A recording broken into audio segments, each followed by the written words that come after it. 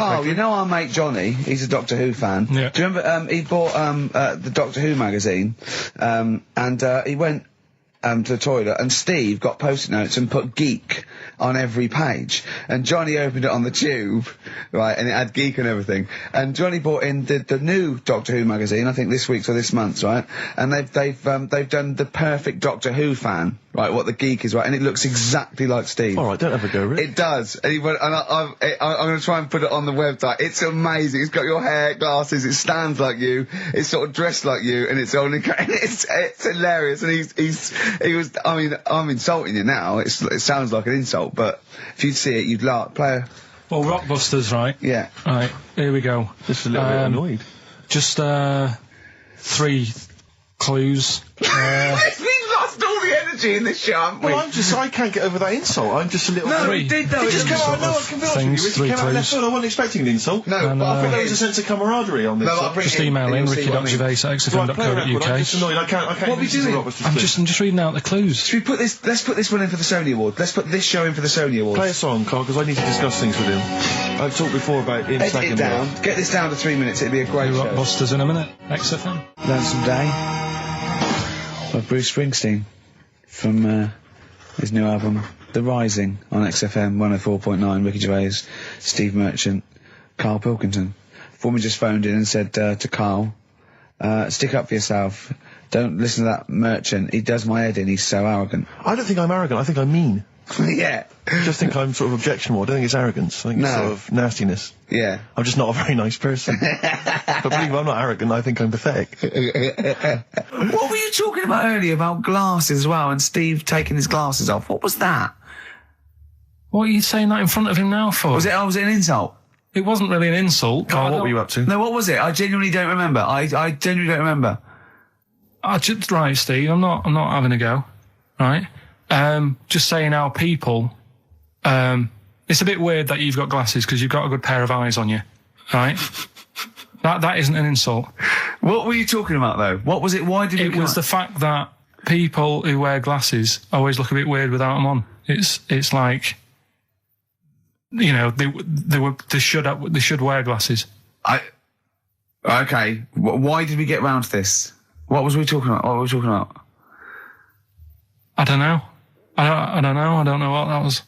It sounds like an insult, even it wasn't intended as one. It wasn't. It sounds like an insult, Carl. It does, yeah. No, it wasn't. I But should listen, be allowed to punch you every time you insult me, no? No, but I'm not I'm having a doing go. it. I'm going to give you a dead arm. Look, Steve, It sounds it's like an you. insult. You And always even if it wasn't, you intended it to be one. What you... Oh, that was real. Play a record. But It's That's what you mad. get every time you insult me from That's now on. mad. Oh, is this the Cardigans? Great. Brilliant. I didn't even say anything. It makes me feel better. I can enjoy the rest of the show.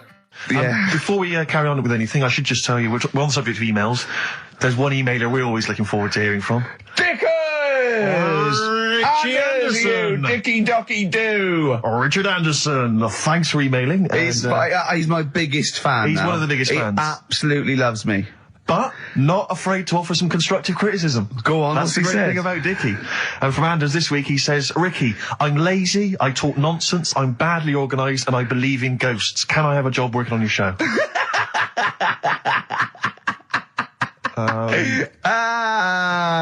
Possibly, Anders. Maybe send in a CV. Or email a CV. He's put a little bit of all of us in that, hasn't Exactly. he? Oh, I'll ask him if he's a goggle-eyed freak, Steve. All right, calm down. Well, no, I didn't mean there's no need to get insulted. No, I didn't necessarily mean you, no did need I? to get nasty. Well, Also, I was thinking about that, actually, Steve. Oh, God.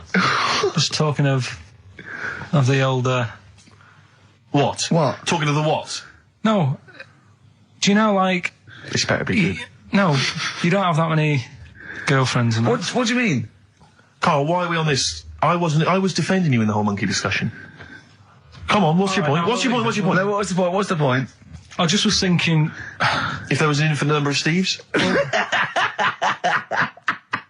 You're an odd-looking fella. Come on, Carl, get to the... No, you know I know that. I've told you that Cut loads to of the quick. times. What do you mean, you know I know that? Well, there's no point pretending anymore. Steve, I'm flabbergasted. But also, you don't like spending money, right? He's mean and weird looking. Valentine's Day. I'm gonna, Are you sort of... you know. You've got to love him now, haven't you? What are you happier with? The fact that no girls like you enough, right? This is really mental. Or are you happy because you don't have to spend any money on a card for someone? A little from column A, a little from column B. Right, let's have more monkey news. What have we got? No, we've got so much to get into this show. Insults. We don't need stupidity. the insults. I think we've got enough. We don't need the insults. Yeah, there's no more insults. No more What insults. angers me with Karl is he's been planning that. No, I haven't. I was thinking about it on the way in because Valentine's Day is coming up and I'm not a big fan of it. Right. Condoms? You bought your girlfriend a box of condoms for Christmas. I don't think you can have a go at me. To be fair. No, but I don't just treat her on Valentine's. I'm always... Do you know what I mean? You don't even treat her on Valentine's. You don't even treat her at Christmas or on her birthday. When do you treat her? Hang on a minute. Wait a cotton picking minute there. Oh, why I order. Wait a minute. What's that? Tiffany dog. I treat your girlfriend better than you, and I've only met her twice. I took her out last night and she enjoyed herself. Where'd you go? Until she had to write the check. Where'd you go? To a chippy. A really... No. Play a record! Is it a chippy? No, a quality one. Right. Oh, God! Under a fiver for two. Oh, nice wrapping. Not newspapers, greaseproof paper. And bread. That's Feeder, Just the Way I'm Feeling, on XFM 104.9. Ricky Gervais, Steve Merchant, Claire Sturgis. Well, he's defying me. He's not calling in. We're going to give out his number and he's not calling in. That's even more annoying. Who does he think he is? I don't know who he thinks he is. I'll tell you what I'll tell you who he is. Yeah. He is a little bold Mancunian. Let's never That's let him who he forget that. is. I don't know who he thinks he is, but there's the fact. Just, Carl, call in, because you're annoying me and Steve. He's been slagging you off as well, Steve. Well, go on. What's in the week, you know, he was slagging you off. I mean, in the week, I was joining in and laughing along, but now I'm thinking but now I'm thinking that you're more on my side than he is. Thanks very much, Rick. I'm glad to see you've come round. He said he was. I was in the pub with him and Johnny. Oh right, so there's a little audience. Good. And he went, have you seen Men in Black 2? I went, no. He said, have you, Johnny? He went, no. He went, there's a thing in it that looks just like Steve. And I went, what? He went, it's a thing, he's got really gangly arms and bulbous eyes, and it just works really fast in the aliens registration thing. And I went, all right. I said, well, bring that up Saturday. Since he's not here, you know, what do you think of that? Well, the reason is, I think the problem I have with is this, that if I was to say things like that about Karl, I'd destroy him. He'd be a broken man after I'd finished with him.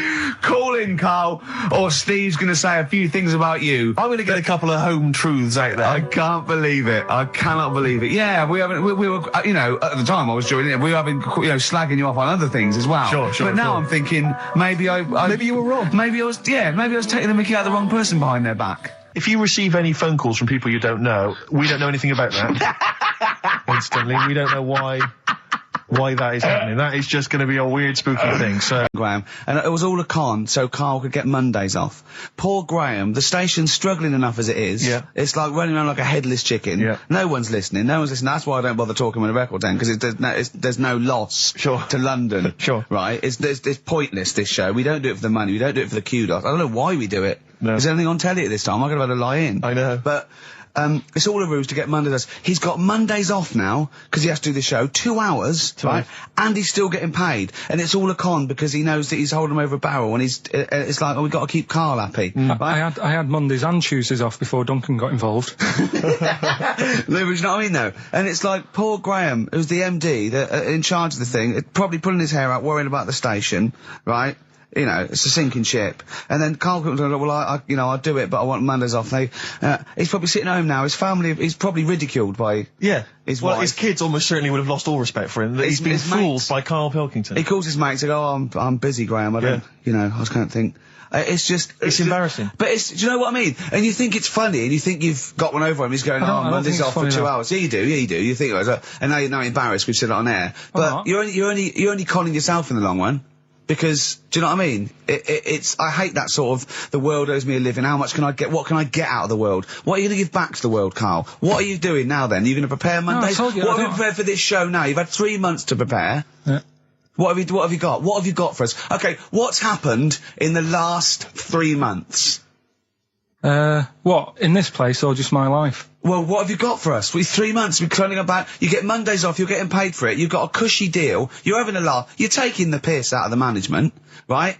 So, what have you got for us? Give it to us. I've kind of, updated Rockbusters a bit. Right, brilliant. Yeah. Right? So, and you said don't mess with it. If something's good, don't mess with it. What do you mean it wasn't good? It was never good. It was never good. No, Of course it was we had never to good. fix it. It was fun to do. It was a laugh. I mean, much more. I imagine it was much more fun for me than the 450 listeners. I imagine, you know what I mean? I enjoyed it. I enjoyed squeezing your head and dressing you up. No, but that's just it. When I had a meeting with Graham, right, I said, look, I'm not being funny. I don't want to do it anymore. Yeah. I've had enough of it. Yeah. And he was like, oh, what's up with you? You sounds like you have a right good laugh. I said, yeah, but that's that's all good acting and stuff. I said, it's hell in there. I said, like he's talking about Vietnam. Yeah. I said, having my head squoze, right? What? Squoze! Squoze is still not a word. We've been away 3 months. It's still not a word. Right? Yeah. I said, he's putting a dustbin lid on my head. Yeah. You told this to the ND. He's hitting me with a tray. Yeah. He's chucking toilet paper at me. Yeah. And he said, yeah, but that's all over 2 years. I said, no, that was the same day. So, Okay then, what has changed in 3 months? They're listening. They've been listening for 6 minutes now. Come on, give us something. bit of Nickelback. What's happened in 3 play a days? record and let him 3 think. months? What, in my life or in Yeah, here? Nothing's yeah. happened here. Nothing's changed here. Right. But I don't know. Do you know last time we were on, Yeah. right? And I was telling you about the woman over the road where I live. The one that walked around naked? There's a woman who walks about the flat naked, This right? is when Carl was watching a woman naked. Then she looked at...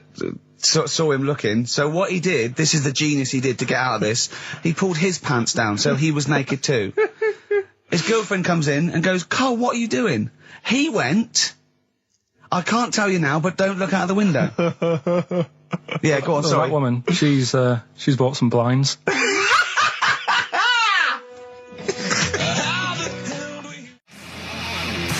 Yeah, darkness. I believe in a thing called love on XFM 104.9. I'm Ricky Gervais. You're Steve Merchant. Sure. That's little Karl Pilkington over there. Where is he?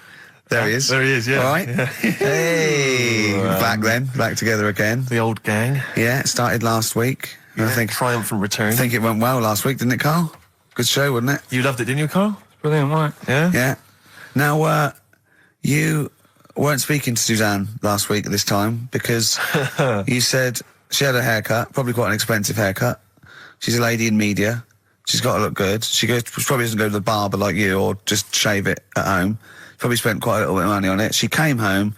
She thought, well, my sweetheart, my lover, my sweetheart, you know what I mean? The man in my life is gonna love this. Well, he adores everything about me. He's going to love my hair. She walked in.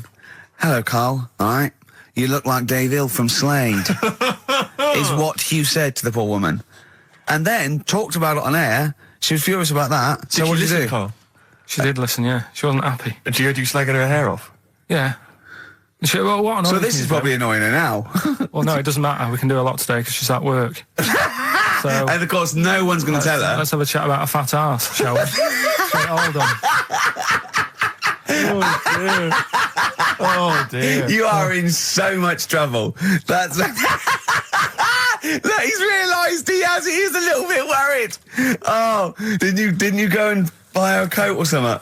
Took her out on Sunday and treated her to a new coat and that. Yeah. But I offered, I said as well, I said I'd pay to have it done again. Oh no, Carl! You have... Oh God! Oh my Christ! So she listened to the show. What did she say? You got home, she'd heard you slagging her hair off. Imagine that. He thinks that's a good thing. We've won the pools. Brilliant. What are we doing? Well, you can have facial surgery now, love. It's sort of like... It's just... Christ! You offered to have it done again. Unbelievable. Yeah. But I got home and she's like all being moody with me, right? Yeah. You thought something's wrong, so you must have listened to the show when I was slagging off her hair. Well, his first thought was she's probably looked at herself in the mirror. She agrees with me. Yeah, that barber's been round again. Yeah. And she just said, "Oh, that wasn't very nice of you, was it?" Oh. So I just said, "Hang on a minute." I said, "That's what we do on the show. When I'm slagging off, Chinese people looking old or whatever, I said, you never interfere." Sure. I love the fact. She's got to get her priorities right. I love the fact that she's in the same queue as a billion people you've never met. Yeah. That's fantastic. She's in the same queue. Well, you didn't complain when I was because slagging off. Carl, I don't think Carl has ever admitted he might be in the wrong, ever. Certainly not to you or I. So did That you admit... is so true. Isn't it? That is so true. He's never admitted that he might be in the wrong. So did you, in this instance, agree that maybe you'd overstepped the mark? No, I just said she took it badly. Do you know what I mean? It's only a haircut. Yeah. Yeah. Well, So, see, you haven't seen it, so you can't start interfering on this one. No, okay. No, I haven't seen it, but I very much doubt she looks like Dave Hill from Slade, who, if I'm, unless I'm mistaken, used to cut his hair with garden shears blindfolded. Well, So, you know what I mean? And did her teeth stick out when she started speaking with a Brummie accent as well? I've got used to it now anyway. So, And so did you bought... So at some point you came crawling back and you said, do you want me to buy you a coat? I just said, let's leave that. Let's go out and have a good weekend. Sure. But get your hat before we go. And treated her to a new coat, and that. It's a nice coat, so people will look at that rather than looking at the head. So if anyone... Does it do flash? It's got obscenities across the back. If anyone who knows Carl's girlfriend is listening... Tell her. And maybe you're a work colleague and you're listening to the show. Because I think this is terrible. Get her to phone him now. Get her to phone him now. I mean, Get her to phone on the XFM number. What's the fat ass complaint line? Because you are in deep shite. That's Michael Stipe and his boys from Rapid Eye Movement. Bad day. I hope you're not having a bad day. It's Saturday. It's 1:05. I'm Ricky Gervais, with me Steve Merchant and Karl Pilkington on XFM 104.9. Big up and a big thank you to Alex Zane for the last 3 hours. I could do it. How long could you keep going with That's that? it. That's it? That is it. Because you see, Alex Zane, we came in while he was doing his last link, and he's an absolute pro. He really is. I was watching him, and he was, at home, you probably think that he's giving you his full attention. He's not. He was looking through a listings magazine, probably figuring out what movie or theatre piece he's going to check out, with a lady later. Yeah. Probably going to cruise down there with a couple of, chicks. And he really is an absolute pro. Yeah. Looking at you, Ricky, and it's like you can sustain it for a while. Yeah. You're a talented performer, but it's sort of, I don't know what it is. Is it concentration with you? It just ebbs away almost instantly. And you try and do 2 things, 3 things at once, but normally on air, that's you eating, picking fluff out of your belly button. I never once, when we were on the set, we were filming The Office, and I'm trying to put off actors, just coming up ways, instead of remember lines, coming up ways to sort of ruin the shot or make them laugh. And you came out and went, Rick, it's like having your own TV show isn't interesting enough for you. Yeah. Just concentrate, it's lunch in an hour. I went, all right. Well, the radio show even less so. I mean, really can't be bored. How long do you think your interest you sustain your interest? I came in too early because I got bored just before we came on air. Sure, okay. I came in too early. I got to stop getting the cabs early. Yeah, so you're bored now, I think I've got to get about 5 to 1, and then I think that'll last me till about 1:30. Again, as he was saying that, he's not giving you his attention. He was kind of leaning back. He's put his feet up now on the desk. Haven't I? And this CD rack's in the way. Sure. Well, you get yourself comfortable now. Get yourself settled. And then sort of... Because a lot of people will move them... Jet, are you going to be my girl on XFM 104.9? I'm Ricky Gervais, with me Stephen Merchant. Over there, little roundy bald head of Karl Pilkington. Good news and bad news. Good news is, boys are back in town. We're here for 2 hours. Hello. Bad news is, we have no monkey news, gay fella news, or little Chinese fella news. Really? We're going to try and, leave that for a week, and then maybe come back to it. Yeah. Why do I get the feeling that within 20 minutes we'll be talking about little gay Chinese monkeys? Carl, think of that. We have got monkey news. Have we? Oh, yeah. So we've already broken that promise. Oh, okay. I thought we were going to try and sort of talk about something else. I just done Jonathan Ross show, and they don't talk about the same things every week. It's weird. It is weird. But, or as Carl says, weird innit? Yeah. So, gave this show about 5 plugs. Nice one. Yeah. So, I think we'll get upward of 800 people listening. Oh, double. For the first 2 minutes. Yeah. And then turning back. They're already switching over. I'd have thought so, yeah. I spoke to my friend yesterday. He's a little bit of an odd fella, and he said that for his own amusement, he had an iPod in his car, and he bought a little sort of transmitter, and he could transmit the music from his iPod to sort of just beam it, kind of as he was driving along to sort of passing cars. What do you mean? It's Make weird. their radio play it? Well, but if they had it in the right frequency, yeah. I mean, pointless, completely pointless, but not dissimilar to this show, I imagine, in terms of the number of listeners. Yeah, but I was going to say, what's the chances of people having this frequency Absolutely on? pointless. So it's probably like the same, yeah. Do you know what it reminds me of? When I was young, I wanted to get into radio. I was excited in radio. When I was sort of in my, I don't know, I was 11 or 12. My friend and I, we got a little mixing deck, and we used to host our own radio show. Brilliant. From his bedroom. We didn't have a transmitter, so we'd put some speakers in his front garden, in some bushes, and sort of broadcast it to people who were walking Again, by. probably over the week more listeners than this show. Almost certainly. Yeah, I love the idea. It never happened, but I always was hoping that maybe some girls would just come by and just like sit and listen. These guys are great. I don't know where these sounds are coming from. It seems to be that bush, but Or Noel Edmonds coming along going, who are these guys? yeah. Can you get on my radio show? Can they stand in for me when I go on holiday? Yeah. Yeah. I did I did sort of pirate radio. No, go on. Got into hospital. Yeah. The normal radio, but you had an eye patch on. Go on. Dad was in hospital, right? And he was having some operation done, right? And went to see him and didn't have that much to say to him, right? So I was sat there. Well, it's awkward though, isn't it, when someone's ill? Yeah. Sure. And you don't know. Boring, isn't it? Boring. So I was flicking around on that little radio thing they have.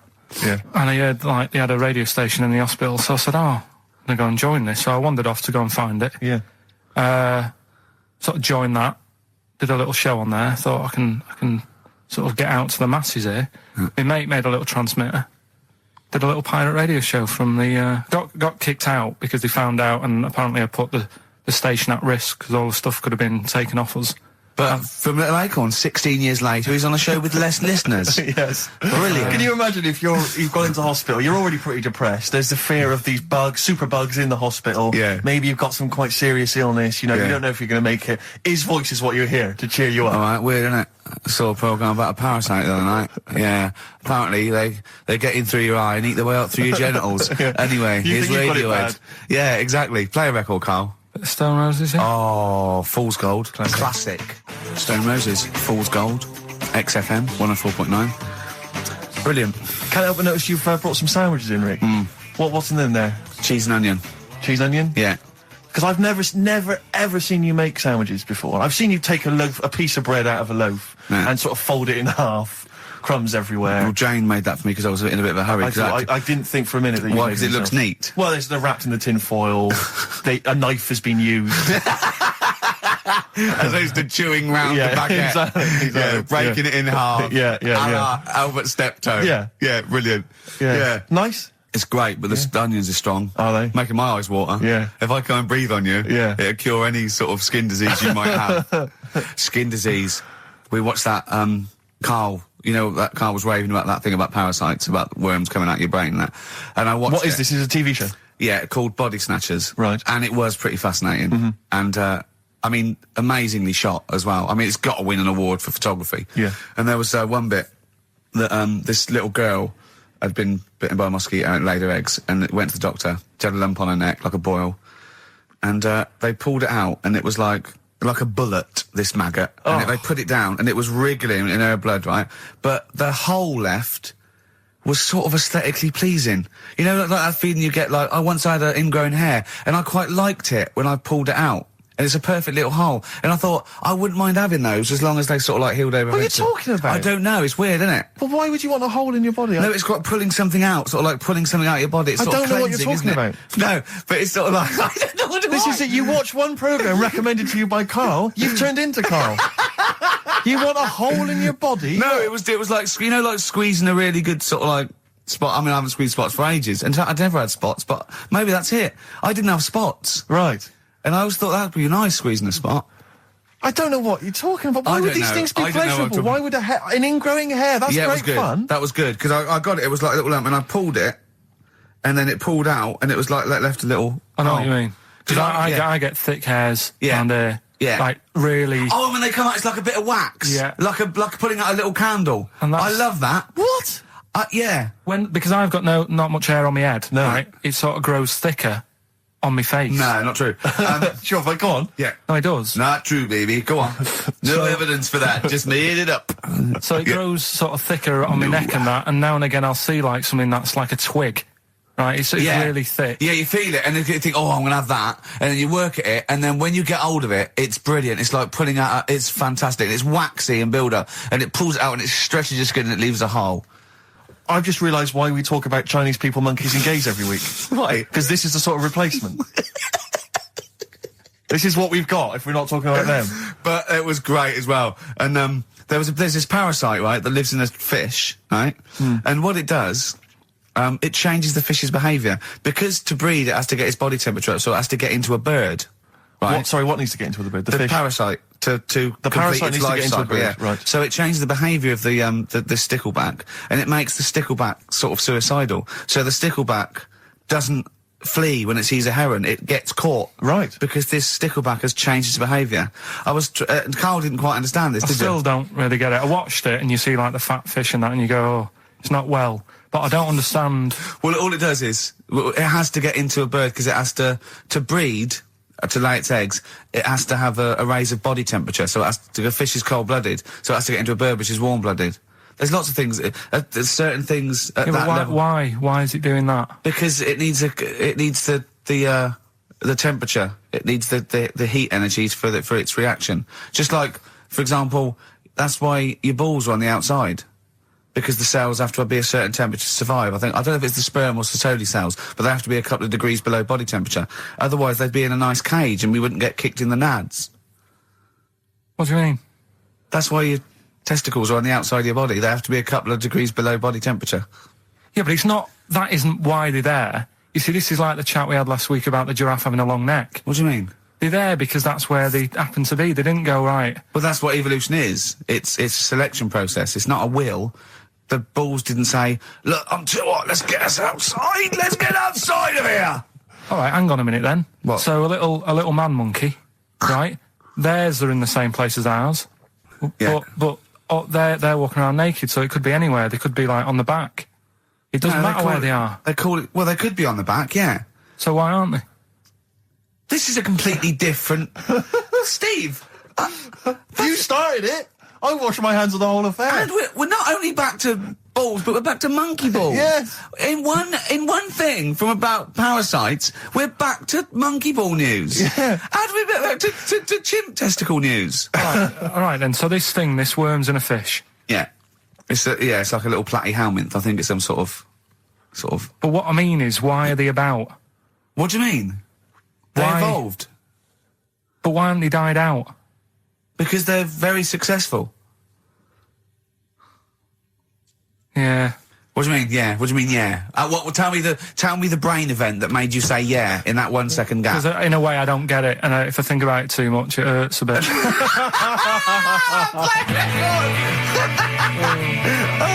They've just been around for years, Carl. Yeah. Like Cliff Richard or something like that. Yeah. Roll Over DJ by Jet on XFM 104.9. I'm Ricky Gervais, with me Steve Merchant and Karl Pilkington. All right, Karl? Yeah. Bit miserable today, Karl. Let me explain why. Go on. Steve, and to you, the listeners. Well, we came in to a big bunch of stuff. Dropped off was it Becky from Marks and Spencer? Just like lovely stuff. Food, presents for the cat, books, just, to Ricky and Steve. Ricky and Steve who do the show, right? Ricky Gervais and Steve Merchant. GQ presenters of the year. Creators of The Office, right? Award winning. Carl's looking over, I go, well, maybe, it's not for you, no. And then he told me why he's grumpy anyway. Go on. Do you know what XFM are giving everyone? How long have you been here? About 6 years. What are you getting for Christmas from XFM? 2 CDs. Is that of your choice, or do they choose them? There's a list of about 30. Right. Tell them what you chose. 30 CDs. I've gone for Kings of Leon album. Yeah. And the best of Bob Marley. Haven't we, given them away in the past or something? Or you could have burnt them off, couldn't you? You could have done copies. Illegal, but you could have done that. Anytime you wanted. I don't think Bob Marley minds if you bootleg his CDs. It's out of order, though, isn't it? It is bad. Although is that always the case? Has it always been the truth of all the time you've been here? No, it has been better than this. Yeah, although you do get paid quite well and you do have an easier time. Yeah, but don't give me the CDs then. If it was a milkman, you don't go, I have 2 bottles of semi-skimmed. Happy Christmas. Yeah. That is a valid point. Do you know what I mean? You complain. Who is it who made this decision? There's no point. No point, is there? Why? Just no point. I don't like moaning anyway. Just. Has it come from up top? Is it like from the capital people? Just everyone. That's what everyone gets. Yeah. Yeah, but will Christian get 2 CDs for getting up at 4:30 every day for about 5 years? And keeping this station afloat. Probably. Yeah. So that's why I'm a bit fed up. What you listen to first, Marley or Leon? Well, you have a bit of Marley. I'll tell you what Marley's good for as well. You're going to have a little beach holiday, aren't you, over Christmas, going to Lanzarote? Listening to that on the beach, you'll realise how wise XFM are in the long run. You know, you go, well, look, they could have given me 400 quid, right? I'd have spent that. But this is, you know, the legend lives on. It keeps on giving.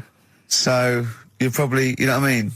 Think how much what you got to think of is how much all his great songs took, not only from the depth of his soul and, you know, all his sort of angst and knowledge and love, and then all the studio time, the marketing, and they're just giving you one like that. They go, don't worry about that, Carl, just have it. And you go, what? All the time we spent with Bob Marley and everything in there.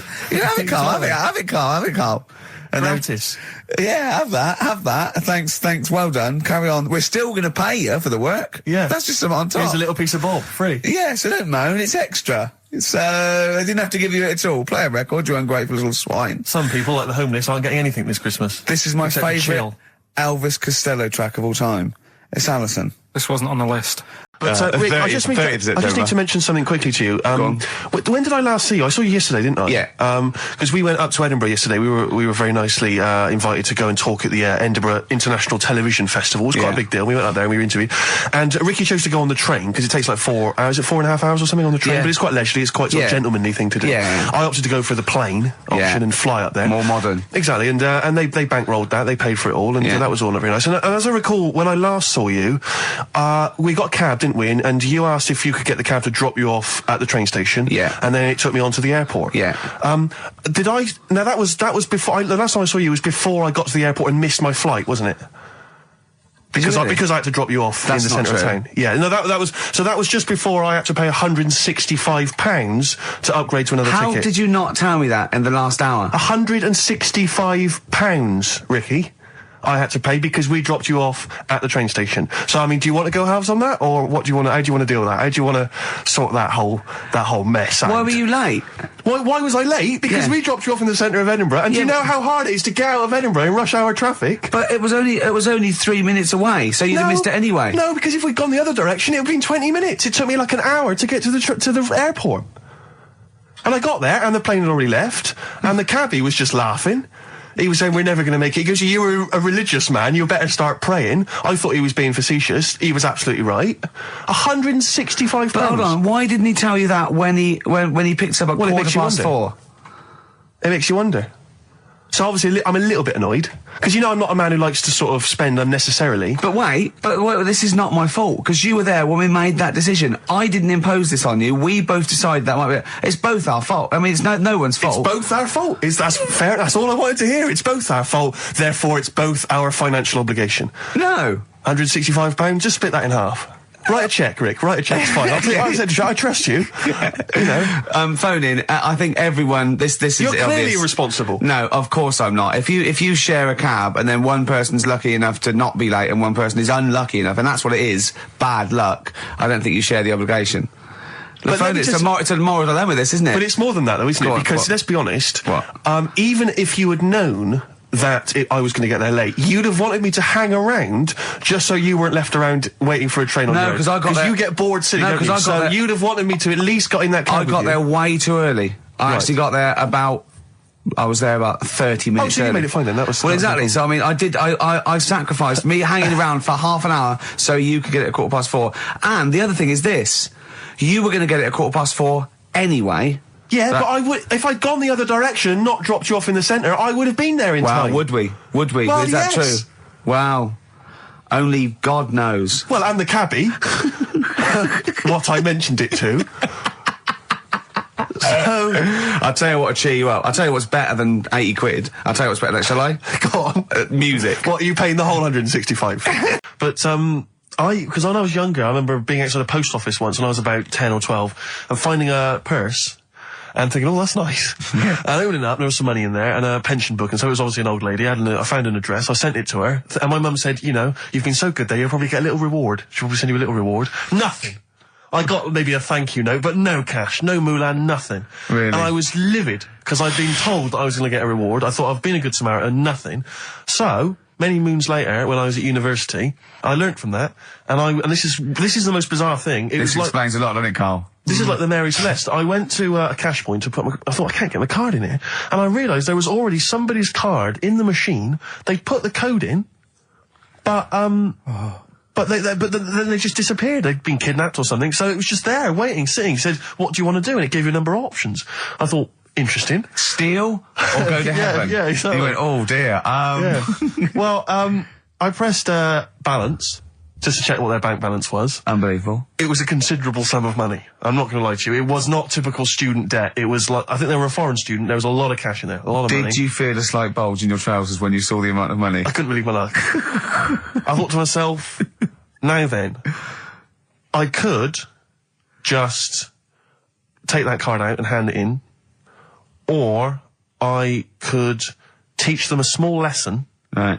And maybe give myself a reward, because last time I did that, I didn't get a reward. So if I give myself £30, then I'll take the card out. 30? Give myself 30 You didn't really?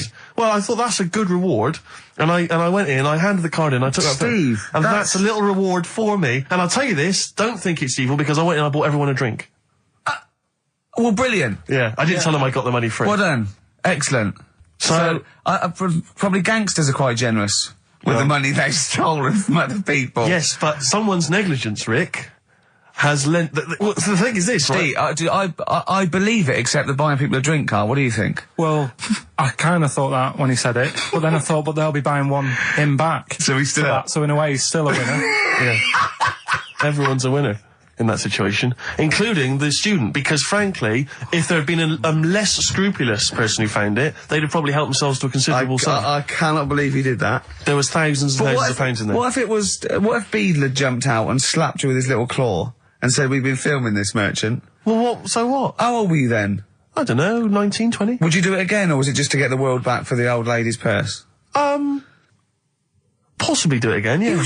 You're joking! Well, you've got to think of it this way. You've got to think of it as there was a lot of money in there, and someone less scrupulous than me would have taken a fortune. They'd have cleaned them out. Whereas I just took a small reward, which I thought was more than enough for someone's negligence. And I've returned the card. They've got the card back. Everything's fine. Think of someone else. I could have gone on a spending spree. I could have been buying stuff, all sorts. Yeah, but it wasn't yours at all. Yes, but they probably would have given me a reward. And because, you know, sometimes people forget or, you know, they don't give you a reward, I thought I should take it myself. You had to go at your dad for nicking a loaf of bread out of a phone box. Yeah, but that's because it's for old people, geriatrics and stuff. How do you know how old was your people who you were robbing from? It was on a student campus. Well. Wow. I think it was I thought it was excellent behaviour. I thought it was good, honourable behaviour. That's showing another side to him, isn't it? What would you have done, Carl, in that situation? And tell the truth. I might have helped myself a little bit. There you are. I don't know what this is helping yourself a bit. Like you say, just sort of, you know, send them back and sort of say, you know... If you find a £1 coin in the street and you can be bothered to bend over for it, then have it. But someone's cash point card or personal belongings... I'd let them know, though. Did you send it to them and say, I've service charge included? I've took that out already. No, I handed it in to the... Let them know? What do you mean you'd let them know? I'd say, you know, you're lucky here. Right, I just took, I'd probably said 20, actually. Okay. Because that's just like one note. Sorry, right, okay. You are winding me up. No, I'm not. I mean, not for once. I mean, I know what Steve's like. He is tight, right? He is. And you know that, don't you, Steve? Financially, you mean? Well, no, I mean, just the way you are. You're very sort of, you know, you're not wasteful with your money. I'm careful. No, I'm not wasteful. Absolutely right. No, but to the extreme. Not towards the extreme. Not towards the extreme. No. Look out for the pennies. The pounds will take care of themselves. All right? Simple to remember. Good advice. Yeah, all right? But the thing is, right, I know that I take the mickey out of you for, like, you know, the way you look and stuff. Sure. Right? Well, I'm right back at you. But the thing is, you can't help that. Absolutely. But I'll tell you something that women don't like. Sure. and it's fellas who are tight with the money. Sure. I'm not frugal with money with ladies. I'm frugal with money with you. Well, I've got no reason to splash money out on you. I've never seen you splash money out. Well, you've never been out with me. Steve, have you ever splashed out on a lady? No, but I hope to one day. The right lady. Play a record. Look at his face. It was really light, right? We've had the parrot, right? These are things that I found. Found the parrot, right? I've told you about the dog in the car wash. Right, you didn't tell me about that. You said there's a car wash for a dog. That's all you told me. Yeah, the but parrot, you said there's a parrot. What? It's a problem at funerals. Yeah. That's nothing. That's nothing. That's nothing. Do you understand? And They used to eat cats. what else have we got? There's an elephant in India with sore feet. Why? There's an elephant in India with sore feet. Now I'm interested. Why? Tap dancing? Why? I didn't write that He's much trying down to about break it. Roy Castle's record. He's still going. Go on. What is it? What is it? Think. It's an elephant, and it was really old. It was about 76. Right. And it had sore feet because it's old, and They don't make stairs and the that roads, big, do they? roads are bad and that. Yeah, go so they said, "What are we going to do?" And the town was like, "Oh, you know, we're used to seeing it around. It's part of the thing. You know, we don't want it to have sore feet." Yeah. So they got some slippers made for it. And it had like a picture of the elephant looking happy wearing some slippers. I love him. I love Carl. His world. Think of it. Where did you see this picture? That was on the internet. Right. That's a lesson, though, for any elephants listening. You know, don't wear stilettos to work every day, because it can do your feet in. So that Well, it's don't elephants have really bad memories? no, they're great really good memories. memories. Oh, do they? Yeah. Oh, well, that's good then. No, I just thought they'd forget where they put them. I thought there was something about elephants having bad memories and that. It goes on. Where's my slippers? Yeah. I'm sure I left them by the table. So, sorry, there's an elephant walking around wearing slippers? Yeah, that's in What kind India. of slippers? Those sort of old man ones with the sort of checkered well, round design. ones, I imagine. Yeah. Big round ones. There was that going on. And is it happening? Is it happier? I mean, does it feel No, more it looked satisfying? it. Looked it. Did it look? How can you tell? How can you tell for elephants, please? What else is there? There was a woman who's had a breast insured for 150 grand. Right. Okay. Any more information there? What? Third party fire and theft? Don't know. It had a picture of her with them, like, you know, out.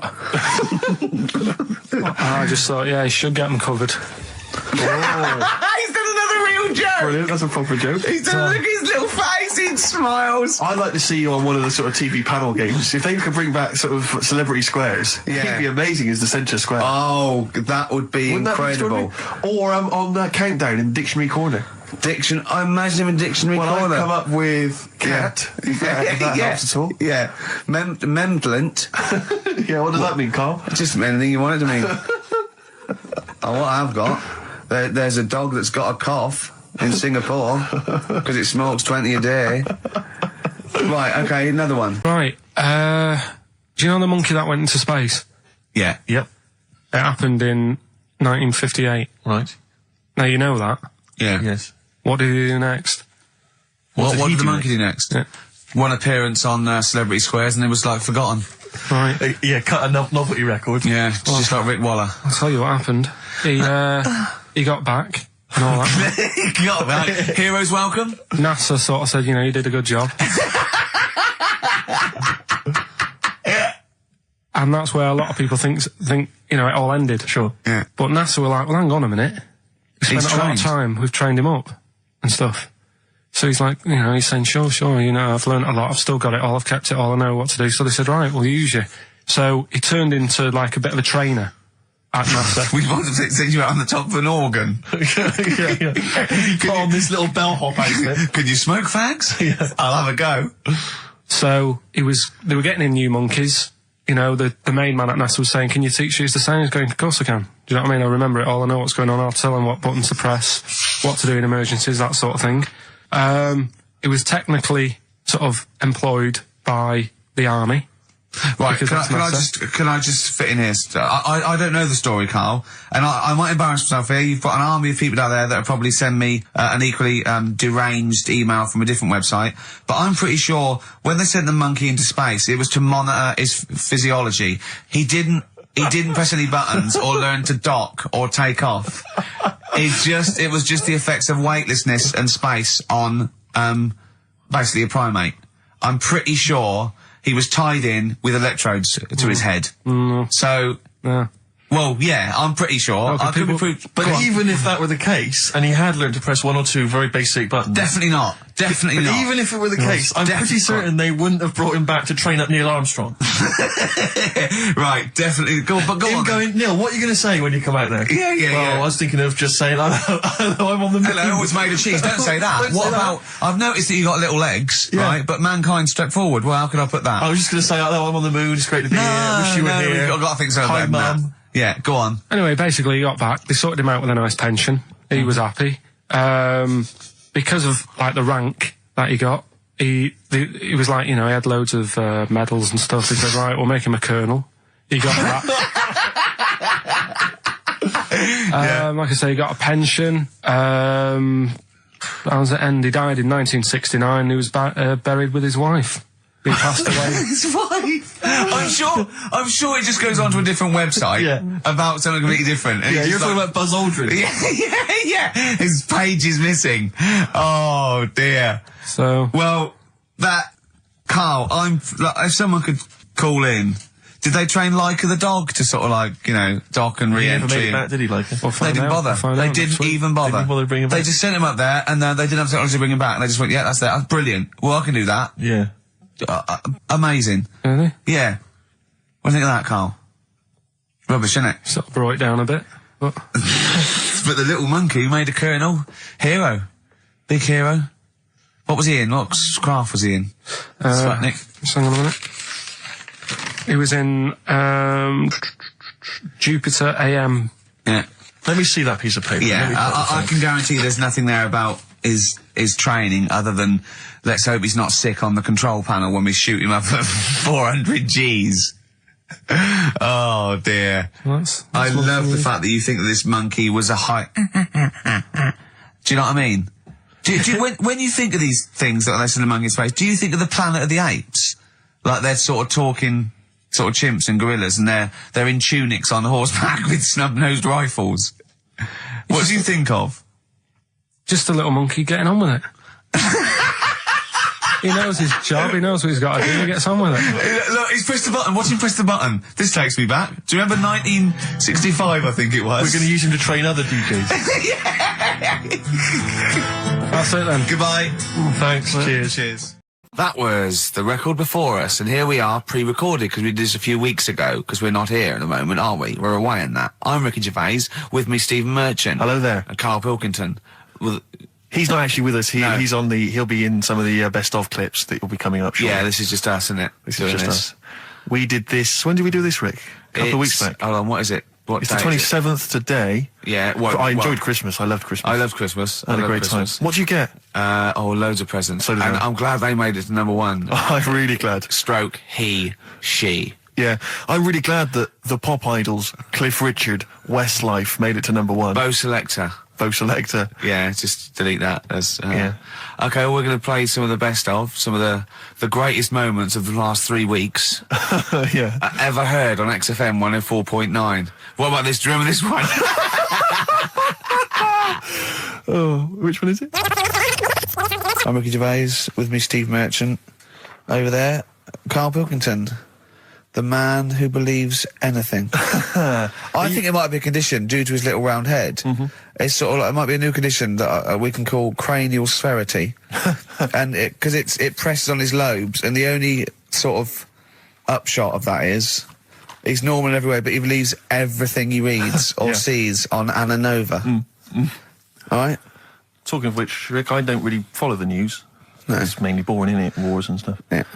But I don't know. Well, yeah. Well, it is a war. It's all this nonsense before and after. When it's a war, it's, you know, it's in the middle of the war, you can watch it on telly. True. You get results. You know what I mean? Like, do you know what I mean? Yeah. Like a test match or something.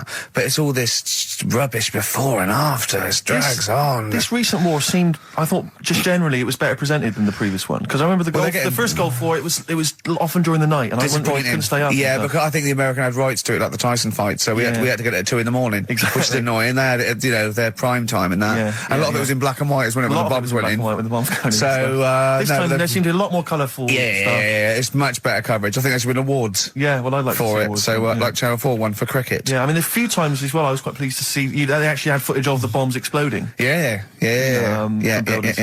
No, good. Well done. Generally, good on you. Well done. Good on you. Yeah, I don't know Costs a lot though, doesn't it? It isn't a costly War's thing. a lot more when you got something like a Jimmy Carr game show, which probably costs about £100. Yeah. Like half an hour war costs millions. It's almost man. as expensive as like Terminator 3 or something. Yeah. But I mean, But then, you got a variety. Exactly. Sorry, Steve, you were talking, mate.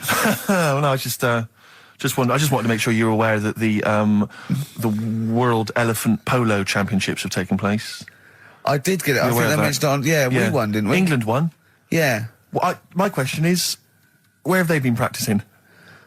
I don't know. Do you remember ever at school anyone ever saying to you, "Are you interested in playing polo with elephants?" Do you reckon it was 5 blokes in pith helmets kept sneaking into a whipsnade? Possibly. What are you doing, lads? We're practicing. Get down. Yeah. Get off them elephants. Yeah. I didn't even know we had a team. I can't believe it. No, but it's like Johnny Wilkinson and the rugby lads, they're going to get MBEs, all sorts. The elephant polo boys, nothing. They're going to get nothing. I haven't seen the sun talking like them. To be fair, it's not like horse polo where I don't think there's a stick long enough. I think the elephants kick it, don't they? I think you might be right. I think they're not allowed to use their tusks. They'd burst it, won't they? I think They go, start again. Raheem! Yeah. What do you mean the elephants kick it? All right, I've opened a can of worms here. Normal polo on a horse, they have like mallets. Yeah, they whack them, right? But I think it's obviously they're too high up. I think I might be wrong, but I'm pretty sure they just train the elephant to kick it. So why are people something about? Why not just let them have a kick about without? Imagine that! And why does horse racing have to have a jockey? Well, they just let the horses go, okay, lads, no cheating, on your marks, get set, go. Get back here. Get back here. Brilliant. Yeah. Play record. Right, Adams? Yeah. Yeah, this is absolutely fantastic. His version of Wonderwall. If you've not heard it yet, you'll be loving it. You'll be loving this. Kings of Leon. California Waiting. Steve, the public have been waiting for us to return. Well, that's true enough. All right? Yeah. They had the best of last week. Was a joy. They had Camfield and us without Carl the week before. But it's been a while since we've all been together. I'm Ricky Gervais. With me is Steve Merchant. And over there, with his little sunburnedy, baldy head, little Karl Pilkington. All right? Yeah. That wasn't Steve slapping me head then, by the way. No, that was just him clapping at like Steve Wright in the afternoon. It's a great show. Because it is a good show. Yeah. He's so pleased that we're a posse. Yeah. And we're all back together. 3 holidays Carl's had last year. Yeah. I'd love to have 3 holidays. You've got to start putting the work in there. I had 2 holidays then. No, you had 3 holidays. You went away with Suzanne and her parents. Yeah, well, that doesn't count. It does count. If you book 2 weeks off the firm, you go away and you go, how was your holiday go? Well, I didn't really count. It wasn't a really good holiday. Can I have them days back, please? My New Year's resolution is to be nicer to you. But well done, sense. you've already broken that. No, but talk sense. Talk sense. You've had 3 holidays this year. And I'm just saying, you're in your 30s now, and 30s is when you should be really putting the work in. That's true enough. To reap the benefits in your 40s, 50s, 60s, 70s, 80s, 90s, and 100. Carl, what's your New Year resolution? What about think before you speak? It's worth. See, I'm allowed to laugh. I'm allowed to laugh at things other people say, Carl. That one, that is a good suggestion. How was your holiday, Carl? It was all right. Right, brilliant. But that I don't see on the ratio of good to bad in Carl's mind. That might be amazing because we never hear him sing the praises of anything. I'll tell you what. Can we have a cracking little tune and then come back and hear about Carl's holiday? I'd love to do that. Let's keep it tight. Snow Patrol and Run on XFM 104.9. I'm Ricky Gervais. With me is Stephen Merchant and Karl Pilkington. Yeah. So that's 3 for 1. I don't know. All right. Exciting. News. Breaking news is that there's only 2 more weeks of us before we have to go away on a little extended break again. So can't give any more details yet. We don't know when we can come back because we don't know what we're doing. We're going to America. We're doing the Golden Globes, and then we're going to watch the Office pilot being filmed. Yes. And then we got bits. I'm doing a bit of a tour, so it'll be sort of the summer times probably. Yeah.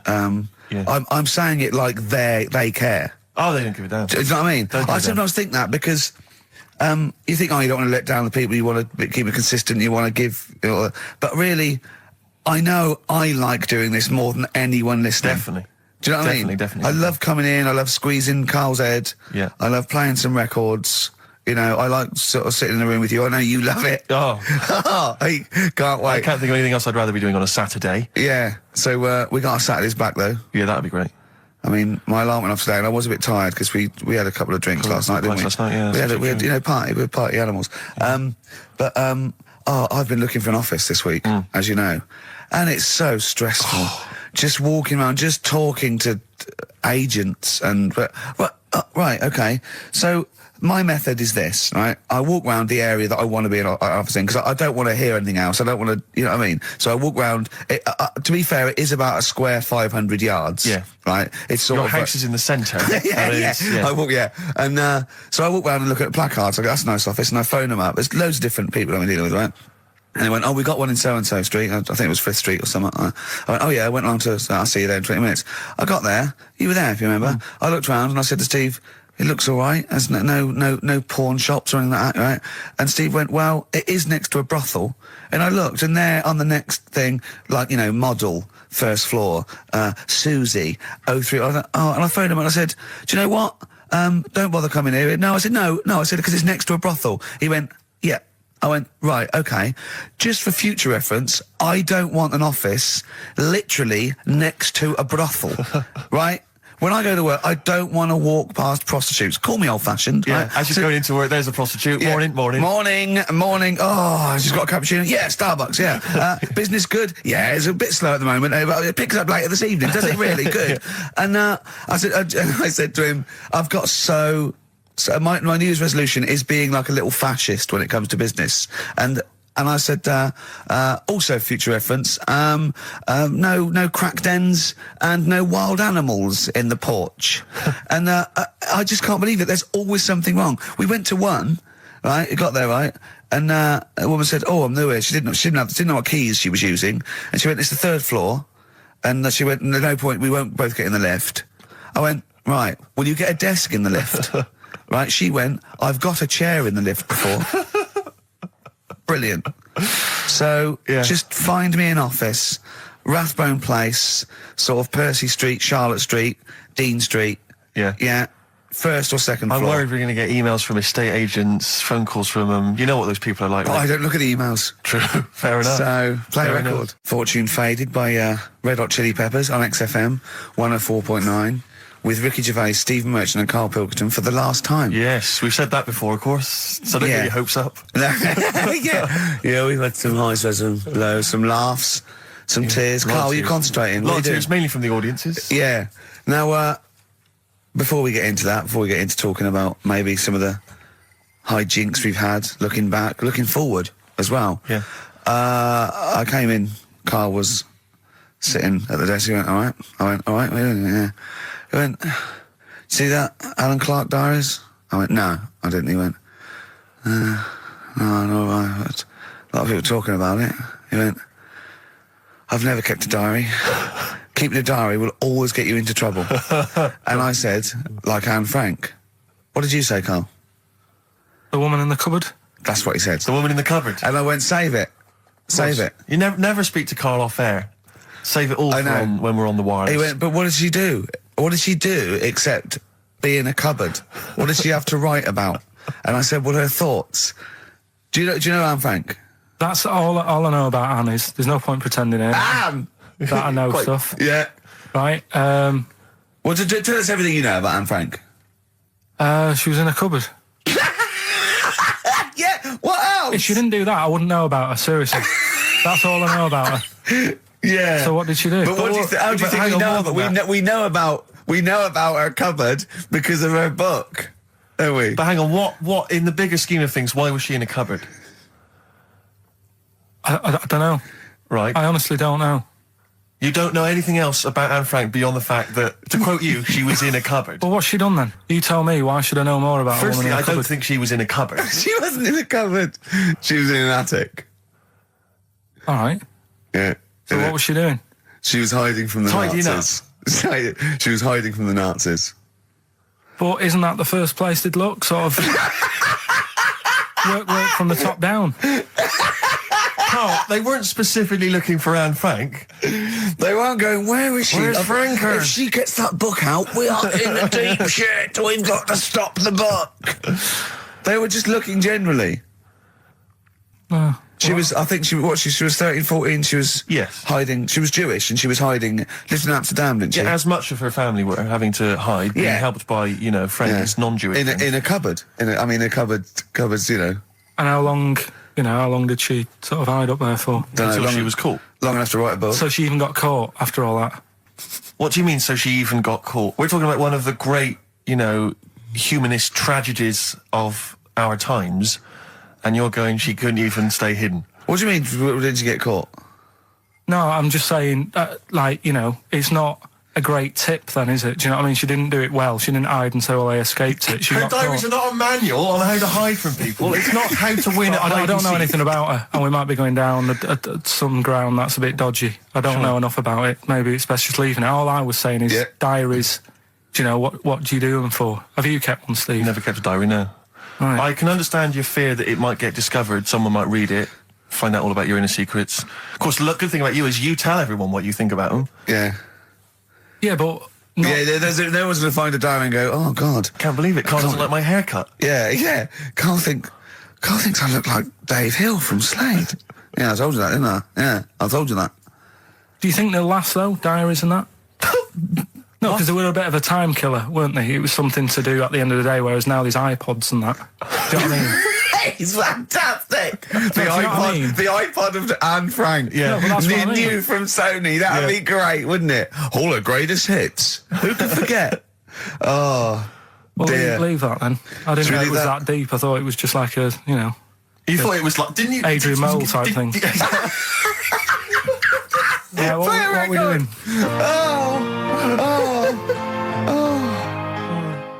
Since you've been gone, by Rainbow. Since we've been gone, Steve.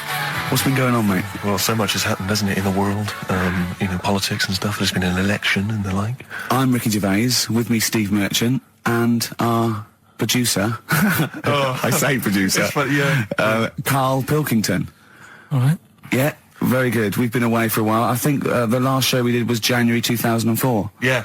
And nothing's changed. Nothing's changed whatsoever. Nothing's been mended. I'm pretty sure I threw that away in the bin before I left. Yeah, there are some of your old bacon rinds from that sandwich. Yeah. The spare ribs on the floor. Yeah, nothing's changed at all. Oh, no, that's not true. The listenership has changed. It went down slightly, didn't it, on the last radio? Well, I don't know. I don't know. Is that what happened? Did it go down slightly, Carl?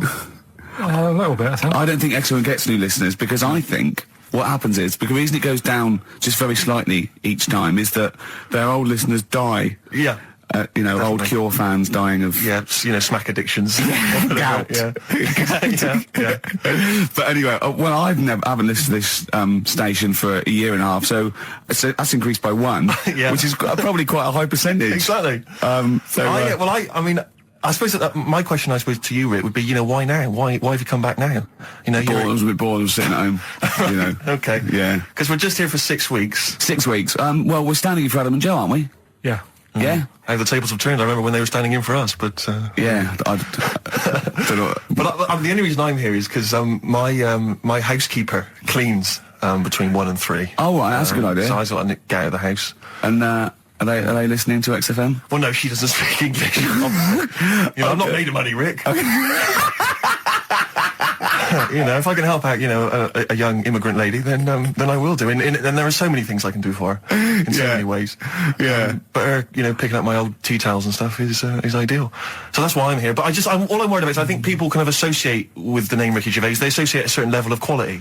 Your live stand-up DVDs, there's a level of quality. You've put a lot of work into them. You've honed it. The TV work you've done, likewise. Should people expect the same from the radio show? Definitely not. No. Definitely not. Those things that, you sit down, we sit down, we write them for a long time, write them for a year maybe, then film them, and we worry about everything. This is, I'm not even sure I'm talking into the mic at the moment. I was actually doodling, as you saw there. Yeah. I'm eating a sandwich as we speak. Yeah. Although we do like music, that is true. That's absolutely right. Should we play some great records? Rockbusters Yes. I don't want you to have monkey news right now, because we've just had a little story there. Sure. You don't want to, don't want to go too far. Yeah, go on. So we'll get Rockbusters out of the way. Have we got a winner? Come on then. See, it worries me that we've had very few entries. I think that even your mental fans aren't getting these, which is really worrying. They must be terrible clues this week. Alright, well... Has anyone got them right, Steve? I think there's just one guy, who I suspect has won in the past. Well, so what? Right, the first one. If you go out of France by boat, you might as well buy your fags when you're on that, because you'll get them a lot cheaper. Brilliant. Right? Yeah. BF. Yeah. Buy it ferry. Right? That's like... What? Buy on ferry. What? Buy on Ferry? What's that? Is that a band? What is it? I don't know what it is. Brian Ferry. Brian Ferry? What's that got to do with buying on a ferry, though? Just because it's quite close to it. Buy on ferry. What? Buy on ferry. Sorry, what's your first language? The second one. That's rubbish. That doesn't count. No, Brian Ferry. Brian Ferry, buy on ferry. There's this little foreign cafe. It's growing its own steak. That's Delamitri. The third one. What? Sorry, what? What is that? What is that? Delamitri. Delhi is a little foreign cafe. Yeah. And a meat tree and that. A meat tree? A meat tree? What were the initials for that? Just D for that. Just D for that? Yeah. So not DA? So you didn't even give him a chance to get the group? Oh, they got it.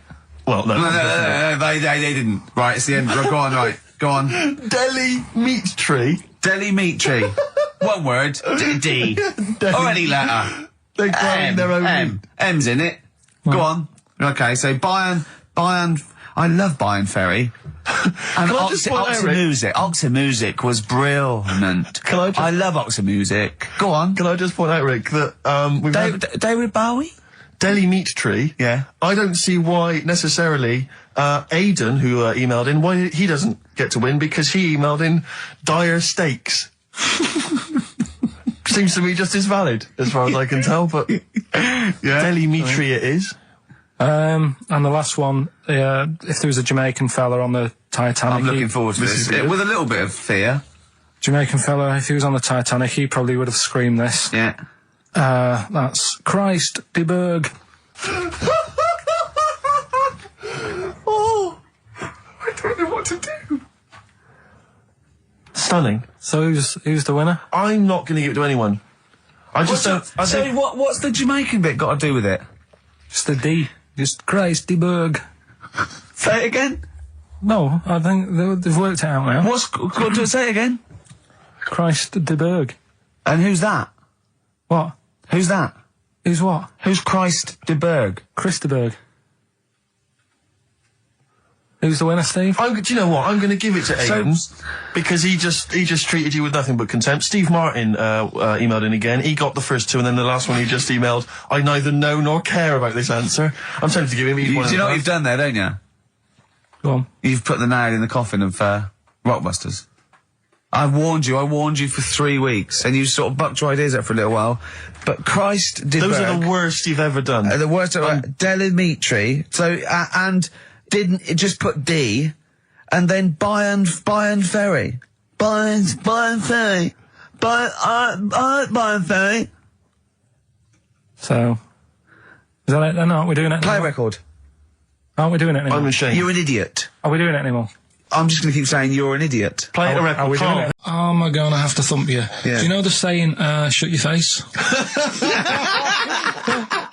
Yeah, I've heard the well-known Shakespeare, innit? Yeah. Do you know how it came about? No, Joe Dolce. No, go on. It's ages ago. Oh yeah, literally. Like knights who wore armour. Okay. That's armour going to have to thump you. That's how it came about. Okay, armour. They wore all the stuff and they had the helmet, and say if they're guarding something at night, stood outside a castle or something, and there's probably going to be 2 of them, right? So they stood there talking and that, and talking about stuff, and The future. Sort of, medieval stuff. One of them was like, "Oh, we should shut up. You know, I've been stood here for hours," and he's going on and on. Yeah, sure. So he'd say, "Shut your face," meaning, shut the guard down on your helmet, The visor. and I can't hear you then. So shut your face. Shut your face.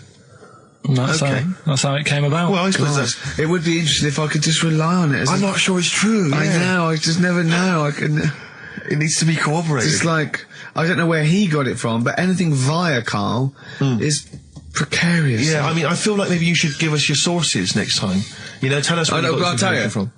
Got it off the internet. Yeah, but where on the internet? I can't remember where that one was. I mean, I always go through like the news pages and stuff, and I Just get this Educating Ricky out of the way. So, Turkey, yeah. So what is this again? This is Educating Ricky, is the tip included. Right. Apparently a fellow was on holiday in Turkey. He's just having a normal holiday, weather's good, you know, he's having a good time. And Waiters are all normal height. Yeah. He's having his meal. He hears a load of screaming going on in the kitchen. No. Has his girlfriend wandered in there? And they do, With a step ladder. the circumcised people in the kitchen, and apparently... What are you talking about? Whoa. Slow down. We were sidetracked there for a minute. What are you talking about? I'm excited about two things at once here. One, they circumcised people in the kitchen. Two, I guessed it was someone losing the end of their knob. You did, yeah. I started thinking like Karl Pilkington. Extraordinary. That is amazing. Apparently it was going on. It wasn't just a one-off either. Well, when I say a one-off, I mean they did it more than once. Yeah. Right? And there was... He was there for a week, and apparently the first night it was quiet, and then the rest of the week, every day, he'd be like having his breakfast, or even his lunch, or even his tea. Yeah. Right? He'd be doing it all day. Oh. You'd be hearing Lunch and screams. breakfast, fair enough, really. Yeah, Circumcision at tea time. Don't do that. And apparently it's a tradition over there. You can't even make a complaint about it. It's like, well, you should have found out before you come over. See, it. I can't believe this is true. I'm a little bit lost. He was in a restaurant, in a hotel, and there were people having circumcisions in the kitchen. Yeah. Is that right? I'm even worried that we're bordering on the racist here, suggesting that is tradition, that Turkish people cut the end of their cocks off in the kitchen. Yeah. At meal times. I think you're wrong, Karl. This just sounds ludicrous, Karl. No, I don't think it happens everywhere. Right. I think this Just in Oh, this at this hotel. certain places, Certain hotels. certain hotels. What, is it like 2-star? Yeah. Why did he go to the Foreskin Inn? It was his own fault, wasn't it? So that's Sorry, that's it, is it? Have they closed? Wait. That's the story. You educated me, right? Once a fella saw some Turkish people cutting the tip of their knob off in the kitchen. Thanks very much. Thanks very much, Karl. Got any more? Well, there's things you can learn from it. Either don't go to Turkey. No! Don't have calamari when you're over there.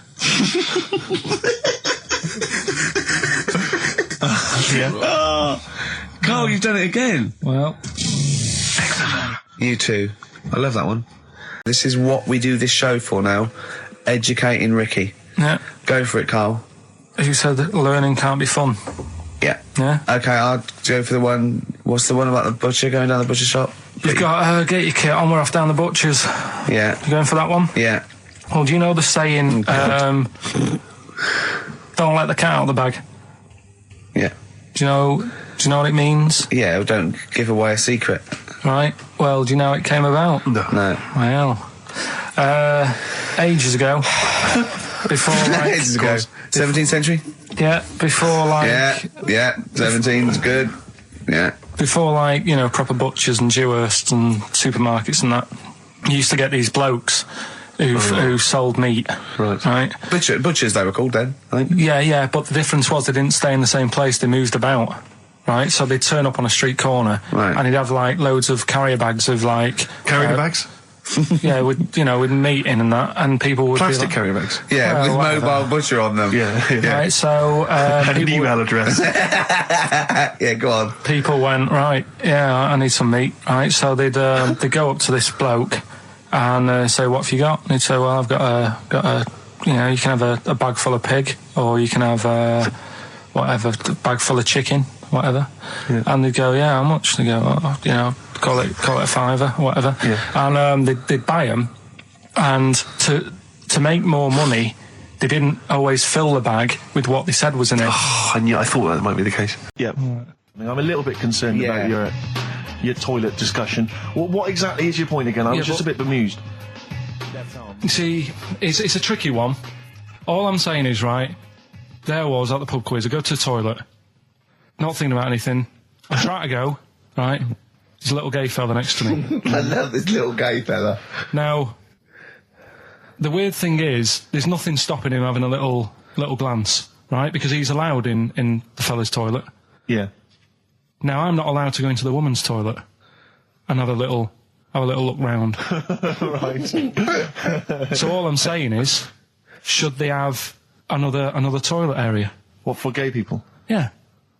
And so this would be gay men and lesbians? Is that going to complicate things? Well, I mean, I can only assume. I mean, to what point? I'll ask you a question, right? If you're intimidated, that's a shame. But you know, most gay men aren't looking at your knob. You know that? What do you mean? I can only say that 99.9% of gay men who use a urinal standing next to what they assume is a heterosexual man aren't looking at his knob. And what they're doing then? They're emptying their bladder. No, but the thing is, I can't talk. You're saying like, you know, about would you have one toilet for lesbian women and gay fellas, right? What does that mean? Would it be mixed? Would it just be? Well, would it have a man on one? That's heterosexual man. A little picture of a woman on the other, and then what? What would the little icon be? A man and a woman. A man and a woman. Just having a chat. Yeah. In pink and dot lines. But you couldn't mix them, because then what would happen is you'd get people who are going, oh, I'll play up to this a bit. Or pretend to be gay. And yeah, you know, sort of grow a moustache and shave their head. And pretend to be a lesbian. Right. Yeah. So, well, I see. So, you know, people pretending to be gay so they could go in and have a look at the lesbians. Yeah. Right. So that would mean that we need 4 cubicles now, wouldn't we? Yeah, no, this is fine. 4 cubicles. So every pub How many toilets do we need at Every the pub's moment? now got 4 toilets. Oh, Carl, bisexuals. Yeah. Now, interesting. Bisexuals. How many toilets do we need now? Call the council. Do you use any? Huh? No. No, because they're interested in everything, aren't they? Because the little bisexual fella will be looking at your knob. Right, with them, what you do, you just have a door, you open it, and there's one urinal there, so you can't get a queue. They have to sort of wait. I just thought that, well, why can't there just be a thing between the urinals, so no one can look at anyone else's knob? Wait a minute. Just to go back to Ricky's point, what stops, even if we've got the toilet for gay men, what stops the gay men who want to have a look at your willy going in the regular toilet and pretending that they're straight? Most men don't wear gay across their head. Exactly. They don't have a tattoo. There's no branding yet in the British house where they have to declare. So we're going to have to expand this. What So we've all got to carry identity Do you know cards. you can see a gay, can you? Coming a mile off. No? No, I'll just hold it in next time. No. Can you tell gay men? Do you know a gay man? I'd say probably if you did if you lined some people up and said point them out, I reckon I'd get. But hold on, we're not talking about people dressed in leather with the arse cut out and an handlebar moustache. Yeah. We're talking about the everyday non-seen. Of course. Yeah, but I mean, suppose I put you in a room and there was 10 naked men, right? Yeah. And there's 5 gay men and 5 hetero. Could you walk along that line looking at those gay... Am I naked? No, you don't have to be naked. Why would you have to be naked? To catch them out. We should go in a competition. Who's the tastiest cartoon ever? Well, actually, I threw someone up did She-Terror. I threw up Jessica Rabbit. I've had some people contribute here on the email. We've got someone here, Dom, has emailed us. He's told us that, for him, Daphne from Scooby-Doo. Yeah, always popular choice. And obviously this is one I've never quite understood. Wilma from the Flintstones. I've actually always felt that Wilma, I don't know, I just thought she was a bit... No, not Wilma. Homely. Betty, surely. Yeah, Betty. Well, this is what I'm saying. Wilma, I mean, yeah, Betty, surely, but Wilma? No, I mean, she's quite homely. But Betty, come on, Steve. You wouldn't say no to Wilma. No, I suppose not. If it was I'd be worried about Fred if he found out. Well, I'd hate to do it, you know. I don't want to do it to Fred. He's a good guy. He is, isn't he? He's a bit of a chump. Whereas Barney, to be honest, I don't think he deserves Betty. Do they both work in the quarry? Because, I mean, let's be honest, Fred, not a smart man. I mean, he obviously didn't come out of rock school with anything other than a couple of basic O-levels. I know, but he's a hard-working, sound sort of but guy. They got a big house, they got like a TV, they got that bird thing. Yeah. I mean, be honest, if I was Fred, I would be a little bit disappointed that my kid does nothing, whereas Barney's can lift up sort of tall buildings. Sure. Bam, bam. He's a very strong... You know. I mean, interestingly, Fred loves his job. He's always yabba-dabba doing at the end of the day. He does yabba-dabba. He spent the whole day lifting rocks from one place to another. I'll tell you what, I wouldn't take that from that cat, though. I would. If a cat picked me up by the scruff neck and put me out, right, on the doorstep, I'd go mental. I'd get rid of it. It is a saber-toothed tiger, though, Carl, so it could rip him to shreds. It's not like a normal domestic cat you have nowadays. You know when they go to the drive-in at the beginning? Yeah. And they order maybe some ribs. Yeah, that huge rib, and it tips the car over. Yeah. Was that her first day on the job? Because I've never been ordered before. Yeah, she'd have realised. Yeah, we're out of pig. We've got Brontosaurus rib. Exactly. He goes, won't that knock the car over? No, it won't. I don't know. Rick, can I tell you now? That was an accident waiting to happen. It was really, wasn't it? Yeah. And it did. Oh, dear. Mind you, I went to Texas once, and I had some ribs, and it was like the Flintstones. It was huge. And not only did it look too much like an animal that I couldn't actually eat it, I don't know who could eat it. I mean, seriously, it was 2 foot long. Yeah. And all the rib, it was like half a rib cage. And It's incredible. My friends lived in Texas for a while, and they once were in a kind of diner, and there was you know those kind of benches that are attached to the table itself, like a kind of picnic bench. Yeah. And this huge fat guy came in, he came wobbling, he ordered like this kind of everything you can eat meal, and his fat kind of sort of, you know, kind of... His big fatty fatness fatted on the fat table, It wrapped itself around the table and everything. He was chowing down, and when he tried to leave, the table came up with him. Oh no! Imagine that! I mean, they are fat, aren't they? They're big people. They're huge people. But it was that thing we were talking about before, that bloke on Jerry Springer Show who was like 80 stone, right? Now, I felt quite sorry for him. He was really sad and he was crying. It is rad, but my point is this, right? When he got to say 50 stones, didn't he go, that's too much, that's not enough. For a land animal. Exactly. Do you know what I mean? Yeah. That's big, isn't it? I mean, I'm getting worried. I'm 13 stone, and I am genuinely getting worried. I'm thinking, oh, yeah, God. When you've got that big, when you've actually got your own mare. yeah. When you have to get in helpers to look what the scale says. Yeah. Like 4 or 5 people lift up your belly and go, it's 52 stone. You go, that's too much. Exactly. I'm going to only have 9 breakfasts when you begin to appear on the Ordnance Survey map. yeah, exactly, yeah. When you've got your own symbol. It's like, we can see 2 things from space now, Fatty and Steve Merchant. We'll be landing at about... Well, no, I'm just saying, you're not fat, aren't you? You're freakish and big. Just another quick thought. Someone's mentioned Daphne from Scooby-Doo, and but I've always had a soft spot for Velma. Velma? Because Velma's glasses. I mean, I'd have She's clever. Can I tell you what would have happened if I was in that environment? I was maybe on the... Your glasses would have got tangled up. I'd have always had I'd always been making a play for Daphne, right? And Velma would have fancied me, but I'd have always ignored it because I was playing for Daphne. And then when I finally realised it was never going to happen with Daphne, I'd have blown it with Velma. Maybe not, though. Maybe not. Sometimes those, they might, appreciate honesty and go, listen, I've been hitting on the good-looking one. Yeah. Oi, Four Eyes. Yeah. Do you fancy it, Chubbs? Exactly. Something like that. Let's be honest, is what you're saying. Well, yeah. I'm wondering, I don't mean to be libelous, but Velma, she was quite short, the glasses, the short hair. Lesbian. Hung around with the dog and lesbian. The bloke. I'm beginning to wonder if she was... Yeah, maybe. Unfortunately, I said lesbian there, and you still carried on with your assessment of what it is to be a lesbian. It's bad enough doing the cliches of having short hair, but you said the dog. Yeah, well, she hangs around with a dog. So do lesbians do that? Well, have you seen some lesbians? They're right dogs. Good night. Have you seen what I've done there? You know what I've done there, Rick? Comedy award winning. The Mad Monk. Go on then. When things like that happen, right, you've been told not to mention it. Yeah. And you're like a little kid. Yeah. And once things are in your head, it's difficult not to mention it. I mean, when I was a kid, right, my mum's sister Hazel was seeing another bloke. It's weird because she's a lesbian now. That's really weird. That must have been an interesting Christmas. But anyway, she was seeing this bloke, and he looked like Ken Dodd, apparently. He looked like Ken Dodd. Looked like Ken Dodd. So people said, don't mention it because it gets on his nerves when you like meet him and you go, oh God, you look like Ken Dodd. So I said, all right, his name's Will or whatever. And I was introduced to him. First thing I said, "Nice to meet you, Ken." Did you do it as a joke, or did you? No, because you know when you know that he's like, I'm not allowed to say that. I can't say that. I mustn't say that. Can't. And then I saw him. I thought, Jesus, does look like him. It just came out. Was it Doddy who turned her into a lesbo? Do you think? Well, he wasn't a good-looking bloke, so possibly. She started going out with Esther Ranson then, which is weird. Out of the frying pan. What was the story with the lesbianism then? How did she announce that to everyone? What age was she when she realised? Well, I mean, we're not a close family. Do you know what I mean? We're not a sort of family who keeps in touch with everyone. And I think my mum called her up one Christmas and sort of said, how's the Diddy men? How's Nutty Ash? And she said, oh, no, I'm not. I don't do that anymore.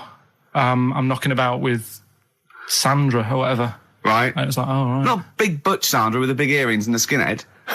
He used to live down the road from you. I don't know. He used to get Doc Martens wholesale. That's Sandra. When I went to the BAFTAs with you and I wasn't really enjoying it, you were I like... can't... He's what? No, you didn't are tell us such an this. ungrateful... There are so many people. You're like a little charity case. You're like... Oh, I God. had chicks queuing up around the block. You'd usually have to... someone like you would have to write to Jim or Fix It or Esther Ranson to get them to meet us sort of people. And now it's on your doorstep. I'm amazed that you didn't enjoy it. Why didn't you enjoy it? You got to walk down the red carpet. You went in. There was George Best, one of your footballing heroes, was there. A load of other big names. You sat there in prime position. You came backstage with a load of other big names. Hey, you had a lovely bit of grub. You were filming this thing for the DVD we're making. That's you, a cameraman on our DVD. And yet you think, now you look grumpy because you had a couple of pints and I can't believe So it. tell us why you didn't enjoy it, because the ceremony, what didn't you enjoy about that? It was interminable, wasn't it? Far too long. Wasn't it awful? 3 so boring. hours. I'm sorry. I thought you were going to say something. Really? Sorry. 3 hours. Yeah. I mean, I suppose for you two, at least, you were going to get something. Sure. Yeah. But with me, it's like, I've never graduated or anything, so... Have you not? I'm trying to think of a situation. Basically, I sat there for 3 hours knowing that I'm not going to get anything out of the night. Yeah. Right? Now... when we invited you and you said yes, did you think you were up for an award? No. I thought we were going to be sat round tables, having a nice bit of food, whilst people are going up there winning awards. Yeah. But 3 hours of the same thing over and over again. I mean, if a film's 3 hours in the cinema, you go, well, it's long, but, I wonder how it's going to end. Yeah. But this was just like the same thing over and over again. Some guy going up, thanks a lot, cheers for the bit of brass. And then going down, sitting down, the same thing over and over again. Honestly, right? I'd say it was one of the worst things I've ever had to do. I enjoyed the night afterwards when we did have a bit of lamb and a nice bit of veg and that. That was all right. And I went home and I was happy. And I got the little freebie bag that you're talking about that we're giving away. Yeah. Which wasn't much good stuff in it. Oh, all right. Right. No, what would you have done on that Saturday night? Suzanne what would you have done or the Sunday night rather? What would you have done had you been at home? I would have stayed in with Suzanne, right? Watching telly, having a nice bit of pate on toast or something, cup of tea, watching 24. But instead, I had to buy an expensive suit, so I didn't show you up. Right? Jesus, what are we doing? Yeah. How much did you spend on your suit? Well, in total, right, because, the shoes and the suit and the shirt and the tie, it was about 600 quid. That's the most expensive evening ever. And that's what I'm saying to you. And the daft thing is, it's dark in there. I don't know why you've got to wear a nice suit. You can't wear a tracksuit, for goodness sake. It's dark in there. No, just the shirt and that. It doesn't make you a better person wearing a suit. No, doesn't make you a better person, no. We're not claiming it made you a better person. No, but that annoyed me. Yeah.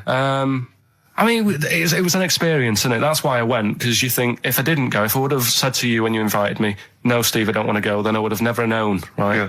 And that's my sort of thing in life, right? Yeah. If something comes up, you should take it, even if you're not going to like it. It's a bit of an experience. Right. Do you know what he said to me? I phoned him up because we had to meet up. And obviously he had to pose as my gay lover. Yeah. To get in, right? Yeah. He phoned me, you said something to me like, I bought a suit, I'm looking good. He said, I'm looking good. People will think, how on earth did he end up with that good-looking guy? So he got into the role. That was what he said to me. He started getting into it. Such an insult. Play a record. Get off my roof. I got really excited. It's Really? selfish. Does he look like a wombat up close? No, he's really good looking. Shut up. No, seriously. I saw him in the hat section at Selfridges because he's a personal shopper telling them they look gorgeous. Jane went there specifically to meet Sandy. No, just did for she? Yeah. I got really excited. Is he working there? Yeah, he's a he always personal was. shopper. Yeah. Really? Yeah. Does he sign autographs and stuff? I'm sure No, he he calls himself Alex now. What? Eh? Yeah, he's not allowed to call him Sandy. Selfridges wouldn't. What should we say and get him sacked? Get him voted out of the Selfridges household. Oh, Why is he a personal shopper? Yeah. That's just to me the epitome of indulgence. If you've got money to spend on a personal shopper, that. Oh, I'd love to do that. Man alive. No, is that someone who pushes your trolley? No, is that how it works? you just say. Could I get one of those in Waitrose? No. It's like asking an assistant. You go, I need some black trousers and some brown shoes and this range, and they go, okay, and they go and get you a range, so you don't have to go. It's not like. Yeah, but I still love it. Yeah, but you have to pay for it. It's not. No, you don't pay for the service. You pay for the clothes if you buy them. It's really? not. Yeah, it's not like Well, me and Steve, could we Lady do it Di later on having Harrods opened for her. So I could walk in there and get Sandy, Of course from you Big could. Brother, to just do Steve, some let's shopping. do In it. fact, I'd Let's love you do to. it. But could I get him, like, once he's finished in Selfridges, could he pop to the co-op for me? No, Or like he can't HMV? do that. No, he can't do that. What, seriously? So there'd be people queuing up, wouldn't there? Well, why? Selfridges, you can't. People don't go and shop in Selfridges for the sake of it to meet Sandy, do they? No, but to get a personal shopper, why wouldn't everyone have one? I don't understand why everyone wouldn't Well, do they it if they're not can. charging you for it. Oh, Steve, you and me later on. I'll tell you this, Look I don't up think there. people realise that, Rick. He's going to be inundated now. You know, when you go to Selfridges, you will not be able to buy that suit you got for £97. It's a lot more expensive than that. What? You can't. $105? You can't get shoes for £29 in there. I'm not bothering. No, exactly. You see, that's where you're going to come unstuck. It's not worth I'd it. love a great record now, Claire. Okay. I'm going back to Bristol this weekend. Oh, yeah? I am going to be. I've got £100 to spend, so I'm looking to get a 3-piece suite, Yeah. dinner suit. Yeah. Who knows? A wife. Well, possibly. I think my sister's back. Neil Young, Man Needs a Maid. What a great track that is. Well, we got some ads again, so don't worry about that. Oh, great. No, after that though, the brand new single from Radiohead. Okay. I'm excited. Yeah. Love Radiohead. I've not heard it yet. I'm sure it's wonderful. I haven't heard it yet, but wow. Imagine how disappointed. Imagine how disappointed I've been. It's not. You put your neck on the line. Yeah. So. And we got tickets to give away to a new Spike Lee film, which is we've both seen 25th Hour. That's good. Which is great. So look forward to that. Yeah. That's all coming. Plus, I would imagine a bit more chit chat. A little chat and some other great records. Some Happy laughs. Easter. Yeah. Happy end. The new single from Radiohead. What do you make of it? I love Radiohead, so I'm prejudiced, and I like just about everything they do. I still play the Bends regularly. I had to replace it on CD because I wore it out. Really? I just think it's amazing. I think they're great. They're coming in, aren't they? Yeah, well, they're coming in a couple of times. I think Phil and Ed, who are my favourites, are doing Zoe in a few weeks. And I think Tom York is going to be doing John Kennedy on Exposure, doing one of those album playbacks where he comes in and I talks think about each track. he's so shy as well. Yeah. He came into Ulu once, and he was just so shy. He hated it all because people were looking at him. And, he's great. He's brilliant. A toast. Funny little for fella. Radiohead. Yeah. Happy Easter, Tom. Happy All Easter. that. Don't eat too many eggs, boys. Oh, calm down, you crazy guys. No, we were talking earlier about the fact, because I've been ill this week, and so I've just been lying on the sofa, dosed up.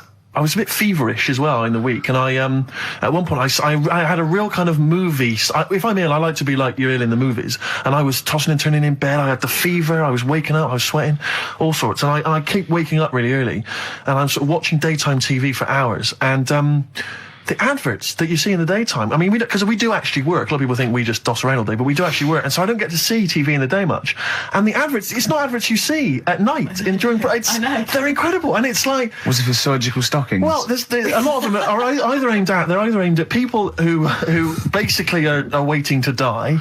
Right. It would seem. Or I love that advert. Waiting to die. well, they are a bit like that. I mean, there's a couple. There's one with Christopher Timothy. He sat in a pub on his own, just having a pint in the afternoon. I think this was before he. Became a doctor.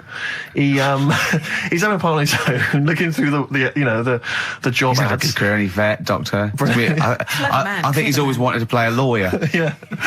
And he basically says in so many words, I can't remember it verbatim, but he basically says, you're probably getting on a bit. You're not going to be around forever. You could drop dead tomorrow. Have you made provisions for your children and your family and your wife? And I think you at home were supposed to go, oh Christ, I haven't. Oh. And I was feeling my testicles earlier. They are a bit lumpy. Yeah. Oh no. You know, or and I've got I had to bend down quite low to feel them. Exactly. So, you know, I am getting on a bit. Exactly. In fact, what I do now is pull them towards me and kick them up like Beckham with the ball. Yeah. And on the way back down, I have a quick feel. Yeah. Or when the kids come to visit. Yeah. And stop playing with Grandad's testicles. Where have you put them? Where have you put them? We've put them on the mountain. So, oh, you little devils, go on with you. Do you want a Werther's original? And that's another advert you see constantly, Werther's originals.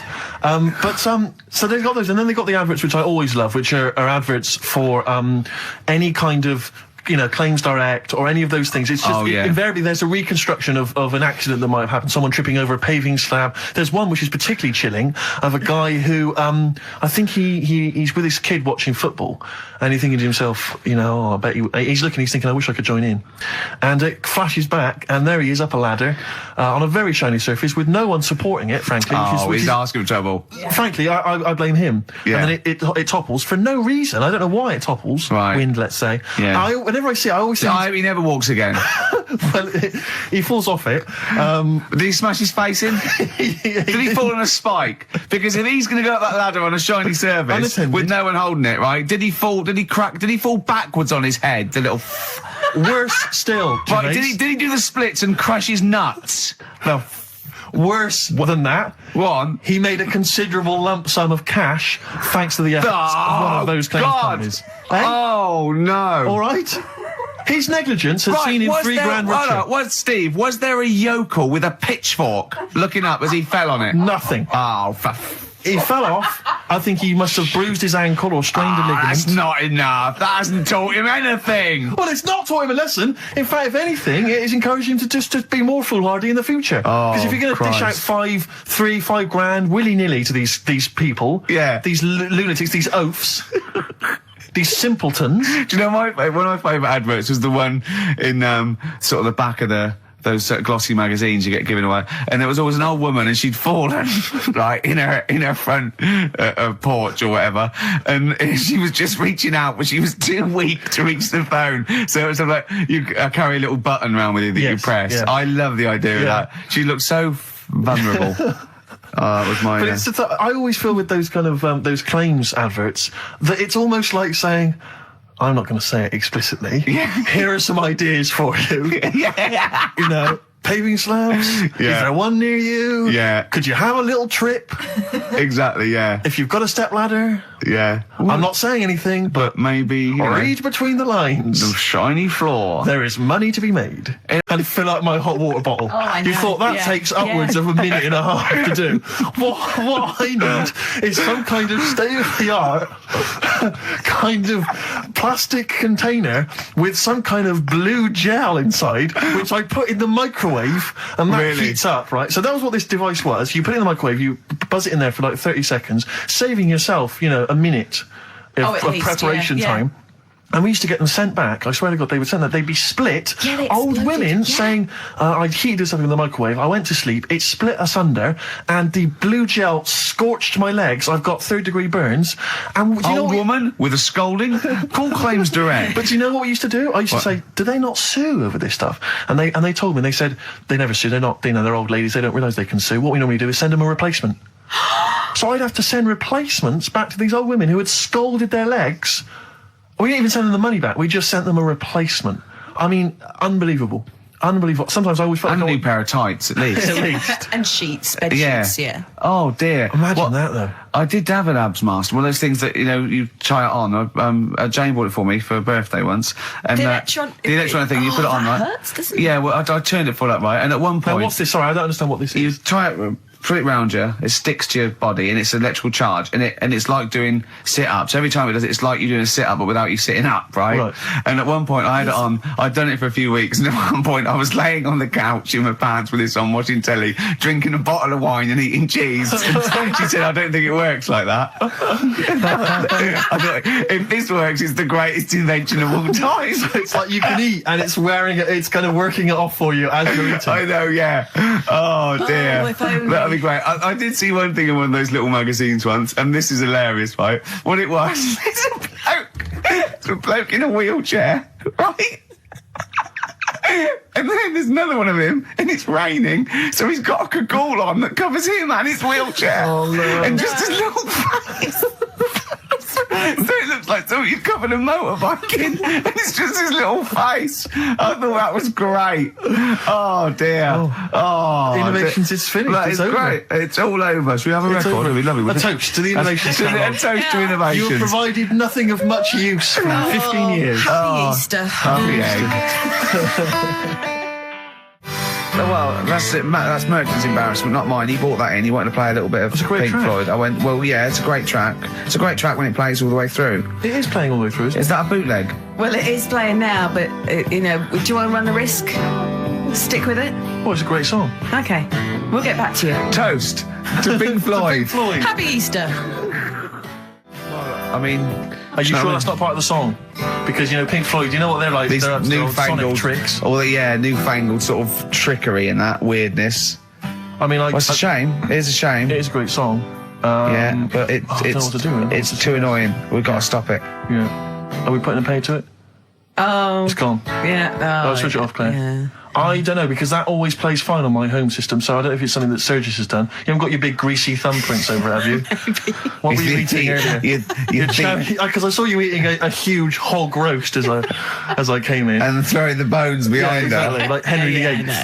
Okay. Nothing changes, Ricky. Oh dear, never mind. Well, See, the problem that's is... ruined the whole show for me. It was going so well. What worries me, Rick, is because this show is so carefully planned, that's left a minute and a half That gap. can throw us all out. Timings. Adverts. Do you think that's yes. People love them. Great. Forget about tomorrow. Wise words unless you're talking about pension plans. That's Feeder on XFM 104.9. Ricky Gervais, Steve Merchant, Claire Sturgis. Competition time. I haven't got the usual competitions of songs of phrase and monkey news and the other Carl nonsense. I'm not. There's no cheapest chimps. There's no cheapest chimps this All week. I'm right, it's devastated. back next week. It's Well, back next I week. don't know. Although, let's do a quick cheapest chimps. Okay. So, chimpanzee that. Cheapest chimps. Do you know how much a chimp is, Steve, to Not buy? really, no. 55 grand. Okay, the competition is this. We've got 5 tickets. No, five we've got pairs of 5 pairs tickets, of to tickets, give away to the new Spike Lee film, 25th Hour. And I've seen this, and it's really great. It's got Ed Norton in it and Philip Seymour Hoffman. Really, really, really good. It's an 18 certificate, so you can only call up and get into this free if you are over 18. Or unless you look 18. Yeah, let's face it, as long as you look exactly. 18, yeah. I don't think they're going to ask for ID on the door. Yeah. But if you look like 14, then there's no chance. And you probably get some fags and beer as well on the way. exactly. Yeah. But if you're 16, 17, you look old enough, you've got a bit of facial hair, go for it. Yeah. Unbelievable. Oh dear. I mean, the scum. I saw recently, was flipping through one, it was wedding rings. There was a selection of exclusive wedding rings. Imagine getting down on one knee and giving your beloved a themed Lord of the Ring wedding ring. Oh, that is brilliant. Will you be my wife? Better still, my troll. Oh dear. The scum that must be that they're preying on, like you say. I mean, unbelievable. It's those sort of houses that I remember going into as a child sometimes when you met a friend from school and you'd go into their house and it was like a shrine. I remember some people kept the polythene on their 3-piece suite. Yeah. There was some when you weren't allowed in the front room. Like we couldn't go in the front room. And it's sort of, you look around and there's all these dolls and that, and it's just like, oh God, scary. What in God's name happens in this house after dark? You know what I mean? But the people who keep the polythene on their sofas, it's like, who are you waiting for? What day are you going to use this? Because I'll tell you this, the Queen's never coming to tea. Tony Blair's not going to pop in unannounced covered in grease. No, exactly. In dungarees. Exactly. I won't sit down. You can sit down. You can sit down, Tony. I've been waiting for 40 years. Look, I've had a baby. It's not a real baby. It is a baby. Is this door locked? Why do you hate me? Oh, God. Call your friends and tell them it's a girl. So if you're one of the scum that have ever bought anything from one Trash. of those, normally you'll get maybe commemorative plates. I know. I'll tell you what, if I ever win the lottery, I'm going to buy all them up. Yeah. I'm going to buy all them up in one foul swoop. Well, there That'll was be one, amazing. I think it was Cliff Richard. It was a commemorative plate of Cliff Richard. That'd be great. It said, Cliff never ages. Cliff never ages, and neither will this. Really? Did it say that? Tell your girlfriends and tell you've married Cliff Richard. Yeah. Look, I've married. It's a play. It's not a play. I sleep with it. I've married Cliff Richard. Do you remember that mental case that was thought she was married to Mike Reed? No, I don't remember that. Oh, No, I do. Now, is this Mike Reed, the former DJ, or Mike Reed, the entertainer stroke actor? it's former DJ, and it had a shot of her just prancing around in the nude with a feather boa on, saying, "I'm married to Mike Reed" or something. Wow. She was obsessed with him. That's libelous. I mean, is she still looking for a fella? Or? yeah. Oh, what would you do? Imagine you're in a love triangle between her me. and Louise Woodward. Oh, right, okay. Would you? Careful. And they were fighting over you. And I think they can both get pretty violent. Yeah. I mean, if you know, fight. I mean, no, but I mean, I'm not. I don't Well, know I'll tell that. you what I do. I do what any gentleman would do in that situation, and I'd let them wrestle it out, nude, in a hotel room. They just, just see how they go. Let's have a record. Sorry to call the lawyers and tell them it's a girl. Clocks, Coldplay, XFM 104.9. In fact, can I just plug something? Go on. Because you can hear Coldplay live tonight from 7 o'clock, the whole Earl's Court gig on XFM from 7. Blimey. Yeah. It's not bad. Yeah. To Coldplay. To Coldplay. Yay, happy Easter. Happy egg. Well, that's about it from us, isn't it? We got, Yeah. to be honest, I didn't miss Carl at all. I did miss Carl. In fact, I felt we worked harder. We did a better show without him. I think he's dead wood. Well, I think that we should, tell him that we don't need him. If he turns up, it's fine. If not, you know what I mean? Yeah. Because that will wind him up. Oh, he'd be livid. If you could send, could you send Carl emails saying, to Ricky or something, because he gets all those, doesn't he? Or to Yeah. Carl, saying the show was better without Carl. Yeah. Can you please do that for us? We'll tell him the truth. He'll hear it. He'll come back and hear it. So we know it's a wind up. But I just want to see his crushed little face Monday. Is if you can send as many emails as possible saying this show was better without Carl, I will be grateful. And I promise I'll tell him the truth next week. Do you think I can do that for us? I think so. Is it carl.pilkington@xfm.co.uk? Yeah. And it's Carl with a K. Yeah, Carl with a K. and send some to me because he'll read those next week as well. Yeah. Ricky.gervais@xfm.co.uk. Yeah, In just fact, say it was. send some to me as well. And I'll pass them and on, just pass them on. Yeah. And to the head of XFM. Oh, what's his? Yeah. What's his one? Yeah. Because he won't get in trouble because obviously Andrew's listening, so he know it's a joke. But Andrew.phillips@xfm.co.uk. in fact, could you send a marketing load? manager Charlotte Sousson at XFM. Yeah, Andrew.Phillips, XFM. Just saying, it's so much better without Carl because it's got a bit self-indulgent. He just does his same old stuff about Auntie Nora farting, and it's not big and it's not clever, and the man's a fool. Yeah. So if you do something like that, make stuff up as well. Thanks very much. Happy egg. Happy egg indeed. Can I just end with a tune? Yeah, absolutely. Ed Harcourt. I don't know if you've listened to his current album. Yeah, but new there's album sounds good. some nice treats on there. And this is one called The Birds Will Sing For Us. It's a nice way to end. See you later. Cheers. Happy Easter. Do the email thing. Egg. Do you remember the John Wayne Bobbitt story? Which it always seems odd to me. Your bits as a fella, and it's sort of metal, so it means you can't sort of, get excited. It puts a stop to you, sort of. That wasn't a torture device. I think it was a Victorian thing to stop adolescent boys wanking. They used to have things like wrist things as well with like spikes on them. It's not a torture device. Isn't that? Well, not really. Imagine that being captured by No, I was right. gonna You're say, I never was going to get gonna hard say. on again. All right. Not really a torture device, is it? And there wasn't that many nice-looking women wandering about anyway about them, was there? You didn't get excited about stuff. What are you talking about? Well, the filth, it stunk and everything back then. What are you on about? Right, we've covered that. No more of that talk now, right? Let's move on. Filthy. All Victorian women, filthy and stinky. Yeah. Oh dear. Better Rolling Stones Yeah, and let's set go up for the it. old songs of phrase. Yeah. Stones, Beast of Burden. We've not played it before. It's an absolute gem. I mean, I was watching athletics, right, the other week. Yeah. Right. And I was watching it because there's a lad who I went to school with. He's like winning gold medals and everything now in the Olympics and stuff, right? So I was looking out for him. Now, if you went to school with him, I'm assuming he's got 3 legs or something? No, he's normal. just a regular guy? He used to push me on my go-kart, and so I feel like You've trained I was him, there yeah, from in the start, beginning. training up a bit. Yeah. And watching the programme, and there was swimming in it, and I was watching that for a bit, getting a bit annoyed, because that butterfly stroke, Yeah. I don't know why they do that. No, nor do I. It's just hard work. It doesn't make you go any faster than, let's say, Crawl. that stroke, the crawl. Yeah, don't do that. That stroke on radio doesn't work. The crawl, yeah. So I was watching that, thinking, That's annoying. Yeah. And then they got onto the running bit, and my mate's in this race. Yeah. Now, they do the side shot, don't they? So you can see who's in the lead. Sure. And then they do that front shot, where it's absolutely pointless. The only reason to do the front shot, I think, is to keep women interested. Because you can basically see his tackle going from left to right, being battered all over the place. Why were you looking? Seriously, you had no choice. If you wanted to watch it, it was like, I was interested if he was going to win, but it's like, you know... But why did you turn over and watch Charlie's Angels instead? Because I wanted to see if he won the race. Or flip back at the end. Just flip back to get the result if you don't... Well... Yeah, or at least turn away or close your eyes well, on the front shot. No, I wasn't. I just... Suzanne was happy. Suzanne was loving it. Yeah. And I was like, whoa. Yeah. Just go to the other shot. But they were showing you the front shot and running along there. They could have just shown the top half, but they didn't. Sure. It was there. It's just heads moving along at 25 miles an hour. Yeah. Well, I think you're meant to see the running, the actual legs moving. It's athletics coverage, isn't it? It's not like... But they don't show you a shot from behind. Did you want that? Oh, no, I didn't want that either. It sounds like you were disappointed. Yeah.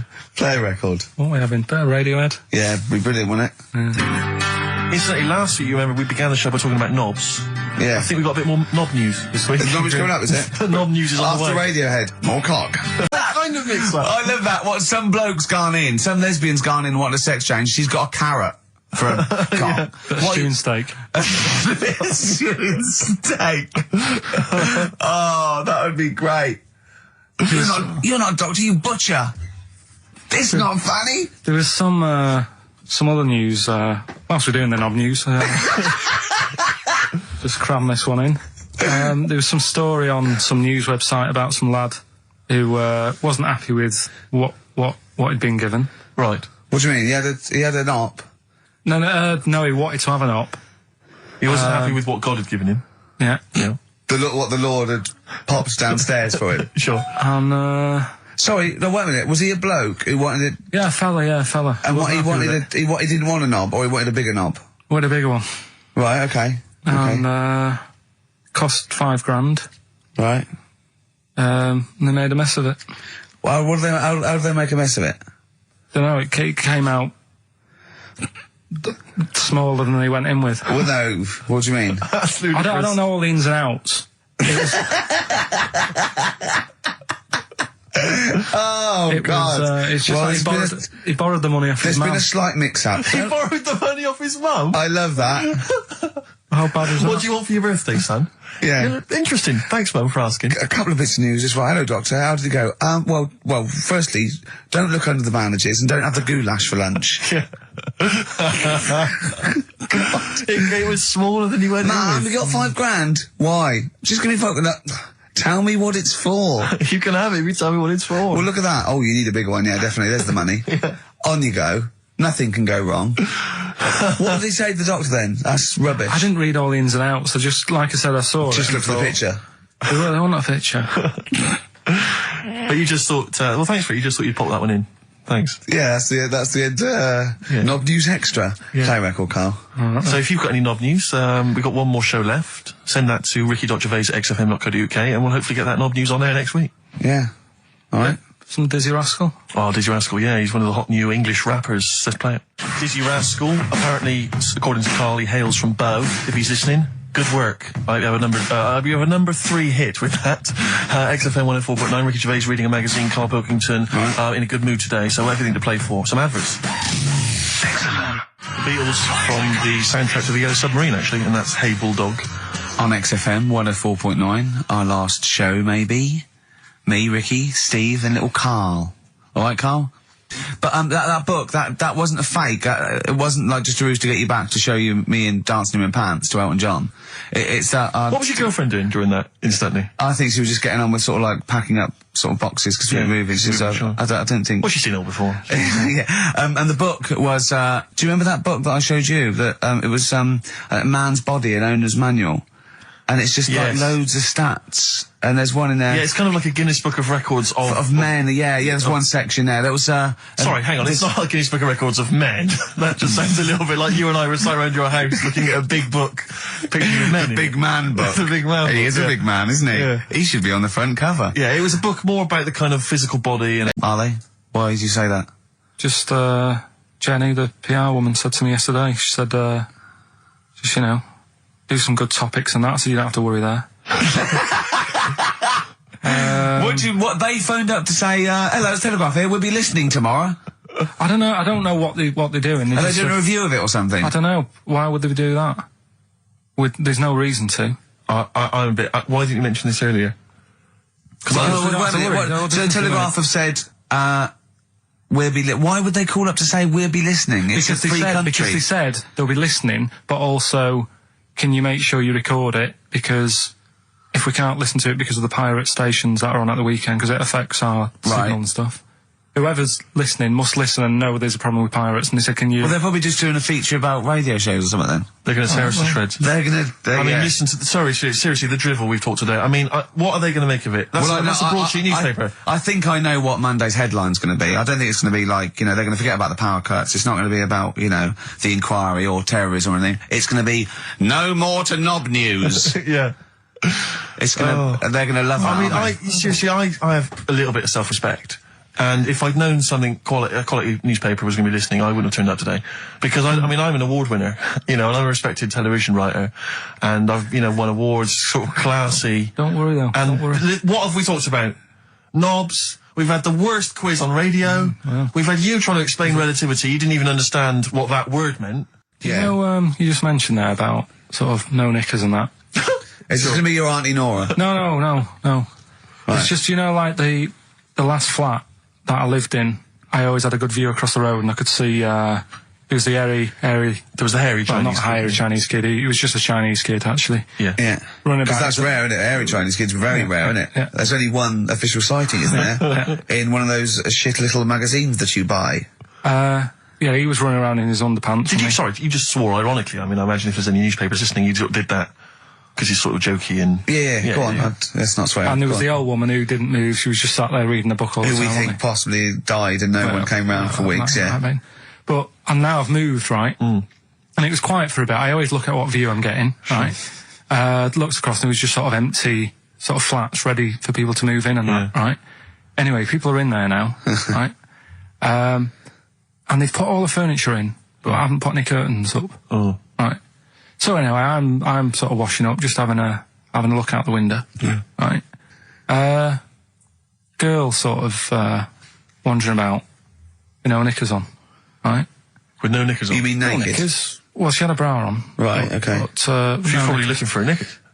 So I thought, and I don't know how long I was looking. No. Right, but anyway, she looks across. Oh God! I think she spotted me. Yeah. I think, oh God. I felt really bad. Yeah. I said to Suzanne... Sorry, is this some sort of Peeping Tom confession while the Telegraph are listening? I've no idea. Well, it's not... That's the thing, though. Peepington. If I was peeping, she was peeping as well, because she was looking over. Works both ways, doesn't it? Yeah, but yeah, all she could see of you was your bald head. Yeah. No, but and your hands moving as you were washing up. And some white-looking substance rotting up. Particularly stubborn stain on this glass. Yeah. Oh, God. Imagine that. Imagine if she looked across. I'm assuming your sink is lower than the window. But didn't she just cover up or something? Or she looked back and go, oh, you looking at my fanny? Well, the thing I did... What? I thought, just sort of drop me boxer shorts. Because I thought... Well, Suzanne said, what are you doing? What are you talking about? What are you talking about? No, just so they can see me cheeks of me. What are you talking about? No, because I thought if she thinks I'm walking about in the nude as well, then we've both got something out of it. Carl, this sounds like a bad excuse in court. I know. This is or the plot of a film on Channel 5. I mean, this is like the doctor who got done for exposing himself to a patient and then painted that little thing that you look down their throat at pink. Yeah. And go, this is what they saw. yeah. No, so sorry, you immediately, so you were looking at a woman dancing around naked, right? So the only thing you could do was immediately drop your boxer shorts. So she looked across, saw you fully clothed, saw you took your boxer No, she wouldn't have done, because it's sort of just the top half and the sink's at a side angle, so I was sort of looking out. So This she is wouldn't have, genius. so she wouldn't have seen your trousers then anyway? No, she did. I moved in front of the window more. So you then made them... you actually climbed in front of them. Oh, this is amazing! So you climbed in front of the window to show off No, your it wasn't your naked lower obvious. half. Suzanne said, "What are you doing?" And I I said, bet she did. What are you looking at? I sent you in here to What clean are up. you doing? I'm just taking my trousers down, stand over the window. Why? Because there's a naked woman across the road. What do you think I'm doing, Suzanne? I'm exposing myself while looking at some free fame. leave it. What's up with you, Suzanne? Leave it then, leave it. Christ. Are we doing Rockbusters or? Yeah. Oh, she sent you in there to read up on Einstein. She comes in and finds that. Oh, brilliant! Wait a minute, can I just say? A final question. What did the woman across the way... What happened? What was her I reaction? didn't look again. I just thought you've seen a bit of action as well. We're both happy. Let's leave it. Brilliant. So were you waddling around like a penguin with your trousers around your ankles? I just was walking about, and Suzanne said, "What are you doing?" I said, "I'll explain to you in a bit, but don't look out the window because then it's Excellent. obvious." Then he sees, she calls her husband to look at Carl walking around naked. He goes, "Oh, she's got a... Quick, Suzanne, get him out. There's only one we can do. Get some more friends. They've gone one more." Anyway, Brilliant. Right, play a record and come back to Rockbusters. And Monkey News. We haven't got enough time. Do Rockbusters. Oh, God almighty. I make it clear now, I do not condone in any way, shape or form what Cheryl Tweedy did. But I have to say, they wind me up. By they, you mean toilet attendants? Yes, No. yes. Right, Yeah, yeah, not not- Pop Idol winners. That's what I thought you meant, Yeah. So, go on. But, because I'll tell you what it is, you go into a club or pubs, or big friendly pubs, you go in there, and there's the toilet attendant in there. He's got his little display of aftershaves, sprays, some sweets maybe, Blue Stratos, whatever it might. Yeah, and maybe a blue lollipop. Stratos, maybe a lollipop. And all right, I don't know if they're. I assume they're not employed by the club. I'm assuming the club's got. We've got the DJ, we've got the bar staff. Wait a minute, we need a guy to irritate you. When the manager walks in, do they hide? Well, this is it. I don't know if it's a guy who's just like. Is it like busking? Yeah, he Do they snuck just- in. like, yeah, okay. He came in when it was free during happy hour. He's got a little bag, carrier bag. He snuck in the toilet. But the thing is, it's the fact that toilet attendants, fair enough. I mean, I'm happy if a toilet attendant sneaks in under cover of darkness, cleans it for me, and then shoots off. But it's when I have to see them there. I feel know. guilty because I'm like, I've got. It's like I maybe wash my hands. I'll forget he's there. He'll hand me a paper towel. Suddenly I've got to tip him like a quid or It something. annoys me because just out of I piss. wash my hands at all. I don't usually wash my hands. never wash my hands. I sometimes don't even bother getting my knob out. I do it by stand and change my trousers when I get home. Exactly. So it annoys me I have to go through this charade of getting it out, slashing out of it, shaking it dry, and then washing my hands. See, if just he 'cause did any of those elements, what, I'd shaking tip it him for a you? quid. Yeah. Pop it out. But yeah. not to hand me a paper towel and get it myself. And I know. it's this guilt. And sometimes I'll hold it in because I'm nervous I don't want to go back in there. What It's annoys costing me a is that, fortune. like a posh award ceremony, it's a pound a piss. It is a pound of piss. Do you know what I mean? So, or in a top hotel or something. Yeah. It's absurd. And I'll tell you what's worse than that. I know that he's doing it because he's got to feed his kids. But it's the fact that I've got to look him in the eye. You know, Yeah. it's like he's humanised. You know, if he was only dehumanised, Rick. Yeah. If I could see him and I didn't think he was a human being, I wouldn't feel guilty. If know. he could sort of hide under the urinal, perhaps, or if And he could just put hide a underneath hand the out, sink. like thing from the Adams Family. He just puts out, He you could know. just pop a hand out. Doesn't say anything. with Just a hands me the glove, paper so you don't towel. even see, like, you know, hand over, and then I'd put a pound in, I'd take the thing, put a pound in, nick a lollipop and run away. No aggro. Exactly. It's the fact I got to see them and I feel guilty because, you know, I'm on the radio, I've got a cushy life. I know. Here's a guy who's just trying to make ends meet. It makes me feel bad. It ruins my evening. Yeah. I'm just pleading for them. Can they not do it anymore? Can they maybe get a job, illegal mini cabin or something? Please. it's 10 past, isn't it? We haven't done a little bit of knob news. No, we haven't done knob news, no. But It's been 3 months. It's been 3 months coming. There's this thing. I don't know the full story. I don't know how it happened, right? But little Russian fella. Yeah. He was sort of having sort of emptying his bladder, right? And somehow electrocuted himself. Right.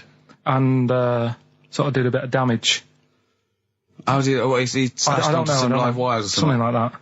So Did anyway, it damage to himself or to an electric fire or something? no, to himself. To himself. Yeah.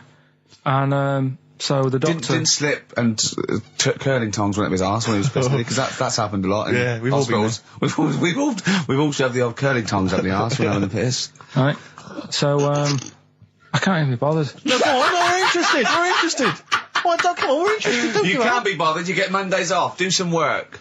Right. So anyway, so the doctor says, "Oh, it's not looking good. We'll have to take that off." What? I was like, Novectomy? Yeah. Really? But the funny thing is, right? Nothing funny about that. They've done. You're doing me head in. Just tell the story. It's doing me head in. Oh, you can chill out on Monday. He's got his knob out. Yeah, but I don't think it counts as indecent exposure when they're grafting a knob on your arm, sticking that up the bed. Imagine if he's driving, he's just got it out the window. People driving by. Yeah. The fact that at the end of Is that bloke giving me the finger? At the end of the man grows penis on his arm story, it says, a Moscow surgeon said the man will be able to have sex in a few months. He said, women will never suspect. What kind of a doctor talks like that? Yeah. I'll tell you, it's his cock now, seriously. The birds will never know. He'll be able to go berserk. Yeah, They'll never realise we grew it on his arm. That is unbelievable. Will he have a little scar on his arm, do you think? Yeah. I don't get it. Like I say, 83936 if there's a doctor out there. Or indeed, if you've ever grown Or a tailor. Making you a shirt. What side do you wear your cock on, sir? It's my left arm. What's the bit of stones? Yeah, beautiful. Lay it on me. Wild Horses by the Rolling Stones on XFM 104.9. Well, I think the listening public would have enjoyed knob news there. Oh. So, I mean, there was a lot of knob news this week. I was surprised. You know, I would have thought it would be hard sometimes to get knob news together, but... I would have thought it would have been part of a bigger news programme, but, I mean, I don't think we'd dedicate a whole sort of, like John Craven's news round. Yeah. A whole 5 minutes to knob-related news. Yeah. There was other news, was there, in the week at all? Carl, it wasn't just all knob-related, you didn't just research. No, they're the ones that sort of stand out. And it's knob news time. We're all very excited. Now, last week's knob news was what, Carl? Do you remember it was a man... Who grew a knob on his arm? Sure. No, he didn't grow it there, did he? He put it there. Well, I know that, but, yeah. Just popped it on his arm. Yeah. A bit. Yeah. This week... Just a recap of the week's news. Right now it's the headlines. Well, we talked about it before. Do you know the little mouse that had an ear on its back? Yeah. Sure. Right. Well, you thought he had a bad time, right? Listen to this one. Mouse walking about with us sort of wearing a monkey's testicle. They're just having a laugh. This is what I mean about a lot of scientists. What are they doing? When's that going to come in handy? I don't know what you mean. Well, they were seeing if, say if a fella loses one, right? Yeah. Hitler or whatever. And they go, well, don't worry about it. We can sort you out. I don't know what the monkey's going to do. I don't know if they keep passing them on or whatever. But the actual monkey testicle was put on the mouse. And it worked. It worked for the mouse. But isn't it... I mean, isn't a monkey's testicle quite large in relation to a mouse? Would it not look like the mouse was on a space hopper or something? Oh, yeah, it didn't look good. Well, they didn't put it where its testicles would be. No, they did. They put it... Well, how could it walk, then? The ear was on his back, so he could just get about. Well, I don't know. But Well, you don't know, do you? You just guessed. Did they grow the monkey's testicles where the mouse testicles it looked would... stupid anywhere else, though, wouldn't it? Oh, whereas a mouse with monkey testicles, that's fine. Oh, you'd be showing off. You'd be all right. I'd prefer that than the ear. When that mouse gets put back in with the other mice, do the other mice go, George, you look different. Have you had anything done? But the weird thing is, as well, apparently it still works as a monkey. What? So, like, what are you talking about? Like the sperm and that was it was still sort of monkey. Of course sperm. it was. What are you talking about? Well, that's weird. But what, Carl? What? But what? It's only a thing to give it nutrients. That's all the thing they're testing. It's like grafting at that level. Right. What's your question? Because I'm right. What do you think? It would change eventually. It would have changed into a mouse testicle because it had been hanging round a mouse for so long. No, I thought the actual sperm of it though would be a mouse's. Why? Because it's hanging off a mouse. No, but your sperm is actually created in the testicles. So that's why it has to be outside your body. Otherwise, we put them in a nice little cage. But I'm guessing then that they've done this operation so that they can do it to humans. Yeah. Why would I want a monkey testicle if my kids are going to be monkeys? What use is it? No, think. That's no. That's going to happen anyway, Carl. Yeah, but think. Think of what you're saying. They've grown a monkey testicle on a mouse to see if it would still function as a monkey's testicle, okay? So they can do that to humans. So think, Carl. What they'd do is they'd grow a human testicle on a mouse and it could still be used as a human testicle. So what? To give you a testicle that you've lost. From a mouse? No, from another person who it was kept alive on a mouse. Because it's kept the nutrients alive, as opposed to keeping it in a deep freeze. Maybe bollocks go off after a week. I don't know. Maybe they get accidents. He had a little a card. Do you donate your testicles? Yeah, I'll tell you what. No one needs testicles yet. Let's keep them on a mouse. You have yours ripped off in some sort of bizarre skiing accident. You go, well, you're in a Battersea Dog Town. You pick the ones you want. They can grow them on anything. They can grow them on a Dachshund. Bulldogs are growing them usually that's where you see a bulldog. Usually that's waiting for an operate. What don't you understand, Carl? Hang on a minute. I thought this was knob news, not testicle time. I don't understand what... Yeah, testicle time's not for another 10 minutes. Yeah. No, it's all sort of a bit linked and that, though, isn't it?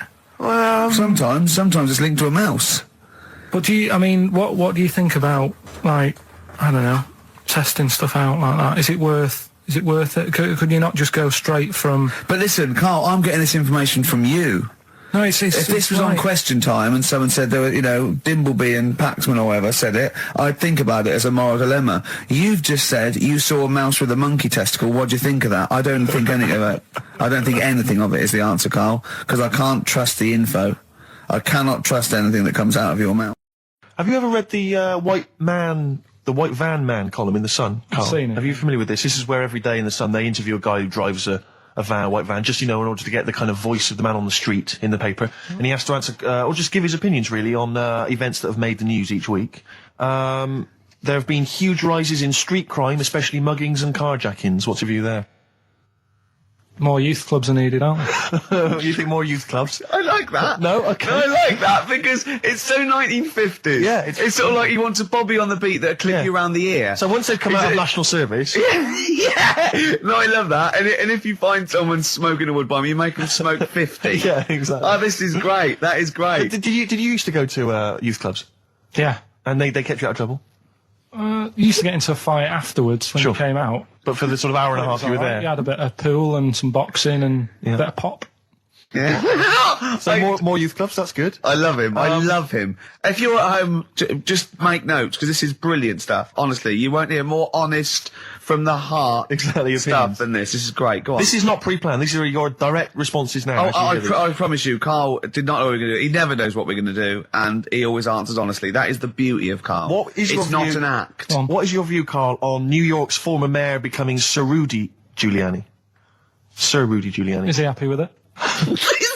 He appears to be pleased with it. Let it go ahead. Fair enough. Okay. Go ahead. Oh, he's genius. Okay. Is he happy with it? He's like your nan. Yeah. What do you make of a cat that's been cloned in a secret 2.5 million research project? To find out what? If they can clone cats, yeah. Have they had to hurt it? Sorry? Have they had to sort of hurt it to do that? Have they had to hurt it? Yeah, or is it just scraping its tongue for some stuff? I think the cat's fine. The point is that they're cloning another creature, which is potentially very dangerous. Have you seen that film where they bring Hitler back? That cat. What if that cat turned out to be a world dictator? Exactly. What do you reckon of cloning generally, Carl? You concerned about it? Well, I think they're cloning for organs. They just grow them for the, Do you know what cloning means? Yeah, it's when you, make something else that's the same, isn't it? Right. Yeah, I mean, it's not going to do any harm. Okay. And finally... Put you on the World Council. Yeah. Finally, what do you make of some city workers who were caught bonking in the glass lifts of the Lloyd's building? What do I make of it? Yeah. Is that a problem for you? Do you think that's unprofessional? Was it the lunch break or...? I think it was lunch break. It was their own... All right. It's their own time. I think fair enough. It only takes 45 seconds to go from the bottom to the top. Is that a problem? They moved quickly. They acted, on instinct. You think fair enough? If that's their natural instincts and they're both consenting, you think fine? Yeah. Okay. Yeah. Thanks very much, Carl. Thanks very much, Carl. Carl, Right, we'll Steve, have more of Carl's world-weary opinions next time on the show. Yeah. Now it's time for White Van Man. White Van Man. Yes, for explain what it is. those that don't buy the Sun, they think it's beneath them. White Van Man is a column they have, I think, every day, actually, and they just get sort of some, Joe Public to kind of comment on the week's news. Just seemed to me, that it might be interesting to get Carl's views on some of the big events. Not because we think that Carl hasn't got a valid sort of viewpoint. No. Because Carl sees the world differently to some people, that's all, and that's what's interesting. Like an artist does, or a... Exactly, yeah. He's very bohemian in his outlook. Yeah. Do you feel that you're up to scratch on this week's news? I don't like this bit. Do you? No, just relax. Why not? It's pressure. No, because you just have to give us your first opinion. For your honest answer, that's all we've ever asked of you, Carl, and it's all you've ever given us. Your honest, your first from the heart view, yeah? Don't worry, just relax. Just chill in. Are you worried that people are listening and thinking you're an idiot? If my girlfriend's listening now, go and have a wash or something. Go and have a wash. Not very nice, is it? Is it the opposite of Napoleon and Josephine? Yeah, go on. If you're going to visit me again, Josephine, for Christ's sake, what? I'm Ricky Gervais with me, Steve Merchant, and Karl Pilkington, little bald-heady Karl Pilkington. You quite like being bald, don't you? No fuss. Like I say, I'll probably won't age for a bit now. Won't age for a bit? What do you mean you won't age for a bit? Because I already look quite old. I don't think so. Not with a hat on, you look really young. Yeah. Oh, I'm just saying. So I won't change that much. It's like that. I don't think there's anything wrong with it. I actually don't think. As long as you shave it straight back, I can't have you on that. Nothing wrong with it. But that kid who had that aging disease just shaved her head, and she wouldn't age that fast anymore. Do you know what I mean? So this is the 5-year-old girl who had an awful disease where... Well, we don't know much about it, to be fair. No, we just know that you fell in love with the title of the programme, the girl that was older than her mum, right? And you were annoyed that people wouldn't serve her fags and alcohol. If she's living like an 8-year-old, let her have a fag. Doesn't that sum up this show, though? Carl's comment, we don't know much about it. Yeah. We're still willing to make comments about it, to discuss it in length and possibly make crass jokes, even though we're ill-informed, as ever. Yeah. Right, well, there's something for you, right? Go on. This is what I wanted to tell you about, right? Me? Yeah, face transplants. There's there's some kid somewhere, right, who had a bit of an odd-looking face. Right? A bit of a what? Bizarre-looking face. Yeah. And there's a doctor somewhere who said I can sort that out for you, right? Sure. And basically what they do is they've got to get a face off a dead person. Right. Sorry. Just in this documentary you saw, did this documentary feature, say, John Travolta and Nicolas Cage? Was it that documentary you saw? All right. Listen, you see. Go on. So okay, no, you can't get a face of a dead person. Yeah, go on. Sorry to dismiss the idea of face transplants out of hand. But go on. So yeah, it's got to be a face of a dead body that isn't older than like 4 hours old. Right. 4 hours dead, whatever. They can take it off, fit it on the new face. It makes sense. But it's not just your face that you lose it, but it's the muscle tissue and bones, isn't it, when it's like disfigured? It could be through fire or whatever, or disease or whatever. So they can't just literally plonk a face on. They have to do something else, don't they? You're asking Carl like he's gonna know. I forgot then. He looked at was that in Russian? Yeah. I wish we could get him on telly just to show the look on his face when I said that. Yeah. It was brilliant, wasn't it? It was, when you go to a cat, hey, we want some food then. And he just looks at you and he goes, it's almost like he can understand what we're saying. Go on. It's like if you had been caught holding a mallet over a dead body by the police. What I'm saying is, it would sort of work, yeah. If you peeled your face off and put my face on it, oh my God, why don't you and Steve, for an experiment, swap faces? And the great thing is, I wouldn't age. Yeah. Would you do that if it was safe? I think I'm getting the rough deal in though. To be honest. Yeah. Well, no, you get some money back. It'd be part exchange. I mean, it would, it's like you'd make up the difference just to wear your brilliant face for a week. But the doctor was saying how it's not complicated.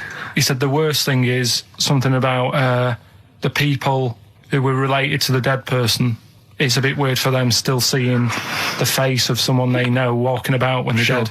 Yeah, I can see that would be odd, yeah. I love you, Carl. You are brilliant. Honestly, you're never a dull moment. It doesn't matter whether you're talking or I'm squeezing your head.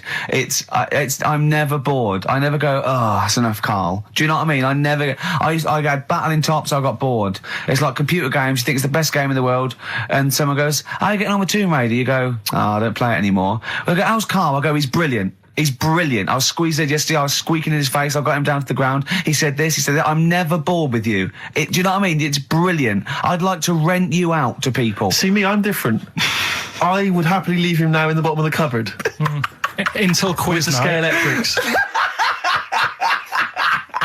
Until the old pub quiz night, when there's no one else who will have you on the team. Sure. And suddenly you want to be your best mate. Done him again. Right? Yeah, where's his mum and dad then, Carl? Yeah? In Bristol. Yeah. Yeah. Can't believe it. I love the fact you can insult me but never insult my parents. Feeder, Butt Rogers, XFM 104.9, Ricky Gervais, Steve Merchant, Karl Pilkington. Carl just said to me, so what face would you have to me? And I went, what do you mean? He went, well, whose face would you have? And I went, I don't know, a boy's, so the skin would be regenerated. He went, oh, no, it'd be a bit weird. He said, oh no, someone famous. And I went, I don't know. I went, whose would you have? He went, Barry Sheen. No, but what I meant was, when I was talking to Suzanne about it, saying this is amazing, she said, well, whose face would you have? Right. Now, it's got to be fairly recent to have the skin fresh, because it can't be too old. Right. So I had a choice of, like, Barry Sheen, or what's her face off Last of the Summer Wine. Who? Who's the old woman who just passed away? Thora Hird. So that's what I meant. If I could have any face, because she said, well, you could have had Tom Cruise or something. I said, well, he's not dead. She said, no, but you could have had that. You'll give yourself restrictions in your fantasy. So like, look down to your picture. I love the idea that someone getting you a call. Mr. Wilkerton. Hello, it's Dr. Hanrahan. Barry Sheen has just passed away. And you go, oh dear. Yeah, bad news and good news. Do you want his face? Do you want his face? Does Suzanne go out with you, like, for charitable reasons? Is it like you can adopt a boyfriend? I love the fact that she encourages you.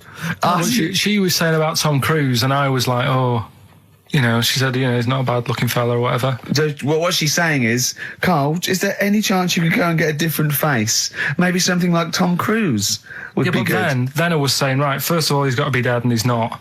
But if he was, and you had that done, would you feel like people were looking at you on the tube? Well, no, like, say if the people who made Mission Impossible said, well, we want to do a third one, would I be in my right to say, well, I don't want to do it? I don't know what he's talking about. I don't mean to be offensive, Carl, but your girlfriend could do a lot better than you. I don't know what he's thinking. I love the idea of this whole conversation about you in Tom Cruise's face and then get offered a film. But why does she have conversations like this with you? It was now on last night. It was now on the telly. I love it. What should we talk about? What about getting a new face? See, you know the sort of things I find incredible. Go on. Mirrors. Shiny objects. Kettles. Yeah. Oh, God. Well, listen, remember the time when I told you about the baby that had a baby? The baby that had a baby. The baby that had a baby. Yeah. It's happened again. No, it hasn't. Well, it didn't happen the first time. It was in the papers, I think, on Monday, in all the tabloids. So it's a twin where one has grown and the other one is still at a fetal level. No, it wasn't, though. It had grown. He was saying to his mum... Who was saying to his mum? The little kid who was 7 years old. And he kept saying... Yeah. He was pregnant. And he was pregnant? Yeah. I know. What do you mean? And he was saying to his mum, oh, God, I don't feel well. And, like, his belly was all swollen, and they thought he'd just been eating cake or whatever. And he was saying, I can feel something moving about. And they were like, stop messing about. There's nothing wrong with you. Eventually, I think he was in gym at school. In gym? What, Jim was pregnant with him? Oh, it was like a Russian doll. He was at school, right? Just about to do sit-ups or whatever they do at school. Yeah. Right? And flew out across the room. Teacher goes, you're a bit fat. You look a bit pregnant. And so best to the doctors, took him, said, you're 7 years pregnant or something like that. What? What, or something like that? You're 7 years pregnant. Or something like that. You say to the doctor, Carl, why don't you think about what you say before you say it? See the reaction I get. Now, the gazelle, I didn't get excited like that. 7 years pregnant. Send it in. If someone's online at the moment, just having a look around, it happened on Monday or Tuesday. Because I told you at the pub quiz, didn't I, Steve? I said to you, I know the baby's had a baby. Yeah. And you were like, yeah, whatever. Well, I just thought you were talking nonsense as ever. Well, we'll find out. You're 7 years pregnant. Yeah. You're a fool. Play a record. Well, we've still got stuff coming up.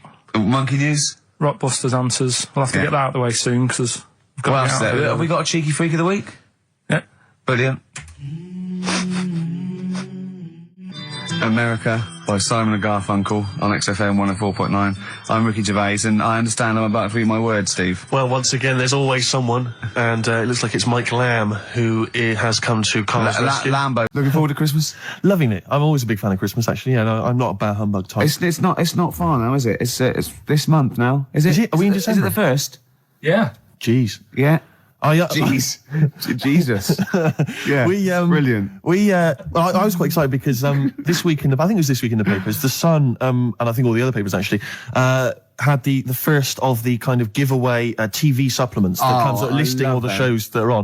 But what about when they bring them out this early, is you open it and it's like, you think, yeah, I want to see what films are on and stuff, and you go through it, and it just, about half of the listings are to be confirmed. To be confirmed. It's an utter waste of time. Yeah. And it's like, who is planning their film and TV watching this early? Yeah. It's a little bit early to be worrying about 3 weeks in advance going, but I better not make any. Well, unless it's like an amazing thing on telly. Or are you coming to a party? We got one Friday 29th. I don't know, I'm going to watch something on the TV. There's a good film. What is it? Not been confirmed yet. It's to be confirmed, yeah. but I can just, say I won't be at the party. Yeah. Yeah. It's strange. But I remember when I was little, my sister used to work in W.H. Smith's, and she used to come home like every Thursday. She'd been paid, big bag of sweets for me, and the TV Times.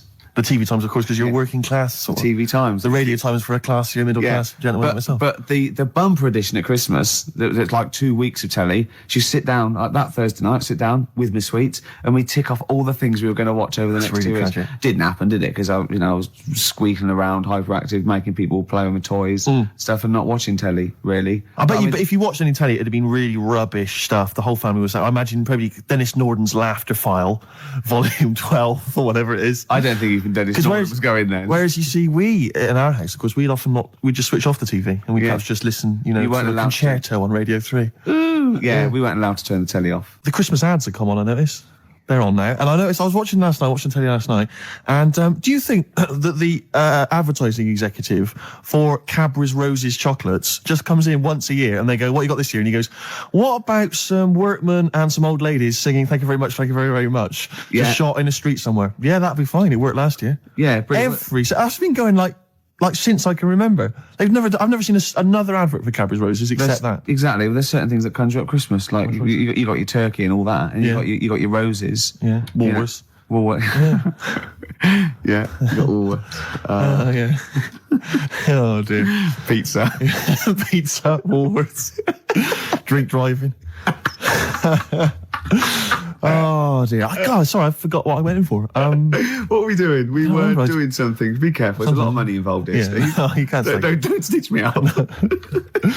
XFM's Claire Sturgis. Yeah. Yeah. She stayed off it for just a day. She's not. No. She's clean for a day. You're on methadone or what? You on? No, I'm clean now. You can actually clean. Yeah, well done. absolutely. Yeah. Well done. Well done. Congratulations. Well done. Yeah. Clean for Christmas. Oh, that's beautiful. You're still thieving, though, aren't you? Still thieving. Just Can't lose the thieving. But at least the money now goes on 40 Benson as opposed to a little £5 starter pack. It's lovely. Yeah. No, it's sweet. Right. Okay. It's nice to see a little miracle for Christmas, Rick. It's beautiful. It's lovely, yeah. Yeah, I'm already in the Christmas mood. Are you in the Christmas mood? The thing is, what she's still got left over from it, and these are the scars and the reminders of your smackhead thieving days. Are those little homemade tattoos on her face? Exactly. That she did with a pin. Yeah, she looks like Seal. And some quink. Exactly. Yeah. Oh, but no, Merry Christmas to you, Claire. Yeah. Merry Christmas. Thank you, Merry Christmas. You're still living in the projects. Yeah. It is one of those little She's miracles. still keeping it real. She's It's like wonderful. little tiny Tim. I tell you what, she's a bit like Jesus Christ. In a way, yeah. In a That's way. blasphemous. Please play a record, Claire. Anyway, it's Christmas. Let's not disrespect each other. Let's be cheery. Yeah. Can I tell Sturgis what you got your family for Christmas last year? I just remembered when I was outside. Please. It was a joy, because Gervais is a generous man, and he's a thoughtful man, and he's got a lot of brothers and sisters and a lot of nephews and nieces and stuff. Well, I've got about 20 people to get you've got, presents for. exactly. So it's, it's a tricky business. That's why I think, you got him £200 worth of lottery scratch cards? I had about a minute. I was getting a lift down to Reading, and it was my mate Jimmy, and I went, hold on, I just got to get the presents, and I ran into the 7-Eleven opposite me and got the scratch cards. That's amazing. It's such a working class Jippo gift, isn't it? But did any of them work? Anyone win anything? Yeah. I mean, some people were down. That was a present. Hard luck. That's the risk you take when you accept this present. Some people were up £70. But so they had a great Christmas. Let's bear in mind that there's like some children who are like 7 or 8, scratching off scratch cards. They got to be 18 to claim them. And just the rest of your family sort of, I can imagine, just wrestling them off. You can't claim it anyway. It's not. No, have I won? No. No, you haven't. No. I've got 3 dumbbells. It's 3 the same. You don't get anything for that. Not in this game. Unlucky. Are you going to do that again this year? Maybe, yeah. Christmas. We were talking about Christmas. Yeah. Gifts. What's wrong now? I didn't know what that meant. What? Were you having a go at me because I went on Jonathan Ross show? No. I thought you'd said something. You'd said my name by mistake. You'd said someone else's name when you were talking to me. Oh, right. But I didn't hear that. So when I heard you just go, Steve, I thought you were correcting a mistake you hadn't made. No. Exactly. No. Oh, okay. All right. You see? Blunder. What did you call me? Fatty. Good. Right. We're talking about Christmas, yes. Well, it is because it's just the fact that it's the right time of year to talk about it. To be honest, it's topical. So let's carry on. Go on, shoot. Well, I just wondered if your Christmas gift buying had always been as thoughtful as it is. Oh, well, no, that was actually, even though it was thought pretty lazy and thoughtless, it was quite generous in the sense of financially. But I remember, God. Now, even though I sort of come from a working class family, my dad was, a labourer, and my mum was like a housewife, but I was spoiled at Christmas. I didn't have like pocket money or gifts and that, but, she'd get out of a catalogue and pay for it for the rest of the year. So I did have great presents. Yeah. And because I had older brothers and sisters, they were earning, so I had good presents. And it was okay for me to, give them nothing or do a card or something rubbish. But then I remember one year when I just suddenly realised I was too old to be doing this. It was like, in Jaws when it pulls focus. And you go, oh my God. And I just realised that's the worst present you've ever, I think it was about 12 or 13. And I remember it now. My sister had got me a Cat Stevens album. Great. I think a birdhouse, and like a quiz book or something. Yeah. And it was my turn to give her a present. And it was a bottle of shampoo that I'd found in the bathroom and wrapped up. It's a big jumbo, one of those Tesco's, Had it not already been used? No, I don't think so. Mum had bought it, You just topped it up with water, wrapped it up? I just gave it to her and she went, oh, thanks. I thought, outrageous. God, that's rubbish. That's really bad. It's rubbish, isn't it? That's really bad. I know, yeah. I remember one year, I really wanted a Scale Electric. So I was going, what Scale Electric? And my mum was going, no, you'll just get bored of it. I know what you're like. You'll get bored of it and we'll have spent all that money and you'll be bored. I was going, no, I won't. I love it. I'll play with it forever. And she was going, no, you won't. And I was going, I will. I love it. And so she bought me Scale Electrics and I unwrapped it. And I was using it. I was bored instantly. Yeah. But I didn't tell her. I pretended I loved it. And I'd always be playing it monotonously, hating it. I know. But I'm loving this, Mum. It's actually brilliant. You were wrong. You were so wrong. I'm loving it. I know. Things with Scale Electrics, I think it was great at the time, but I think it was an XFM party actually years ago when they got Scale Electrics, and like loads of us think, oh yeah, I used to love it. Rubbish. Yeah, really. It's tiny. Yeah. It's about 2 foot long. Yeah. You go, put it back on, Dave. Yeah. Exactly. There you go. Oh, can you put it back on? Exactly. You want it to at least kind of change into a robot. Or kind of come off and just drive around the course. These days it's all virtual, Steve. That's true enough. In your mind. Well, we all take a pill, don't we, Rick? And then we're in some kind of fantasy world. I am Ayrton Senna for a little while. What about those bloody computer games? No one's reading a book anymore, are they? What's a tree? Download. Well, I'll tell you what. I'm going to play a song now. I think I've dissed U2 for about 15 years, but I got them wrong, and I'm going to play a lovely track off the latest album. It's the last track on the album, Ground Beneath Her Feet. It's from All You Can't Leave Behind. Beautiful. And I think it's one of their greatest works. Steve Taylor, the man with the knowledge. Come in. Hey. All right. Christmas to you. It's like Steve Wright and his posse. All right, Merry Christmas. Hi. Are you tell us, are you a great ladies man? Were you a great ladies' man before you were married? It's not something I talk about. I'm married now. Because he's sort of like got a little shaved head and he's got a beard and it's exactly the same colour, sort of ginger hair. He looks like a tennis ball. It's just hair, exactly the same length, all over his face. And no reason for me to come in, was that abuse was happening without me here. Yeah, I know. And now I've come in, you just continue. But say hello, so it's with your blessing and I think we're nice. Say Merry Christmas. Hi, Merry Christmas, all listeners. See, you're on at 5 o'clock, aren't you? Yeah. Right, I'm going to make a note of that. When I bought those 2 albums, I'm going to listen to Steve Taylor, the man with the knowledge, on at 5 o'clock on XFM. Isn't it incredible? Because he's been in since 11 o'clock this morning, just compiling information for every record he'll be playing. Yeah. The show's only 20 minutes long. But you know, with him, it's because he's got to offload it. Yeah. He's got to talk about it all the time because it's only, he's got a huge brain. It's it's going Throbbing, yeah. all What are information. you playing next, Claire? You bored? Sorry, were we boring you two? Oh, was this that list? Isn't that cute? Yeah. So can you tell us about Starsailor? What do you know about some interesting facts about Come on, Starsailor? into the microphone, into the micropole that goes down the loudy box and out to the radiograph in the homes all around England. They're rubbish. Thank you. Steve Taylor, controversial view. Still, he has bred people. Stereophonics and the theme tune to BBC Two's The Office, handbags and glad rags. Absolutely. So I think we should be playing Christmas songs as well, though. Because American Christmas War is over. A great. Is it really? What? The theme tune to The Office? I think you meant is war really over? It is. Thanks, John. Yeah. It is. Yeah. Yeah, it is. Yeah. That's there. To be fair, Rod Stewart did it first. Yeah, and we don't use the Stereophonics version. No, right. or the Rod Stewart version. Thank you. Too expensive. Exactly. Costs a fortune. Had to re-record it. Yep. Or little known facts. Yeah. You should save that for the DVD. Or Steve Taylor would have blown it anyway. Yeah, exactly. Wouldn't he? To come on with the knowledge and told him everything. I was thinking actually, Fairytown, New York. beautiful song. No, Can we find It'd that? be nice to try and dig it. I'm sure everyone's playing it at the moment. Yeah, let's On the loop. Let's But not I mean, we play it. should. It's good. No, it's Let's play "Simply Having a Wonderful Christmas Time" by Paul Can we McCartney. play Driving Home for Christmas, Chris Rea? Oh, he is.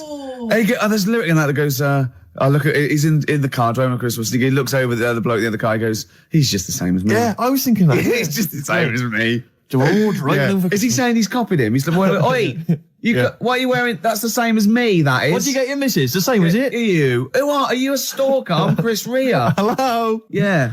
Going back to Newcastle. Exactly. Are they talking it? Is that where he's from? Yeah. Is it Middlesbrough or Newcastle or? Great, I'm loving this, Steve. Yeah, no, it's Nearly great. Christmas. I had a couple of chocolates there, didn't I? Oh, the yeah. purple ones in roses, very much like the Quality Street one, the hazelnut and the toffee. Yeah. But get me in the mood. Now I know if you're a fan like me. You love the roast dinner. Oh. We love the roast dinner, but the Uber roast dinner is the Christmas dinner. Oh, I'm looking forward to it. No, I'm thinking about it now. I can't believe how many different sort of meats you're going to have in your house. Well, we always have the turkey, obviously. Traditional. Plus, we always have a little bit of pork, a little bit of lamb. Oh God! And don't forget the sausage. You know. Well, I love the fact that someone's designed the turkey Christmas dinner, and then they thought, wait a minute, I also want a little sausage, and let's wrap it in bacon. Why not? Let's just have some it. stuff in it. Can as we well. have some? Can we have all the meats that are available? Someone said, please? hold on. There's sausage meat in the stuffing. Now, well, sue me. Yeah, exactly. Sue me if I want a bit of extra sausage.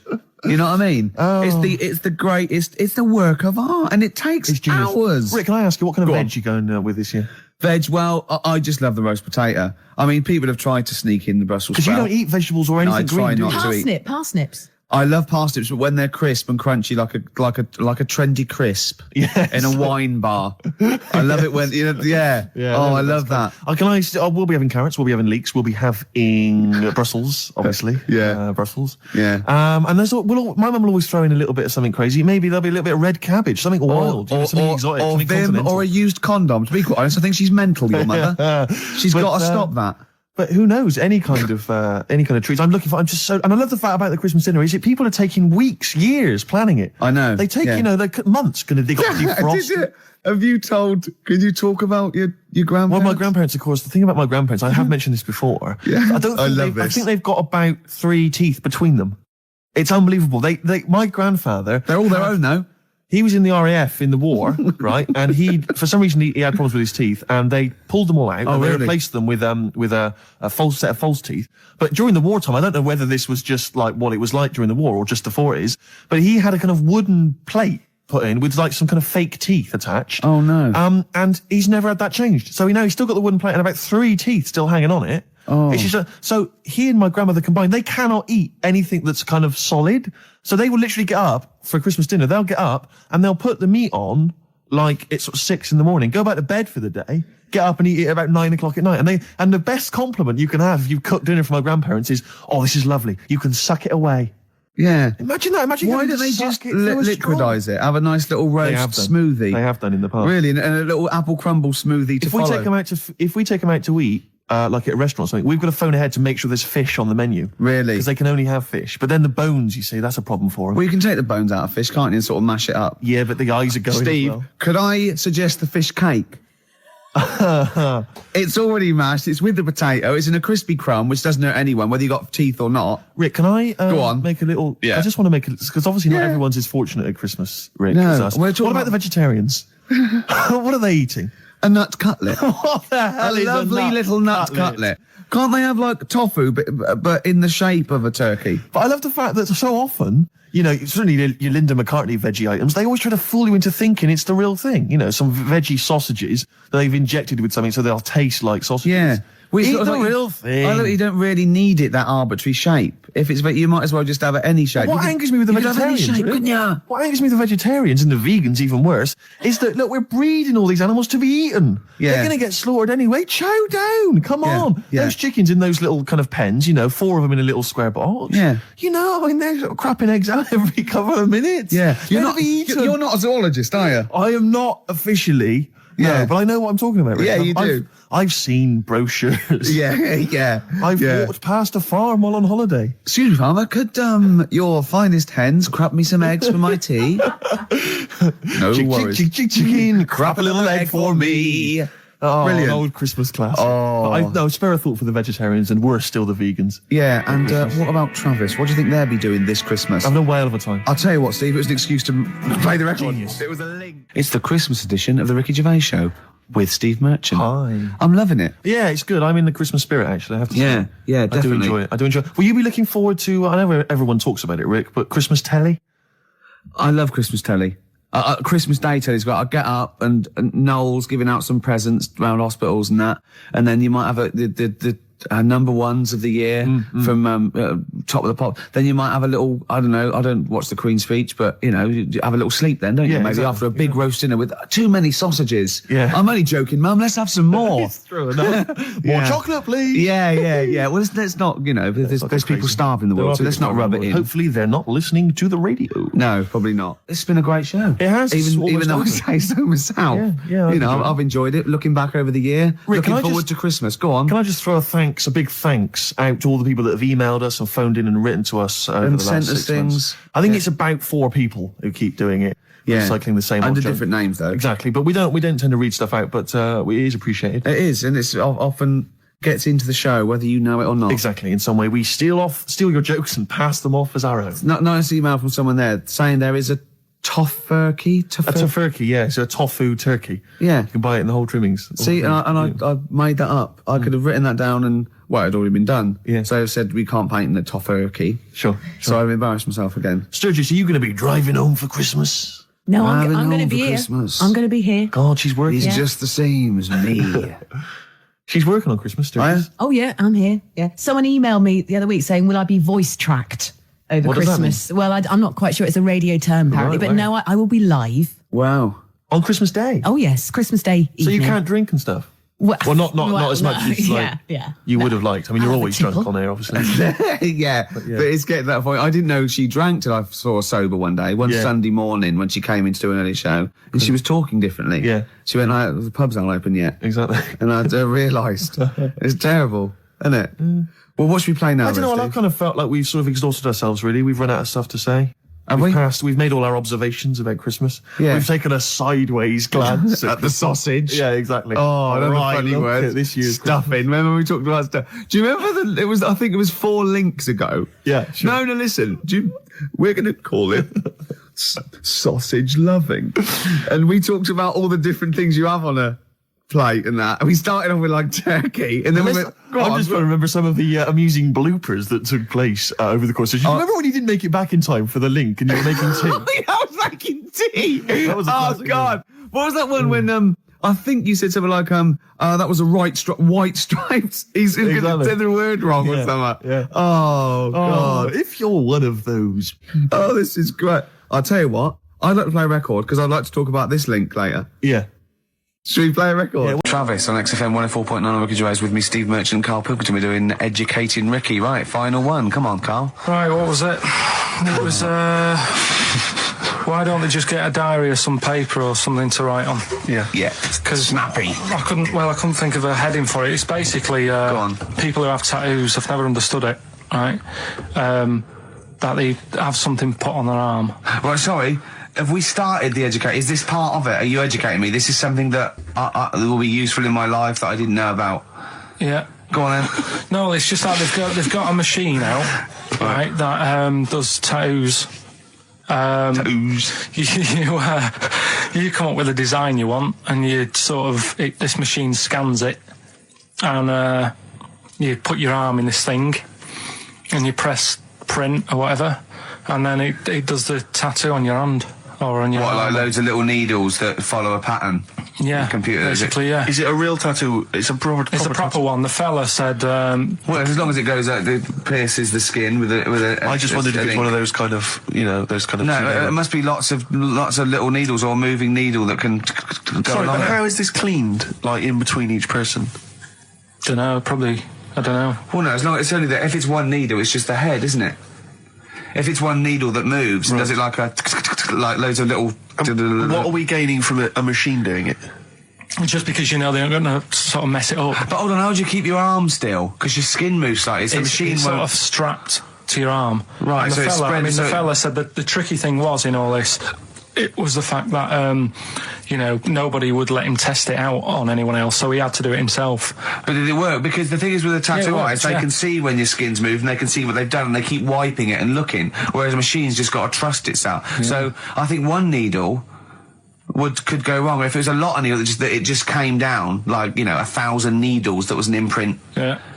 But obviously I'm asking someone who hasn't delved any further than there's a machine that can give you a tattoo. That's all you've got at the moment, isn't it? Well, yeah, basically. That's all you've got? I mean, that's what I've got, because I'm not a fan of tattoos. I don't... But where did you read this again? This was... Internet? This was on the internet, yeah, it was, yeah. Okay. And I just don't understand why people do it. That's what got me attention. Because me... Sorry, what have I learned from this? That if you wanted to get one, you can get one done by a machine now. People say machines are sort of taking over and that, and there's another one. But it's just the fact. I mean, I don't know. So give us the snappy title of this education again. Why don't they just get a diary or some paper or something to write it on?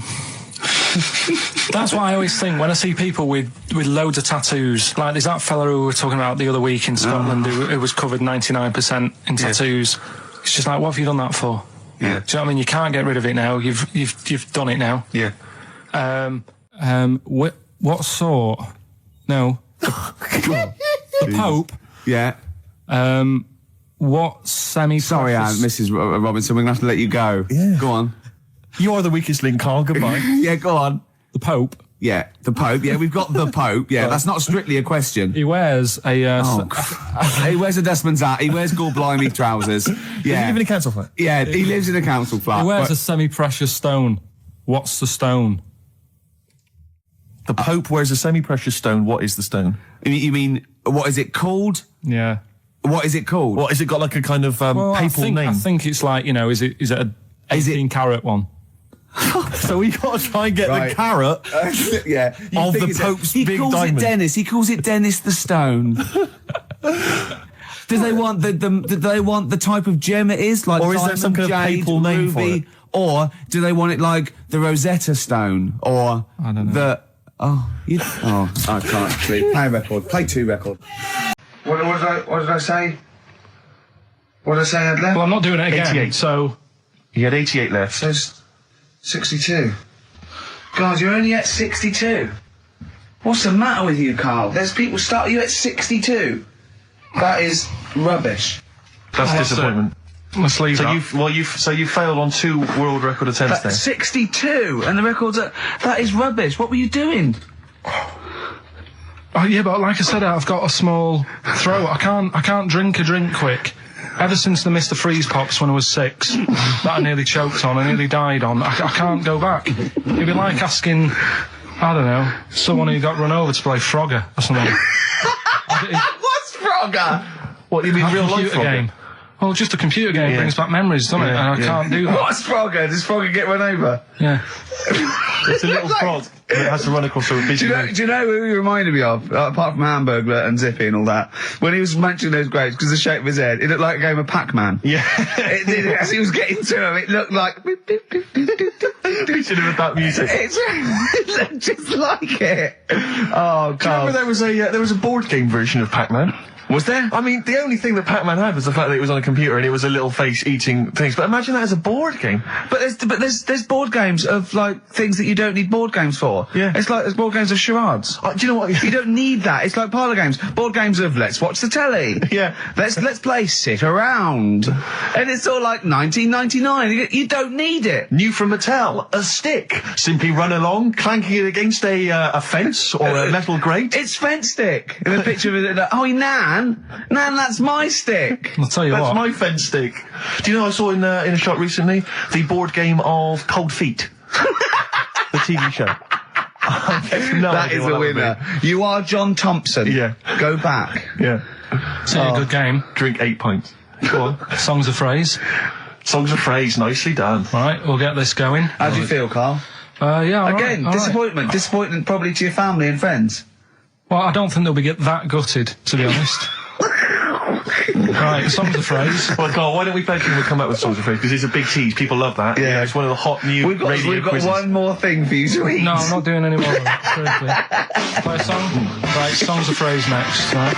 That was rubbish, that half hour. Rubbish. That's great. Roots. The Seed. XFM 104.9. I bet that is a record.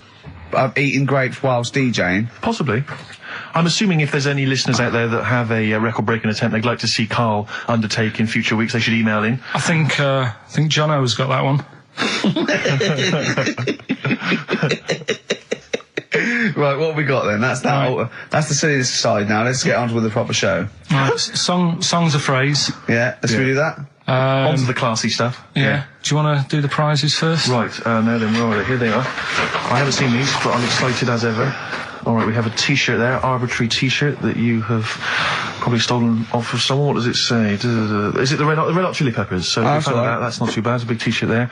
On DVD. This, should you be giving this away? This looks like it's the film Don't Say a Word. Yeah. And it's, it doesn't have all the proper packaging. It's literally the disc, the DVD disc, just loose. So enjoy that. The current album from Oasis, Heathen Chemistry, DVD, on DVD, The Life of Mammals, the complete series, the David Attenborough recent DVD, that. Walking with Cavemen, which I think is a DVD, it's currently on TV, isn't it? And, Well, there you go. Not Also bad. the X-List, which is a good new compilation, double CD compilation from XFM with loads of stuff on there, including Nerd, Snoop Doggy Dogg, Athlete, all sorts. Go on then, Carl. So not bad, actually. Simple as Nice one. Well Right, done. so, yeah, it's a phrase that's been said at some point, or said a lot on the show. We've had, like, Hairy Chinese Kid. We went back to, my mum had wind for 5 minutes and that. Today we're looking at, my neighbour had a horse in a house. Right? Yep. If you remember, we were talking about that probably about a year and a half ago now. Yeah. Yeah, of course, Right. of course we remember. They've been talking about it ever since, Carl, I imagine. Yeah. Well, So, it's famous. It's a world famous phrase. My neighbour had a horse in her house. right, so this is, this week's Songs of Phrase, and what I've done is I've got songs with those words in that make up that sentence. Yeah. You get to email in ricky.gervais@xfm.co.uk. There's 6 different songs, right? You email in with what? I don't know. would There you- is 6. Me neighbour had horse in house. Is it really that sentence? My neighbour had a horse in her house. It does work. Honestly, it works. Yeah. Okay. Don't bother explaining it. You Just ready? play it. Right, Yeah. so here's the. Here it is. We're just going to do head horse in a house. Right.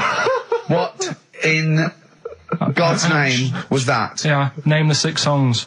Head horse in a house. Huh?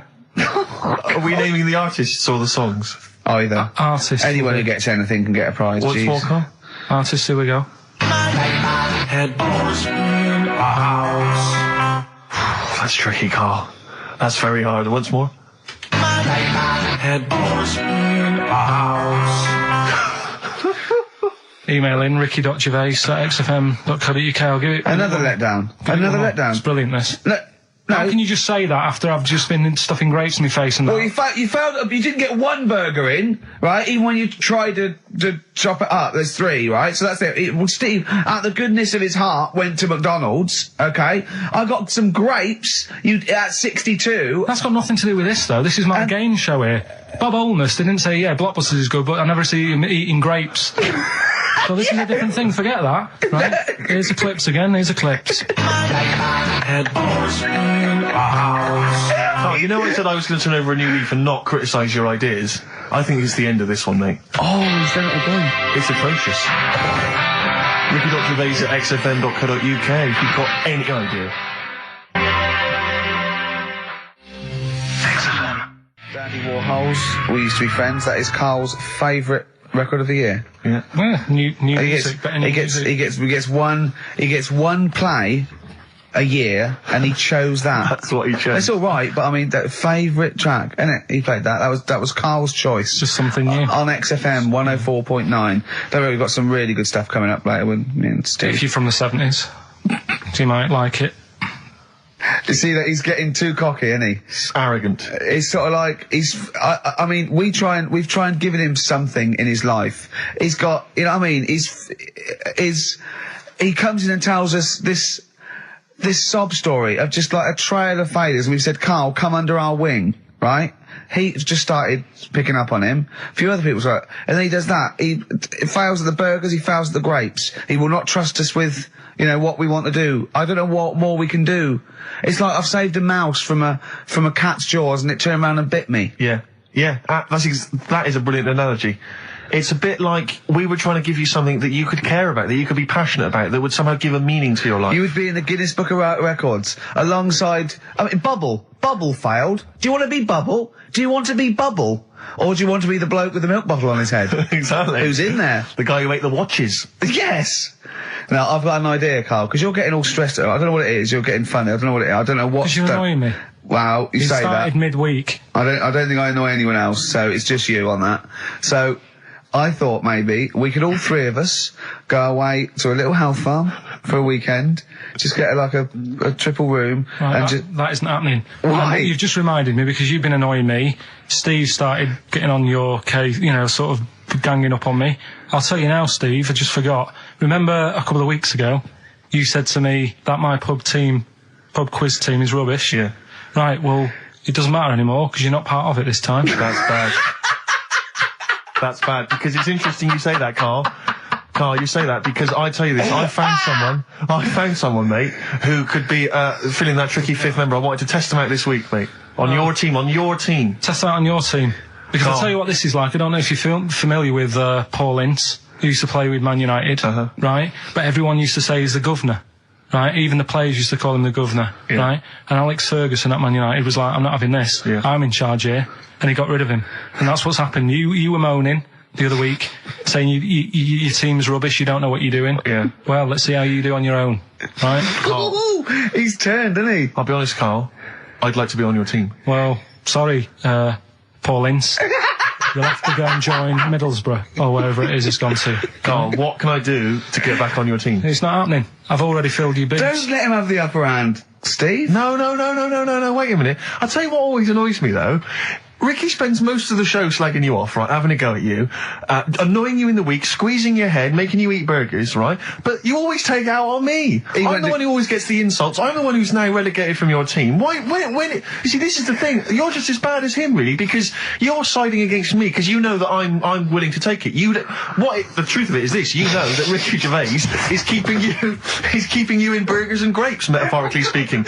He's the one that's got you in Heat magazine. I just spat all over your new Guinness Book of Records. You see? Get me a tissue. He's just squirted tea, laughing all over your Guinness Book of Records. I'm assuming I'm going to get the flak for that. No, it's because you made me laugh when I was drinking, because you went, like that, and it made me laugh, and I spat. I just think it upsets me that you never pick on Ricky. You never ever go at him, because you know he's the one who's raised your profile and made you a little bit of a celebrity. We've missed one here. Using his teeth, Raman Andiapan, right? Hustato coconut.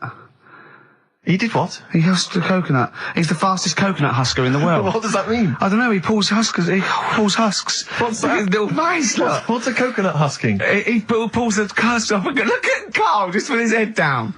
Carl, come on. What's the matter?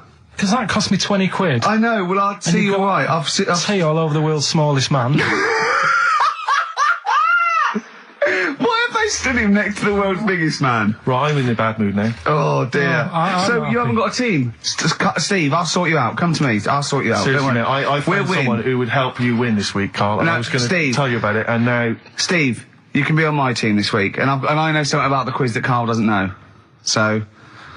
I'll tell you, I just think that it's so ungrateful. So Whatever. ungrateful. Right, songs of phrase, just give it a couple more plays. Just Yeah. email in, we'll pick a winner soon. ricky.gervais@xfm.co.uk. Well, this is rubbish this week. No one knows it because it's rubbish. Steve was right. There's 6 songs there, so if you know what they are, just That's the end of that, I think. That's the end of songs of phrase. email in. I think. We've got none there. No. That's the last week for that. That is Okay, well, rubbish. why don't you give us some monkey news? Is it monkey Yeah. news time? Come on, Monkey News. We'll play a song and we'll... No, No, do let's Monkey play a song, News. let's play a song. Oh, it's a great track. Cheer up, Carl. Is it new? Is this Waiting for an Alibi with Thin Lizzy. Oh, what year was Doesn't this have to be out? new. It's brilliant. What year was it out? Oh, Einstein wasn't new when he came up with the greatest theory ever. Oh, hold on. Hey, hold on. You're not new. You're not new. Waiting for an Alibi by Thin Lizzy on XFM 104.9. Right, okay, this is, with all the trauma in the world, I thought we'd come on a little bit, and he's just brought it right down. Little mank twat. Whinges. No, but I mean, do you know what I mean? He's had a go at you, he's thrown you off his team. I'm devastated by that. That was the one thing I was looking forward to this week. To be fair, you were looking forward to telling him you were taking over the team, so it's sort of poetic justice. It has blown up in your face, to be fair. True, I was trying to squeeze him out of his own company. You were going to try and get him out of his team. Yeah, well, it was a hostile takeover, and they clubbed together. To be honest with you, there's normally 3 regulars on his team. I got 2 of them on my side, one of which is his girlfriend. So I only had to work on him to try and get him to resign, no. and we'd have been away.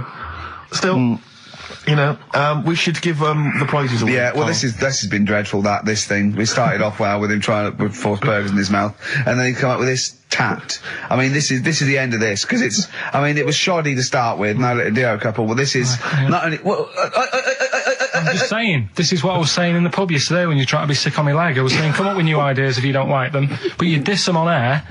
well, it's just disappointing, isn't it? And Right. What's that? I was disappointed when I was choking before. We were disappointed as well. Yeah, you didn't try. You didn't try with the grapes. You were just like Right. chewing on that. You meant to just throw them in and swallow them. Songs of phrase, it was 6 songs, it sounded like this. Boring. Right, what are they? Just give the 6 answers. songs there. We had Lionel Richie, My Destiny, for my. Tricky. Neighbour. Oh, that's XFM. Ooh. My Neighbour was Space. Neighbourhood. Had Harry Connick Jr. Had to be you. Yeah. Right. Had a neighbour had a horse. Horse from America. America, yeah. We had a horse. In In was Lisa Stansfield with Pathetic. In All the Right Places. Oh, pathetic. Did anyone get that? Did anyone get that? And no a one house got No one from got that. Animals. So that was pointless. All right. Well, the most anyone got was 3, Yeah. and so we're going to give it to Deborah, and that's Yeah. possibly Deborah and Kate. They got Right. at least 3 of those. So well done. Okay, well done. Yeah, there's prizes on the way. That's the end of that. So that's the no cheapest chimps, none of that anymore. What have you got left? You got the film to do? Let's see what you've done with the film. Hang on, I'd love to have some monkey news though. Go on then. Got any monkey news? Yeah, got some monkey news. Go on then. No, Rick, come on, cheer up. Well, it's just sort of like he moans that he's got too much time on his hands, and he comes up with that Okay. shite. Monkey news, the jingle, please. Oh, chimpanzee, that monkey news. Okay, There's excellent. been quite a lot of stuff going on. There was a few bits in that Guinness Book of Records book that cost me 20 quid. Yeah, well, that's not news, is it? They printed that probably last September. No, so that's there's one in there. new music, new monkey news from last September. You're a lord. Come on. Waster. Please, Ricky, monkey news. Right, there was this monkey in a zoo in Brazil, Right. right? And this little man monkey, little woman monkey, and You're a scientist, aren't you? Go on. and they said the people in charge were like, "Oh, wouldn't it be good if they had kids?" Brilliant. Right? So anyway, the chimps used to stand sort of, you know, they'd have their little caves each, and they used to sort of lean on the fence having a bit of a chat and stuff with each other. Right? Well, you know, gossiping, gossiping. The equivalent sort of thing. Yeah. So anyway, they were getting on a storm, and like the zookeepers were like, "Can you hear that, cheapest chimps this week?" I thought it was fascinating. Yeah, just gossiping. I understand. So what's any monkey news? I don't know. Let's tune in. What was monkey news this week? Come on. It was from last September. So they were there was, you know, stood there having a chat, and the zookeepers were like, I wonder if they're ever gonna, you know, have kids and that. Yeah. Anyway, it went on for ages, you know, this just chatting, no sort of action. Blimey. So what the zookeepers did was, they said, I know, they'll have kids. Are we letting that go? They were just chatting. Are we just letting that go? We're letting it You know go. what I mean? Just doing whatever monkeys do. Okay. Right? So the zookeepers were like, yeah, I wonder when they're gonna, you know, have some kids. Yeah. Anyway, what they decided to do, to sort of do to egg them on, Yeah. bought one of them a suit, one a wedding dress. Right. Keep going. No, I'm not having it. Shut up, Gervais. Fade him down if he's going to interrupt. I want to hear the rest of this. They got married. So they got married? Yeah, they got married. Right. What? That's the end of it. This is why I don't. Right. That's the end of monkey news. That's the end of monkey news. Don't do that again. You've got no features left. Why don't you like that? Well, it's not a story. It's about two chimps chatting, which doesn't happen. The zookeeper's going, I wonder if they're going to ever have kids. Egg them on. They got married. That's the end of the story. What are you talking about? Hang on, just calm down. Let me just check that you didn't make a mistake there and didn't lose out. What do you mean you didn't make a mistake? Wait a minute, he may have just left out a fundamental piece of information. What, the story? That would have made it into a story. Right. Let me just check the facts. So they bought them wedding outfits. They were married. Did they propose to each other, or were they just forcibly Don't married? encourage him. Just forced onto And it. then what was the outcome? Once they got married, what happened? They fell in love? Yeah. What? Whoa. It's not a marriage, Carl. Be quiet. It's not a real marriage. I don't know what you've got in your head. It's like the head of Homer Simpson. I'd go in there and there'd be a wedding reception and there'd be a couple of fights and they'd be talking about stuff. They got married. They fell in love. Did they have children? They're not back off the honeymoon yet. Play a record. You got no features left. You got one feature left and come back to film. You and the Satisfaction, new single. Yeah, XFM, quick, play it. Right, we've waited 3 weeks, we are going to play it. I don't care whether we're late. We were late in because there was news. So, play it. Which film are you in this week? Looking at Silence of the Lambs. Right, play it. Just play it. Have we got a question? Well, come No, on who with the question cares? Who after. cares? Should Carl carry on? Play it. Right, Silence of the Lambs. The bit where Jodie Foster is having a chat. Good evening, Clarice. Right. Just thought I'd come and see you. How very thoughtful. Don't mind me popping in though, do you? It's just no one else is interested in the sort of things I like talking about. People will say we're in love. Well, say what they want. Did you hear the show last week? We were talking about gay people, if they should have their own toilets or not, and stuff. That was good. Yeah, it's all right, all right. Got a good debate going. Enjoy doing the show. It's a favourite part of my week, really, just talking about weird stuff and that. Oh, Clarice, your problem is you need to get more fun out of life. I have a lot of fun in my life. You know, come and see you, and spend a lot of time on the internet looking up weird stuff. Reading something about a hairy Chinese kid. There's another thing. There's a fella who no arms and legs. He's known as a pillar man. Everything you need to find him is right there in those pages. Bizarre magazine. Yeah, I get this. The hairy Chinese kid, what annoys me is he could sort it out. He could just have a shave, couldn't he? Do you know what I mean? No, he cuts. Does he? Well, he used some like Emacs stuff. Yeah, don't be getting funny with me, just because you're in a bit of a mood, right? You know you shouldn't eat people.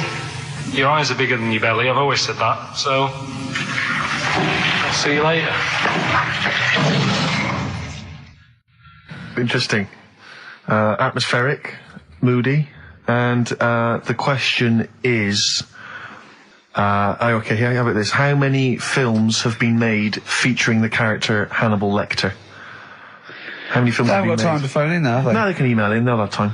Do you care? I don't care. No, exactly. Ricky.Gervais, xfm.co.uk, if you can be bothered. If you're interested in and you want a $4.99 copy on VHS of Silence of the He's Lambs. dissing that as well, Carl. Wasn't it that?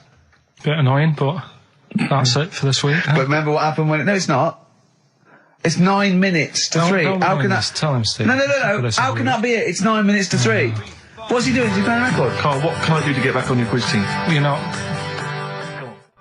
Right. Songbird Oasis, right. Send Carl a little present.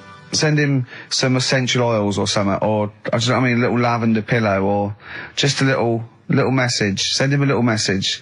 Tell him it's all worth it. He's getting all grumpy, aren't you? I just get sick of it, that's all. It's not worth going through the stress for 30 quid every Saturday. You lying little... You'd get more than 30 quid. Oh, not much more. Anyway, Steve, who's the winner? The winner is Mike McNulty. He correctly answered the fact that there were 4 films featuring Hannibal Lecter. There's a downer now, isn't there? There's a downer. I think it was you, actually. I mean, I don't know, Carl. It's not like I'm just trying to win myself a place on your team, but I actually felt that Ricky was really out of order this week. I gave him grapes. I thought Ricky was discourteous, if that's a word. I thought he was rude, aggressive, unpleasant. As one person emailed in, a dickhead. So, someone also said you were fat and talentless. I don't like those emailers who do that sort of thing, but one of them said you were really, really annoying. Well, cheers for that, but you're still not on the they didn't like what you were wearing. So, back next week. What did you say? Cheers for that. Here's one that I read in the week, right? Go on. About this woman. Yeah. She was a bit of a punk. And, to get her hair done like she wanted it. Super glue. Right, no. She got lard. Apparently it's a popular thing, you might know. Put lard on your head. Yeah. And you put it in the oven. Oh. Now, apparently the heat that you get from the oven is different from the sort of heat you get from an hairdryer.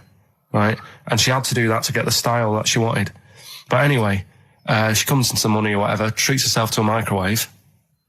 Right? It's not true. Opens the door, jams the things, like the little catch. So the microwave works. She jams it with a screwdriver or a knife or something. Yeah. Puts the microwave on, sticks her head in, boils her brain. Don't be ridiculous. Right? Well, why is that ridiculous? Boils her brain. She boiled her brain. She boiled her brain. And this is what's good about the internet. I went straight from that, and there was a subject about brains. And do you know that Russell Crowe, when he dies, he's given his brain to charity or something, some sort of some people who can do stuff with it. She gave hers to Pot Noodle. Vesta. Yeah. Oh, That's boiling the a sort of skull. Yeah. That's not true. It's not true, Carl. Just urban myths. Someone made it up. Yeah. For a laugh. They're just too convenient urban myths. Everyone's you can tell an urban myth's not true, because it's always, this happened to a mate of mine, and when you say what happened then, they go, don't know, that was it. Was it? Was that it? Was it? Someone boiled a brain and that was it. There was no more story. Well, Were there any dates, locations, times? I think it was in Belgium. There's that one, there's that one that a bloke, right, was going to get a phone call at 4:00 to find out if his business was, okay, right? And if he didn't get the phone call, he knew he was broke, destitute. So dead on 4:00, the phone didn't ring, so he went up to the roof, his office, and he jumped off to commit suicide. And as he was passing his window, the phone was ringing. Oh no. Carl, it didn't happen. Didn't happen. Think it through. Think it through. Who told that story? Who told that story? As he hit the pavement at 120 miles an hour. He's the only person who could have known that series of incidents. Also, why didn't he wait? dead. As his life's at stake, why didn't he wait till 5:00? I'm going to give it 5 minutes just in Just case. in case the lines are busy. Yeah. And what sort of bloke goes out, I'll call you at 4, okay, if your business, well, call me anyway. No. If I don't call exactly 4, then, you commit suicide. Commit suicide. I would, because if I don't call at 4, that's the end of it. Well, call me anyway. No, that's not the way I work. Why can't he just call me and tell me the other way? Well, I'm telling you how I do it. If you're bust, I don't call. Can't you just call to verify in case someone goes, well, what if it's engaged? It won't be engaged. Just commit suicide at 4, please. It didn't happen, Carl. The other one, right? A bloke, right? He's on a train station, and I'll tell you how I heard it. He's waiting for a cruise station, whatever, and he shits himself. As you do. And so he goes, oh, well, train's in 5 minutes, so he runs across to Millets and goes, quick, Levi's, 36. The bloke just puts it in a bag, he runs onto the train, he goes into the toilet, takes his, trousers and pants off. He's soiled. Yes. Throws them out of the window. I won't be needing those again. Cleans himself off, open the bags, it's a jacket. Oh. No, it didn't happen, Carl! At what point did he go into it and go, quick, Levi's 36? And the bloke went, sorry, Levi's 36, what, a pair? No, shall I wrap them? Them? It? Shall I wrap? Just wrap whatever it is. Do you want to look? No, I'm not looking when you're putting it in the bag, please. Right? 36 waist stories. Well, don't say anything. I've told you 36 Levi's. And put it in a bag and charged me for it. Yeah. I don't want to discuss it further. Yeah. There was one. There we go. There was one about a woman whose husband died, and she had him cremated. Yeah. And made like a little egg timer out of him. Mm. And she said, I did that so it can still help around the kitchen. Well, that might be true. That might be a joke. That's quite sweet. That might be true. It's a true story again. It was all. No, not again, because the ones I just told weren't. Nor is the boiling the brains in a bag curry microwave Head story true. 104.9 XFM. You alright? This is Karl, producer of Ricky Gervais and Steve Merchant. They're not about today. Ricky's on holiday. Steve couldn't be bothered. So I'm left here with all the DATs. That's a digital audio tape of all the shows they've done since they've been here over the last, I don't know, year and a half or something. So we'll play you some of the best bits. All right, so here's the first bit. That blew me away, right? That the fact that he got the name, he got the number. Spooky bit, right? I'm walking home. I called you up a couple of times and I left a message on your phone because it was just amazing. Not only was he good at magic, but his maths was brilliant. No, well, that thing adding up to 42 was like, how did he do that? I mean, we didn't even make a big deal out of that. He said that to me. He said, all Carol Vorderman's got is the maths. Do you know what I mean? Imagine him on Countdown. Yeah. He'd even know what they were going to write down. Do you know what I mean? So a bit of a wasted talent. I should see him again about that. I think it's... So I get into my flat, right? And what they do in my flat where I live, they put the post in like these little pigeonholes. Right, and I don't normally check them out. I leave it for Suzanne to do, right? Sure. But this time, for some weird reason, I thought, right, I'll check it, see if we've got any post. Open it up. There's only this. A letter for Miss Harris. Yep, there it is. Bona fide in front of us. A letter addressed to a Miss Harris. Well, does she live there? No, it's my address. She doesn't live there. Did she ever? Don't know. It doesn't matter. It's weird, isn't it? But we've never had. Normally, I think there was a guy who lived there called Yaki Shoki. Mr. 42. It was definitely wasn't an Harris, right? This is the first time we've had a letter for this woman. Yes. Right. But what are you claiming? Because Darren Brown himself admits that it is not paranormal, it is not supernatural, it is a trick. It's a trick. Is it? But he would say that, wouldn't he? Hitler said that. Play a record. Well, can we open this? No! It's illegal! No, but I'm thinking if it's a birthday card for someone's like 42nd birthday. Right. You can't open that letter. Go and put it back or put you cannot open that letter. Why not? You can't open someone else's mail because you think Darren Brown's supernatural. What if we steamed it open and then resealed it? No one would know. It's only a letter. You can't, you can, but I don't want any part of it. Carl, I think you should open it. No, you open it. I'm not opening it. It's against the law. You should open it then. We won't open it then. They won't send you to prison. Forget it. You'll get off. Cure? Yeah. Bit of cure? There's no cure, no. I'm tempted to open it. Well, Do you want to, Steve? There you go. No, I'm not going to open it, but I think you should, definitely. 6 Different Ways by The Cure from the album The Head on the Door. We've enjoyed that. The head on the door, Carl. Ooh, bit of a coincidence. Spooky, isn't it? It was only 4 weeks ago you were talking about a head and a door. Exactly. Has the door got a number on it? It's 42. Oh, dear. So we're not opening it? No. Well, I can't open it because as the producer, right? Oh, yeah, because your standing in society is such that they'd make a real example of you, Yeah. a producer of a tin pot radio show once a week. Yeah, he should know better. He can press buttons and talk at the same time. Sending down. But they wouldn't try you in an adult court. You would Carl. get It away. wouldn't be You would allowed. get away with it. Just they'd hear you speaking for a little while, and the judge would end up squeezing your head and letting you off. It'd be like those people who train monkeys to break in. Do you remember down in South London? We talked about it in the past, and they were going around robbing stuff, Hackney. and they trained them to do it. Yeah, think so they I did think this in time, those I don't think those monkeys would have got in trouble. It would have been the keepers. So, I think XFM would probably take the rap. Will you open it? No, I can't be seen to open it. No, he's I'm a an writer award-winner. director. Exactly. So am I. I can't be seen to open I'll it. give it here then. Right, I'm having no part of this. That's against the law, but Right, I'm having no part of it. open it. Come on, you've started now.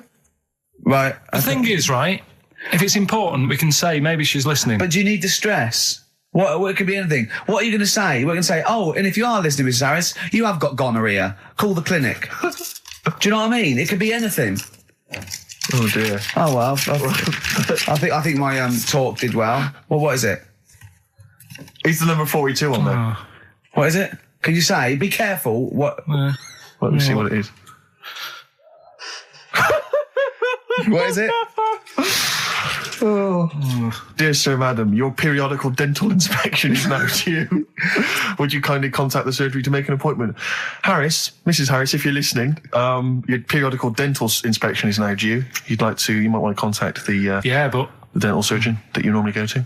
she could have a faulty tooth. 42. 42. 42. I don't believe it. 42. 42. Oh my God. God, that Darren's good. isn't he? Darren Brown's good, isn't it? Oh dear. Steve Merchant, Karl Pilkington. Well, look at him yawning. How rude is that? Carl, what's wrong with you, man? Have you been up late? A little bit. Girlfriend was away, wasn't she, yesterday? Yeah, I always have a problem with that. I always have, because you don't go to bed, do you, early? Do you know what I mean? You sort of think, I just always find that thing that if, you're used to living with someone, Yeah. one of you will go, let's go to bed, then you'll go, all right. But when you're on your own, you go, You just forget to go to bed. I just stay up. Okay, stop eating now, Carl. You've ate all the food. That's just a plate. All right. Okay. Yeah. No, I stayed up and watched, there was a thing on about Dracula, Right. What, Dracula? and I found a flaw in it. Go on. Not the fact that he's the living dead and No. and drinks blood to stay alive and he doesn't reflect And he can in turn into a mirrors. bat. Well, And you can go on. the mirror thing, you can't look in mirrors, can he? Well, he can look in mirrors, but he can't see himself in a mirror. Yeah. That still doesn't work. Go Okay, on. go on. It doesn't work at all, Carl. It doesn't work. Go anyway. on. Well, Centre parting's always really neat. His centre parting's always... how does he do it if he can't look in the mirror? Blood on the floor or something it was called. Rubbish. I love the flaw in the Dracula film is that his centre parting's too neat. How did he do it without a mirror? Oh. Was it a documentary about Dracula? No, Yeah, there was the real it's Dracula. The real called- Dracula. Bit. Yeah, the real Dracula, the It's true just a film. It had blood on the floor or something. It's called. Yeah. It's rubbish. We had a little lunch yesterday. XFM 104.9, Ricky Gervais, Steve Merchant, Karl Pilkington, not here. It's the best of. You've been voting in all week, sending your emails. So here's the clips that you wanted. Another holiday. Well, it wasn't holiday. Wasn't holiday. Well, it was. You had 5 days off work. Why isn't it holiday? You had 5 days not working for a living. You know how many days holiday gets a year now? 29. Oh, that's more than teachers, isn't It it? makes me sick. It makes me sick. Well, I know the kind of hours you work, Rick. It's mad. I mean, if you're not in work by midday, you're furious. No, but I mean, I'm always... 29's normal for the normal working person. Yeah, but, And anyway, it wasn't a proper holiday. I went to see my mum and dad. It's nice to see them and everything, but it's not holiday, is it? Why? It's not going away. It's not getting on a plane, is it? Going away. Oh, is that definitely a holiday? What happened before 1950? I don't know. People used to go. Yeah, exactly. People used to go to Blackpool or Brighton. That was holiday. Yeah, but I didn't Where did you go? Went to Wales. There you go. Lovely holiday. Lovely holiday. Have a holiday in Wales. That's what they say, innit? Come to Wales and have a holiday. That's what they say, innit? But so come to Wales and meet your parents. Come to Wales and have a lovely holiday. Right. Well, anyway, it was good and that. It's always good to see him. Right? Yeah. But week off work. Do you know, like my mum likes gnomes and stuff. Yeah. Right. Of course she does. She's lived with one for 30 years. She said, get your dad to take us to this park where they've got 6-foot gnomes and stuff. Right. Have a walk about. Sounds like a nightmare. Yeah. Sounds like a living nightmare. Keep an eye on Carl. So anyway, he stood still for 2 minutes. Someone bought him. No. You can't buy them and that. It's like a little exhibition thing, yeah. Right? And it's part of a hall, right? This big hall that you have to pay to get in. But we didn't want to see the hall. I just wanted to see the gnomes. Of course you did, yeah. So anyway, my dad says, yeah, well, we can get in there for free. Of course he did. Clever. Right? So we parked up on this little country lane, right? No one about. We How much down, was it to go in? Like £2? About £3 each. Yeah. But he said, well, yeah, but if you don't have to pay, do you know what I mean? You enjoy it even more, don't you, when you're walking about and you think, I've got this £3 in my pocket, no one's having it. Yeah. Right? No, looking over shoulder for a bloke with a peak hat saying, can I see your ticket, please? I wouldn't enjoy it more, no. Go on. Yeah, but you don't worry about it, do you? You got a bit of money now then, Rick. You've changed. So anyway, so we had to walk across about 4 fields. For £3. Right. And what happened was, we're walking through all these fields and what have you, big grass and muddy bits and all that, 'cause it'd been raining, and climbing over fences and stuff. And we're in this field, right? And I look to my right, and there's about 30 cows all staring at us, right? And Suzanne started to panic a bit. She said, we shouldn't be here. Dad says, of course we can. We're allowed to go wherever we want. All this land, it's ramblers' rights and all that stuff. Yeah. And take a cow if you want, unattended. Serves him right for leaving him in the field unattended. I'm having one. Yeah. And keep us fed for a week. Anyway, these cows start surrounding us. Surrounding us. Oh, brilliant. Oh, no. Face off. And Suzanne's panicking, going, this isn't right. We're not going to make it to the fence in time. They're moving faster than us, and they started sort of running a bit. Wow. And it's like some kind of bovine West Side Story. A gang of cows coming at you. Don't worry about it and stuff. But my dad had to sort of stand there and wave a stick at him. Of course. And we got away, but Suzanne was having a bit of a sweat on. Got away. Saying, we could have got killed. Sure. And my dad saying, nah, it never happens. And I just wondered if it does, if there's a risk of... Yeah, it is rare, but there's been a couple of cases of being trampled by cows. They're not aggressive. They sort of run through you. Well, they're aggressive if they've got a calf. They don't have kids. What? You had kids with them. Kids, yeah. That's goats you're thinking of. Yeah. Maybe they were trying to sneak into the gnome thing, and they were worried that if too many people did it, they thought some cows, we can just sneak in. Where cows, no one's expecting cows. And the cows were going, walk upright like you're a human. Don't walk upright. They thought you'd blow their cover. Yeah. People have been killed by cows before. Yeah, that was like the highlight, and then... So when you arrived there, you were presumably covered in mud, looking like something that had just come from Glastonbury, staggering around this exhibition. It wasn't that bad. It was just like a woods, and it had a funny sort of funeral, like a graveyard thing. Right. Yeah. With bodies sort of hanging out the ground and that, and we had these 6-foot gnomes. Right. And then we just set off again, walked back. But sure this wasn't a dream? No, it was good. It was good. And I think we should go straight into it, Carl. I think we should do the competition. There's Carl in the corner. It seems a little premature. Do you reckon? Yeah, I think so. It's so good. We should tease it out. Well, it's a big thing. It's just that I've got absolutely nothing to say. Sure. I haven't really... Well, I mean, often I know you all have spoken to Carl in the week. This week, for some reason, I've been speaking to him. Oh, right. I spoke briefly to him about Michael Jackson and the documentary. Yeah. Now, of course, I thought that was extraordinary. Amazing. And I asked Carl's piece opinion. Of work. Yeah. And he didn't mention to me the fact that Michael Jackson likes to climb up in trees. No. He didn't mention anything about his bizarre relationship with children. He didn't mention anything about his obsessive billionaire spending sprees. Right. He didn't mention anything about the mannequins he has in his thing, or the fact that he drives around his sort of 7 hotel suites in Las Vegas in a little kind of old people's scooter. The only thing of note for Karl was he said to me, "Did you notice how big his hands are?" I'll tell you what, though, I did. What? How you look at the man's got like a face that he's had reconstructed. Well, I can't even say that. It's libelous. Yeah, but, no, he hasn't. He's got an old He's had two nose jobs. Yeah, and you're looking at his hands. But I think it's because you look at him and he looks a bit like there's a bit of androgyny there, but it's sort of like it is quite a petite sort of old lady's face in a way, but then you see these labourers' hands come out. That's always the way with a tranny, isn't it? You know what I mean? Well, you can't accuse him of being a tranny. No, he's not. No, he's not. What are you saying? No, I know he's got enough issues. Now you're accusing him of being a tranny. I like him. I thought he came out that brilliant. I thought it was really. I really felt sorry for him. No, I think he cleared up a few things as far as I'm concerned. I thought it was a fascinating piece of work, but I did like the shopping spree. That was great. Extraordinary, because he's just got going around just pointing. I know it was bad taste, wasn't it? It was like one of those bizarre shops. Yeah. You know what I mean? There's anything, sort of a gift shop, but they're trying to make it look like Ming. But if it's sprayed gold. If he'd been living in a trailer park, he'd have been ordering, one of those porcelain dolls dressed like a Harley Davidson bike rider, or an Elvis commemorative plate. It was the kind of billionaire equivalent of that. But the hands were a giveaway. It's the same as those sort of transvestites. It's like what's it about his hands? When you get like a cab driver or something, right, and he decides to turn transvestite about 60, and he goes on Kilroy.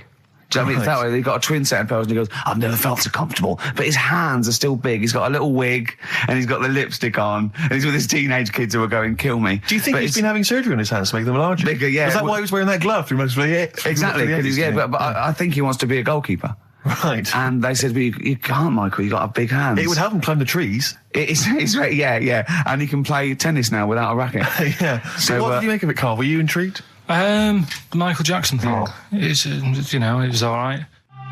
The Brilliant Blur, Out of Time on XFM 104.9. Right, Carl's been taking phone calls for these clues. Right, and so everyone's been saying the same thing for the last one. He's been going, no, and I'm worried. I'm always worried. FD. I just overheard him on a call there going, what have I been saying? Oh, no, it's FP. Dickhead. Right, give me the clues out. It's a rollover. Right, tell people, we're really sorry to anyone who would have got that right. Okay, right, do the clues quickly. Tell them it'll be a rollover, so we have to do 3 new ones. Do you not write these down, Karl? I don't write the answers down in case Ricky looks over the thing and sees the answer. Why would I cheat? I'd rather you do something right with your life. Right, well, the clues were, I've got 3 other jumpers like this one. Yeah. That was FT. Yeah. They got that, 4 tops. Yeah, that's all right. Good, well done. That bunch of people can't make up their minds if they want to sit in the sun or not. That was C, they were getting that. That was charlatans. Charlatan, right? A bunch of them, charlatans, right? What? What's Charlie? No, it's like, shall I go out? Shall we? Charlatans. They got it, right? Where I went wrong with this one, the Jamaican fella, he had to have some aspirin. Why? It's my fault. I'm not cutting. There's no point passing the buck or anything. I said FD. A lot of people were saying Fred Durst, like forehead hurts, which is a good one. Yeah, which would have been as good as any of yours. But I made an error, so we'll roll it over. No. What is the answer? What is the answer? Jamaican fella, what? Add some aspirin. Why do that? What's the thing? FP. It was Frida Payne. Frida Payne. Frida Payne. That's awful. Karl, you've got to write these down next week. I'm sorry, you're the producer. I know, but I've had a busy week, haven't I? That's not an excuse. That isn't an excuse. Our excuse is we don't care.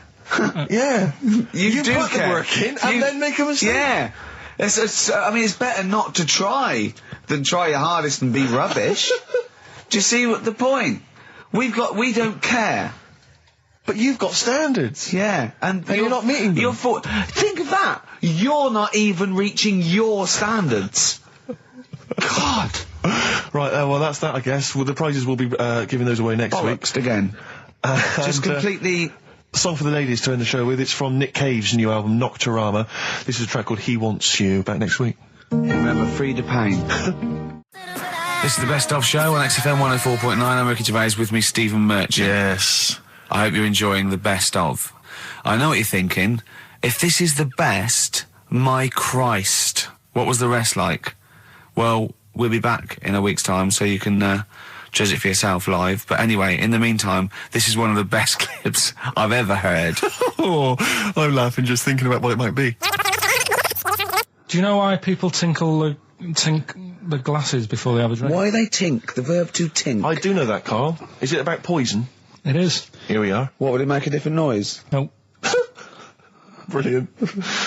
Go on, explain Why? it. You explain it, Steve. No, don't, Steve. You explain it, Carl. Go on. Oh, I've started, so I'll finish. Go on, Carl. Explain why they tink the glasses. Ages ago, Yeah. only people with money had drinking or something. That's like one of my film reviews. Years ago. Welcome to History Now. Now, ages ago, only people with money had drinking or something. Keep going, Carl. Keep going. Like spirit and stuff. So they'd it's like businessmen with money. It's easy for you to say. This is getting to be cruel, isn't it? This is amazing. Yeah, go on. Why Go did you on. open your mouth, Carl? What were you hoping was the best that could happen? Because you were trying to make me look stupid before with the planet, so I'm not... Whereas you know... Yeah, go on, no, come on. Businessmen with money have got to drink and ching. Okay, so then with all the drinks... So they'd nip round to have a chat about whatever they're earning money with. And they'd say, right, do you want a drink then? And they'd go, oh yeah, that'd be alright. So rather than just pouring it out of a bottle into a glass and saying, there you go, it could be going, hang on a minute, it could be poisoning me ear and trying to nip my business idea. Yeah. So what they'd do, it sort of pour a bit of his drink into the other person's glass and you get that tink noise. And that's like cheers, you know. No, Carl, I've just a slight amendment there. I think what it was you're absolutely right that they would then test each other's drinks to show that it wasn't poison. But over the years, that was reduced to just chinking the glasses by way of saying, let's not actually bother going through the whole rigmarole. They just did the chinking of the glasses. Yeah, as a symbolic way of saying it. Yeah, that's good. It was exhausting though, wasn't it? I know. Was it worth it, do you think? Well, I like that, because people carry that with them now. When they do that, they'll think, oh, that bloke's definitely not trying to poison me. Yeah. So the horrible thing is that now, when I do the glasses, I can laugh and go, they don't know I've poisoned them. Exactly. You should always do the pouring back and forth. It's a shortcut, it's a slippery slope. You know, just be careful. Karl Pilkington in the chair. They've just counted how many fish are in the sea. No, they haven't. They've just done a census. A census. What, a fish? Yeah, some fellas have gone in the sea and they've got to work out. There's about... This is Spratt. Is this your son? No, he's a lodger. Okay, well, let's mark him down. That's 2. Oh, I've lost count. 6 million, 4 and... Oh, darn. So how many are there? About... There's a lot. There's... Oh. Well, there are more species of fish than bird, mammal and reptile put together. Can I ask a question? That's on my DVD of animals. That's still available in the shops. Probably find that online. You'll get that slightly cheaper. $15.99. What? Go on, ask me a question. Features of Ask me a which question. includes Karl Pilkington's also on the DVD. Yeah. That's a perfect Christmas gift. Yeah. Long and Winding Road. I love that, but I don't like the way McCartney sings here. There's just one, he goes, you leave me waiting here. Well, he's always got that slightly affected But it sounds style, like doesn't it? Richard Burton or something, here. Yeah. But it's only one that does it, but I don't know why. I just think he likes it or wants to go back and change it. Maybe it's like... But having said that, you know, I'm not taking away from the Beatles, one of the best bands ever. Well, yeah, good luck to Brilliant songwriters. Oh, yeah, they do well. Yeah. We've had a lot of emails, Carl. I don't want to sort of put a dampener on your Christmas, but a lot of people have been slagging off Lanzarote. One of them just said, well, one of them just, I don't know if I can find It is Canaria, isn't it? It's Gran... It is one of the Canaries, isn't it? It's a volcanic island covered in volcanic dust. It's very windy, so you have to dig a hole to sit in on the beach, and there's hardly anything to do. That's from Mike Godham, he says, unless you like quad biking. Well, you know, you've seen what happened to... No, don't go quad biking. Not with your little head. There's no protection at all, is there? I don't know what you're thinking. I don't know. At least Rick Mann and Ozzy had lots of hair. Yours would be like Humpty Dumpty. It would crack like a little egg. And then we'd seen, there's no kings or king's horses. So, yeah, well, they couldn't do the job anyway. No, shouldn't really send them. They're not really qualified. Horses not equipped to put back a medical man like Neil Fox in. Yes. To mend but not eggs. some kind of military horse. I bet he's had egg on his face a few times, hasn't he? What, Foxy? Yeah. Most of the series are Pop Idol. Right, Karl.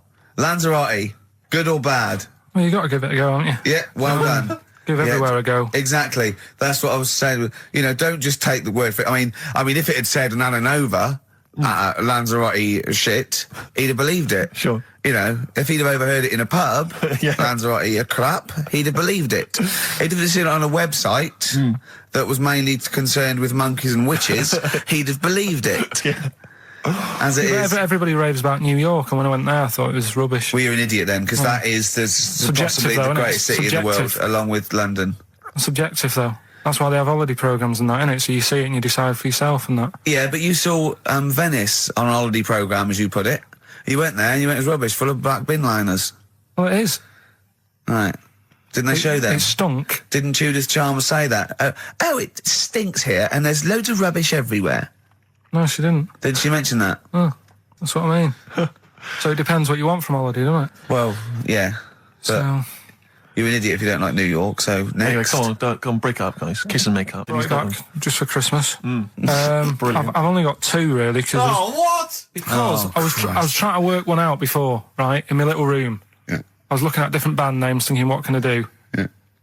Couldn't concentrate, because Ricky was in there, trying to spray deodorant all over the place. Right?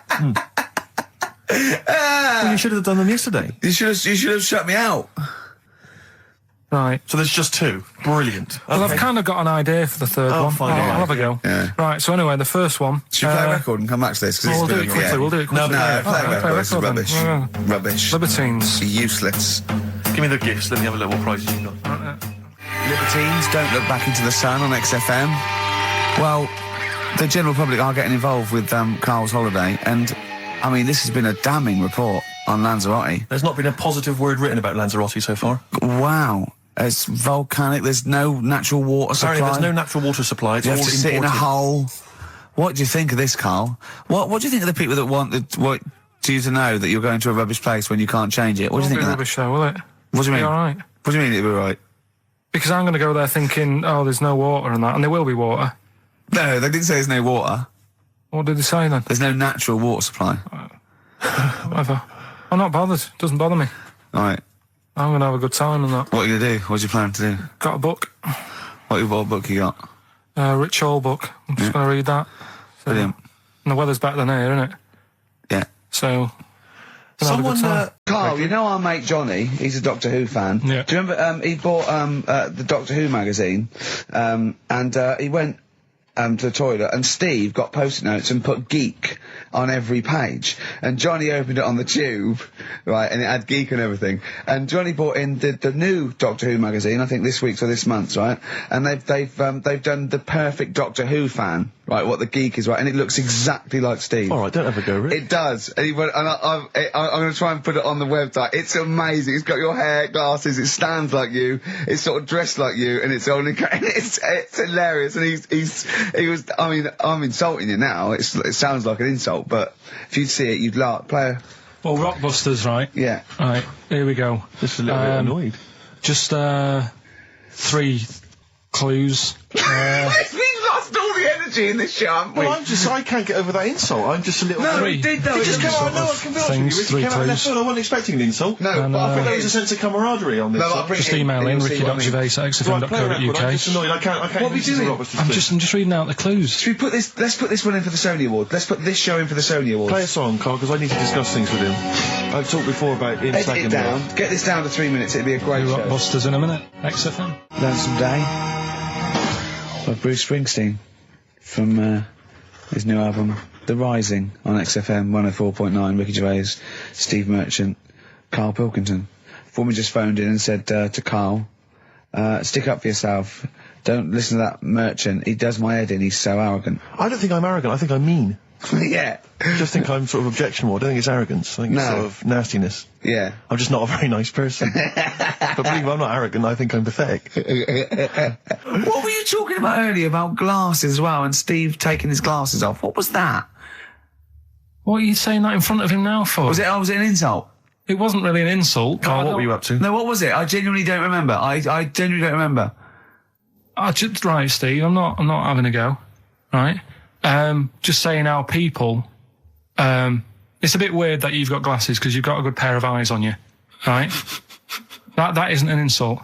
What were you talking about, though? What was it? Why did it was the fact that people who wear glasses always look a bit weird without them on. It's like, you know, they should wear glasses. Okay. Why did we get round to this? What was we talking about? What were we talking about? I don't know. I don't know. I don't know what that was. It sounds like an insult, even it wasn't intended as one. It wasn't. It sounds like an insult, Carl. It does, yeah. No, it wasn't. I should be allowed to punch you every time you insult me now. No, but I'm not I'm having a doing go. it. I'm going to give you a dead arm. Look, Steve, It sounds it's like you. an insult. You And always even if it wasn't, you intended it to be one. What you... Oh, that was real. Play record. Yeah, but It's mad. Every time you insult me from That's now on. mad. Oh, is this the Cardigans? Great. Brilliant. I didn't even say anything. It makes me feel better. I can enjoy the rest of the show. Yeah. Before we carry on with anything, I should just tell you, we're on the subject of emails. There's one emailer we're always looking forward to hearing from. Dickers! Richie Anderson! Dicky Docky Doo! Richard Anderson, thanks for emailing. He's my biggest fan. He's now. one of the biggest he fans. Absolutely loves me. But not afraid to offer some constructive criticism. Go on, That's the what's he great said? thing about Dickie. And from Anders this week, he says, Ricky, I'm lazy, I talk nonsense, I'm badly organised, and I believe in ghosts. Can I have a job working on your show?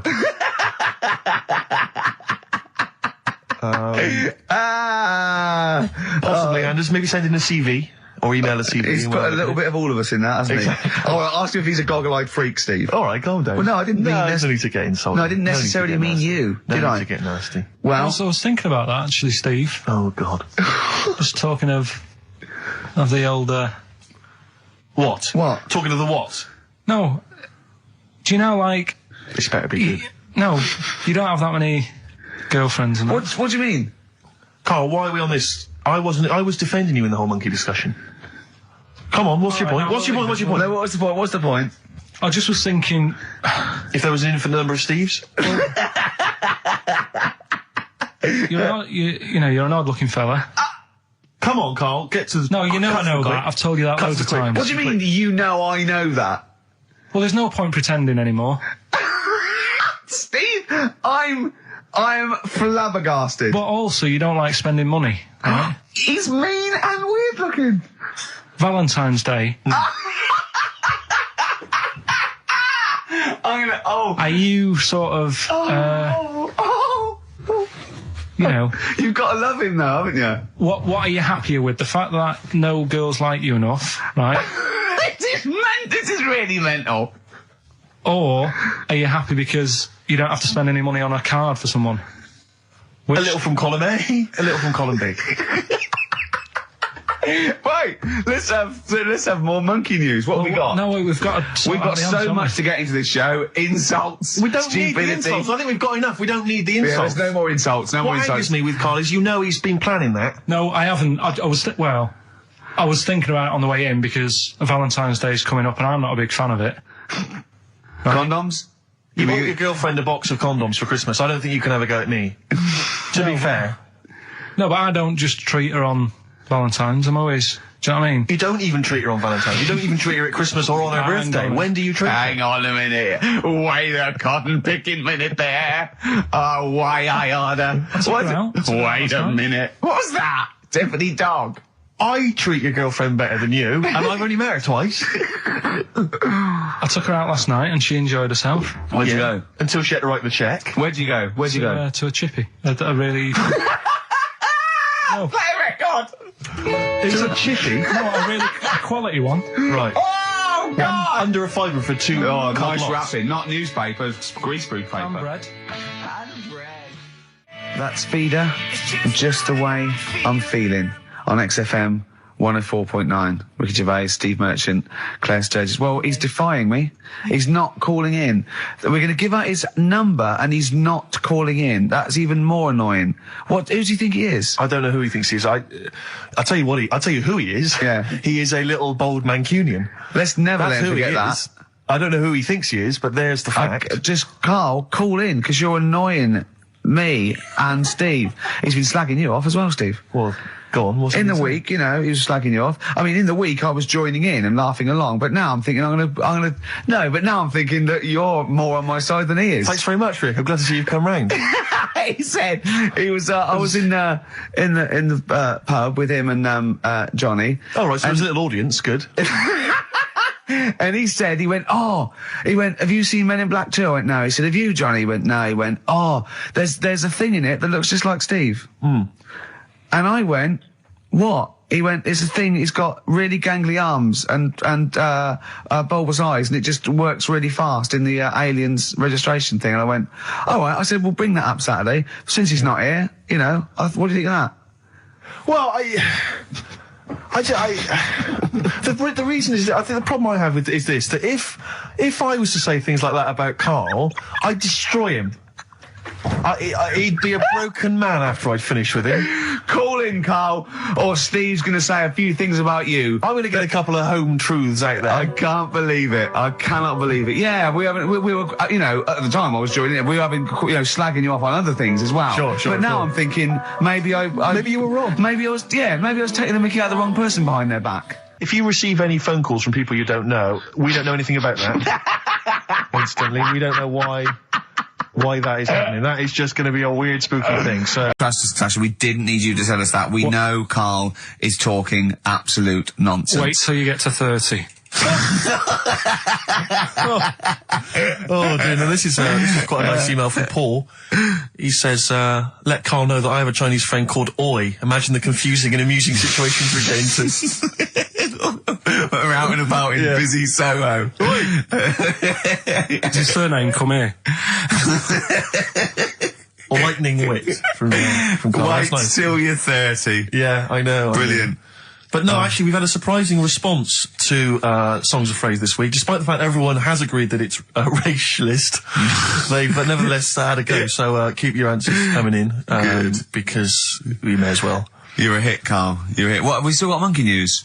Yeah, that's still coming up. Yeah. Later on. We're not doing Cheeky Freak of the Week anymore. We're not. No. No. Don't want to upset people on that. Sure. But there is a good freaky programme on this week. Go on. I think it's on Channel 4. Yeah. A woman with a big head on it. No, I think it's BBC Two. Is it? Yeah. Alright, well, unless there's two on, because that would be a great week for you, wouldn't it? Brilliant. Won't be coming out. Is that the one when you said, go on, say right, say what you said when you saw it. The woman with the head. Yeah. Just said it looks like a cartoon. I just think That's so mean. I don't want to discuss that. No, it's not mean. It is mean, Karl. Again, Steve, if we were in a restaurant and I'm arranging to meet her, and I said to the guy on the door, I'm meeting, you know, Lisa, or whatever her name is, yeah? Right. What does he look like? Well, looks like a cartoon. I'll be over there. Do you know what I mean? I don't think he'll get mixed up. What would you say about me and Steve again? If you were meeting us? No, it just starts getting nasty, doesn't it? I'm meeting Karl Pilkington. We're very busy. What does he look like? He looks like Charlie Brown grew up. He's got a complete little round bald head, and he's got a gormless look on his face. He's over there, mate. Yeah. All right, that's starting the ball rolling for you, Karl. I love that it's okay to say what you like about people. If you go, yeah, but if I was looking for her in a restaurant, I know, but yeah. And why have you arranged to go on a date with this woman? Be a good night out. For her or for you?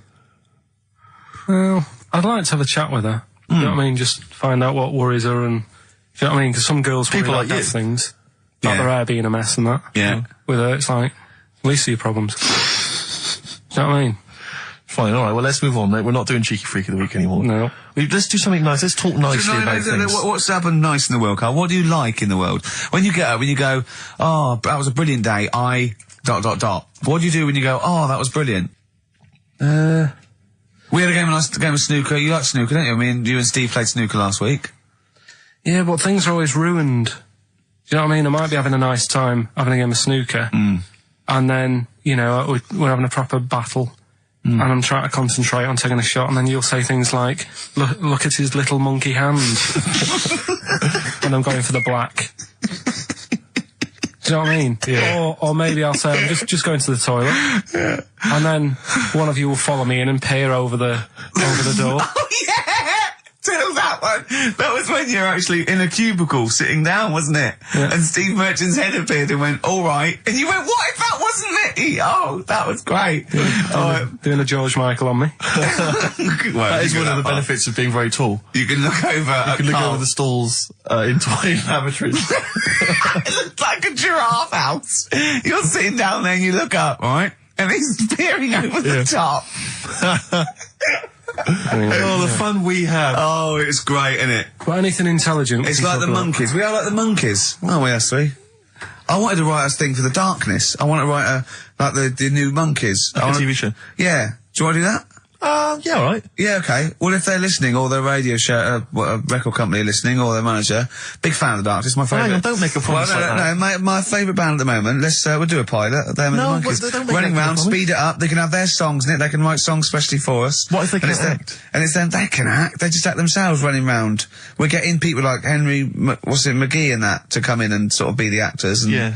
you know, all those posh actors that appear in Ali G and that. It sounds like a lot of hard work. Yeah? Yeah. Okay, forget it. Knock it on the head. Yeah, Graham. And it was all a con, so Carl could get Mondays off. Poor Graham, the station's struggling enough as it is. Yeah. It's like running around like a headless chicken. Yeah. No one's listening. That's why I don't bother talking on a record then, because there's no loss to London. Sure. Right? It's pointless, this show. We don't do it for the money. We don't do it for the kudos. I don't know why we do it. No. Is there anything on telly at this time? I'm going to have to lie in. I know. But it's all a ruse to get Mondays. He's got Mondays off now because he has to do the show 2 hours, right? And he's still getting paid, and it's all a con because he knows that he's holding him over a barrel, and it's like, we've got to keep Carl happy. Right? I had Mondays and Tuesdays off before Duncan got involved. No, but you know what I mean, though? And it's like, poor Graham, who's the MD, in charge of the thing, probably pulling his hair out, worrying about the station, right?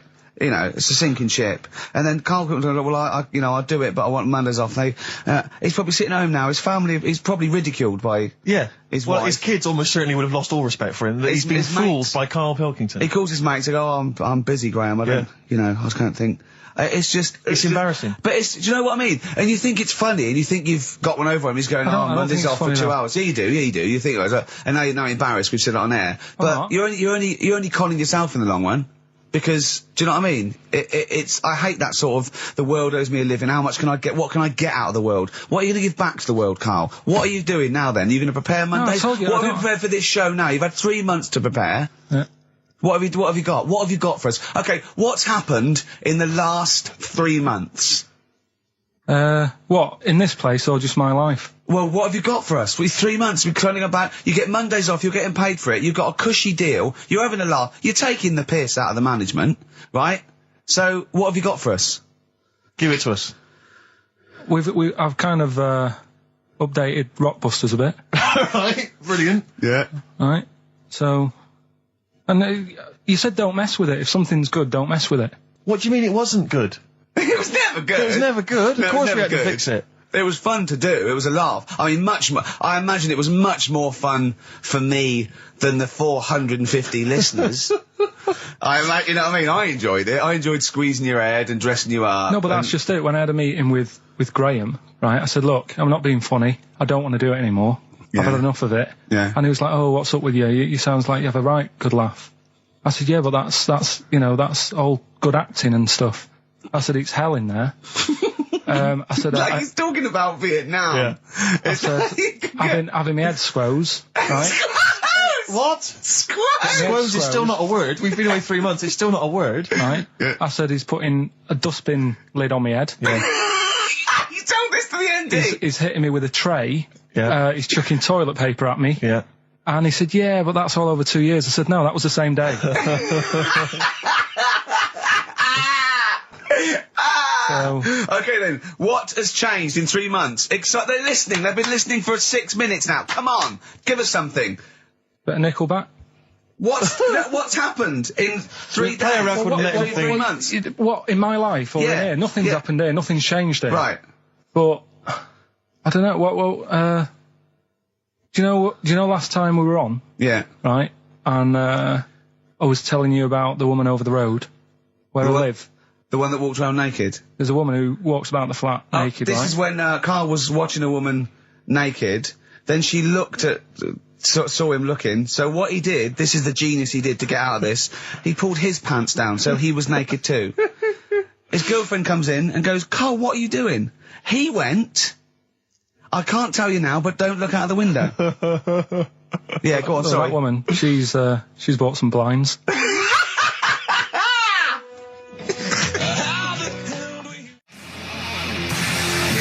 Darkness. I believe in a thing called love on XFM 104.9. I'm Ricky Gervais. You're Steve Merchant. Sure. That's little Karl Pilkington over there. Where is he? There he is. There he is, yeah. All right. Yeah. Hey. Back together again. The old gang. Yeah, it started last week. Yeah, I think triumphant return. I think it went well last week, didn't it, Carl? Good show, wasn't it? You loved it, didn't you, Carl? Brilliant, right? Yeah? Yeah. Now, you weren't speaking to Suzanne last week at this time because you said she had a haircut, probably quite an expensive haircut. She's a lady in media. She's got to look good. She probably doesn't go to the barber like you or just shave it at home. Probably spent quite a little bit of money on it. She came home. She thought, well, my sweetheart, my lover, my sweetheart, you know what I mean? The man in my life is gonna love this. Well, he adores everything about me. He's gonna love my hair. She walked in. Hello, Carl. All right. You look like Dave Hill from Slade. Is what you said to the poor woman. And then talked about it on air. She was furious about that. So what did you do? Carl? She did listen, yeah. She wasn't happy. And she heard you slagging her hair off? Yeah. Well, what so this is probably annoying her now. Well, no, it doesn't matter. We can do a lot today because she's at work. So, and of course, no one's going to tell her. Let's have a chat about a fat arse, shall we? Hold on. Oh dear. You are in so much trouble. That's look, he's realised he is a little bit worried. Oh, didn't you go and buy her a coat or something? Took her out on Sunday and treated her to a new coat and that. Yeah. But I offered, I said as well, I said I'd pay to have it done again. Oh no, Carl, you have, oh God, oh my Christ. So she listened to the show. What did she say? You got home, she'd heard you slagging her hair off. Imagine that. He thinks that's a good thing. We've won the polls. Brilliant. What are we doing? Well, you can have facial surgery now, love. It's sort of like, it's just, Christ. You offered to have it done again. Unbelievable. Yeah. But I got home and she's like, being moody with me, right? Yeah. You thought something's wrong, so you must have listened to the show when I was slagging off her hair. Well, his first thought was she's probably looked at herself in the mirror. She agrees with me. Yeah, that barber's been round again. Yeah. And she just said, that wasn't very nice of you, was it? Oh. So I just said, hang on a minute. I said, that's what we do on the show. When I'm slagging off, Chinese people looking old or whatever, I said, you never interfere. Sure. I love the fact. She's got to get her priorities right. I love the fact that she's in the same queue as a billion people you've never met. Yeah. That's fantastic. She's in the same queue. Well, you didn't complain when I was slagging off. Carl, I don't think Carl has ever admitted he might be in the wrong. Ever. Certainly not to your eye. So did you admit... That is so true. Isn't it? That is so true. He's never admitted that he might be in the wrong. So did you, in this instance, agree that maybe you'd overstepped the mark? No, I just said she took it badly. Do you know what I mean? It's only a haircut. Yeah. Yeah. Well, Steve, you haven't seen it, so you can't start interfering on this one. No, okay. No, I haven't seen it, but I very much doubt she looks like Dave Hill from Slade, who, if I'm unless I'm mistaken, used to cut his hair with garden shears blindfolded. Well. So you know what I mean. And did her teeth stick out when she started speaking with a Brummie accent as well? I've got used to it now anyway. So. And so did you bought? So at some point you came crawling back and you said, "Do you want me to buy you a coat?" I just said, let's leave that. Let's go out and have a good weekend. Sure. But get your hat before we go. And treated her to a new coat and that. It's a nice coat, so people will look at that rather than the hair. Looking at the head. So if does it do flash? It's got obscenities across the back. If anyone who knows Carl's girlfriend is listening, tell her. And maybe you're a work colleague and you're listening to the show. Because I think this is terrible. Get her to phone him now. Get her to phone him now. I mean, get her to phone on the XFM number. What's the fat ass complaint line? Because you are in deep shite. That's Michael Stipe and his boys from Rapid Eye Movement. Bad day. I hope you're not having a bad day. It's Saturday. It's 1:05. I'm Ricky Gervais with me, Steve Merchant and Karl Pilkington on XFM 104.9. big up and a big thank you to Alex Zane for the last 3 hours. I could do How long it. could you keep going with That's that? it. That's it? That is it. Because you see, Alex Zane, we came in while he was doing his last link, and he's an absolute pro. He really is. I was watching him, and he was, at home, you probably think that he's giving you his full attention. He's not. He was looking through a listings magazine, probably figuring out what movie or theatre piece he's going to check out, with a lady later. Yeah. Probably going to cruise down there with a couple of, chicks. And he really is an absolute pro. Yeah. Looking at you, Ricky, and it's You're- like you can sustain it for a while. Yeah. You're a talented performer, but it's sort of, I don't know what it is. Is it concentration with you? It just ebbs away almost instantly. And you try and do 2 things, 3 things at once, but normally on air, that's you eating, picking fluff out of your belly button. I never once, when we were on the set, we were filming The Office, and I'm trying to put off actors, just coming up ways, instead of like memory lines, coming up ways to sort of ruin the show or make them laugh. And you came out and went, Rick, it's like having your own TV show isn't interesting enough for you. Just concentrate, it's lunch in an hour. I went, all right. Well, the radio show even less so. I mean, you really I know. can't be bored. How long do you think your interest you sustain your interest? I came in too early because I got bored just before we came on air. Sure, okay. I came in too early. I got to stop getting the cabs so early. Yeah, so you're bored now, I think I've got to get about 5 to 1, and then I think that'll last me till about 1:30. Again, least. as he was saying that, he's not giving you his attention. He was kind of leaning back. He's put his feet I've up got now to on be the comfortable, desk. haven't I? And this CD rack's in the way. Sure. Well, you get yourself comfortable now. Get yourself settled. And then sort of... Because a lot of people will move them. It's the time that most people, I imagine, have been waiting for. Monkey news. Play the jingle. Okay. Oh, chimpanzee that monkey news. Right. Come on. Come on. Should be ready, Carl. That's amazing, isn't it? It's like Nicholas Witchell. The bomb. No, that's not the first. Come on! No, it's always difficult, isn't it, to sort of find something that's good each week, right? Last week, we did the chimp. It is for us, yeah. We had the chimps who were running a health spa. Right? We've covered the one who nicked a car to go on to Spain to sort his future out. All shite. The hairdresser, I think we've done that one, the little monkey hairdresser. This week we're looking at monkeys that they're using. Do you know, like monkeys? They know how like. I've lost the will to live, Steve. Oh well, I don't want to do it. Right? Well, come on, come on. What are monkeys good at? What a monkey's good at? Yeah. Well, running small businesses, cutting people's hair, and driving cars. Yeah, they love Spain. Oh, and foiling bank robberies. Yeah, they're great. Well, something else they're good at, right, is like weighing up the situation.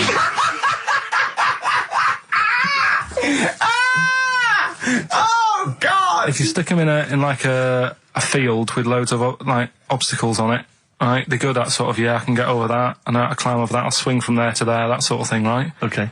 So the people in charge of somewhere, I've thought, I've thought we can use that skill, right? And what they've done is they've got a load of little monkeys, right? They've given them an IQ test. Yeah. And the ones that score above 80, right? Get to produce this show next week. Join the army.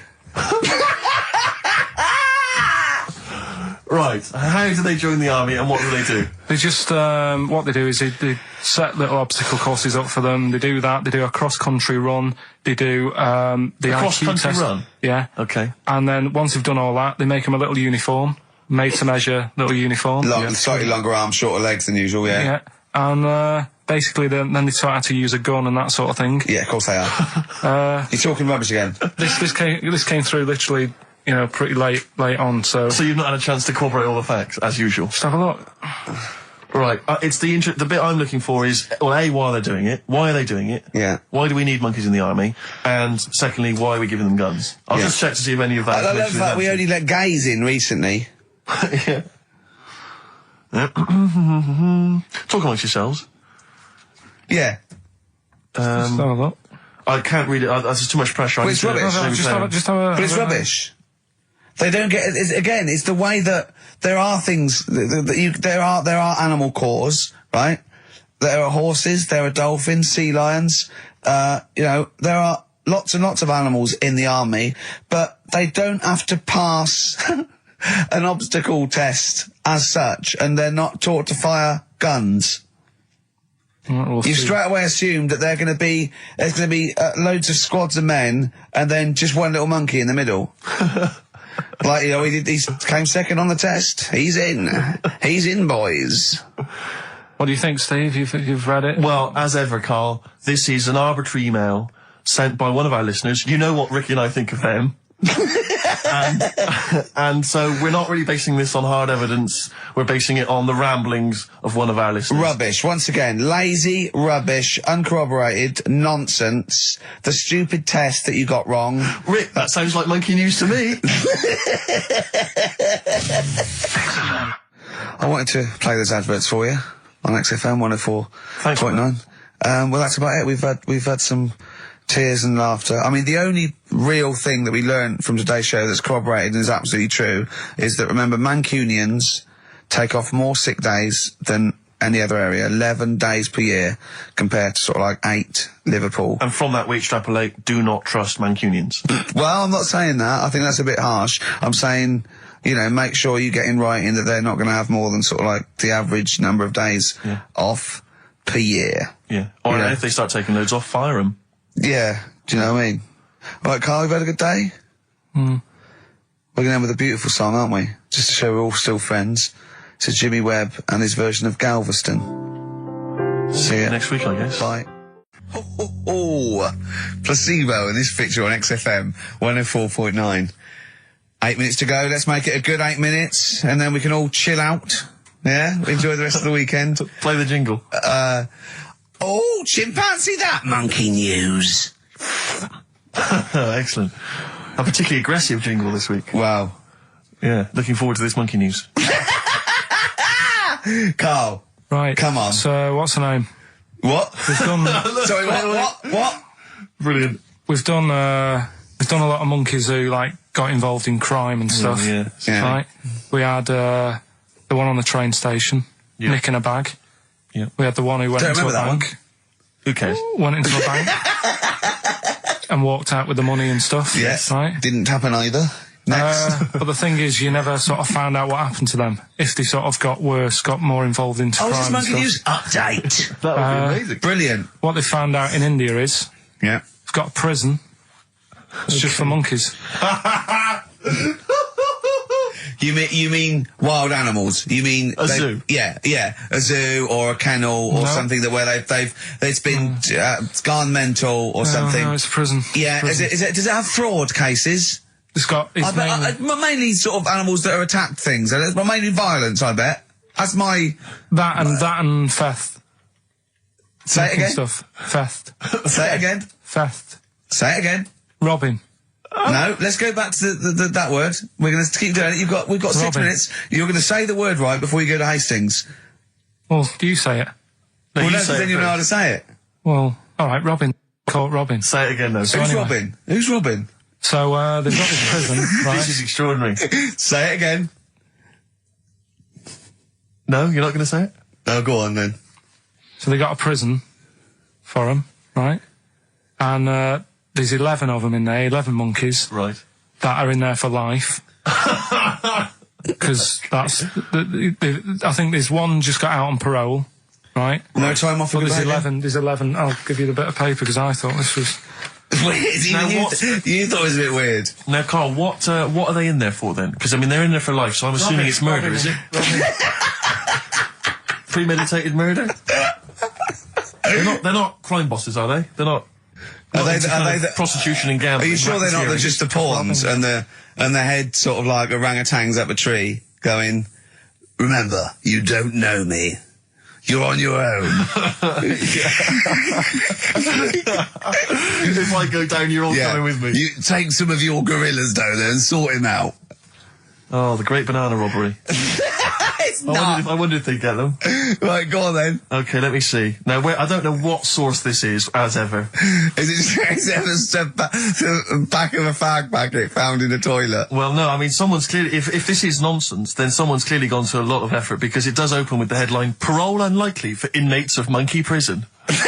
Yeah. Officials say 11 inmates at India's only monkey jail. Officials? Now, what kind of people work at a monkey jail? Where do you work? It says officials say 11 inmates at India's only monkey jail are unlikely to ever be released.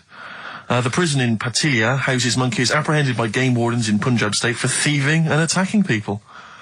The Daily Telegraph reports how the monkeys at the prison in Montebello snarl and glare at visitors from their heavily barred cages. 2 monkeys were released a year ago after exhibiting good behaviour for 18 months in the jail. They have remained out of trouble. Prison can work, that's good. So all 11 basically, monkeys. they were aggressive wild animals that were taken away from the public for their own good. And Robin and that. Wildlife officials believe part of the problem has been caused by thieves training monkeys to help them.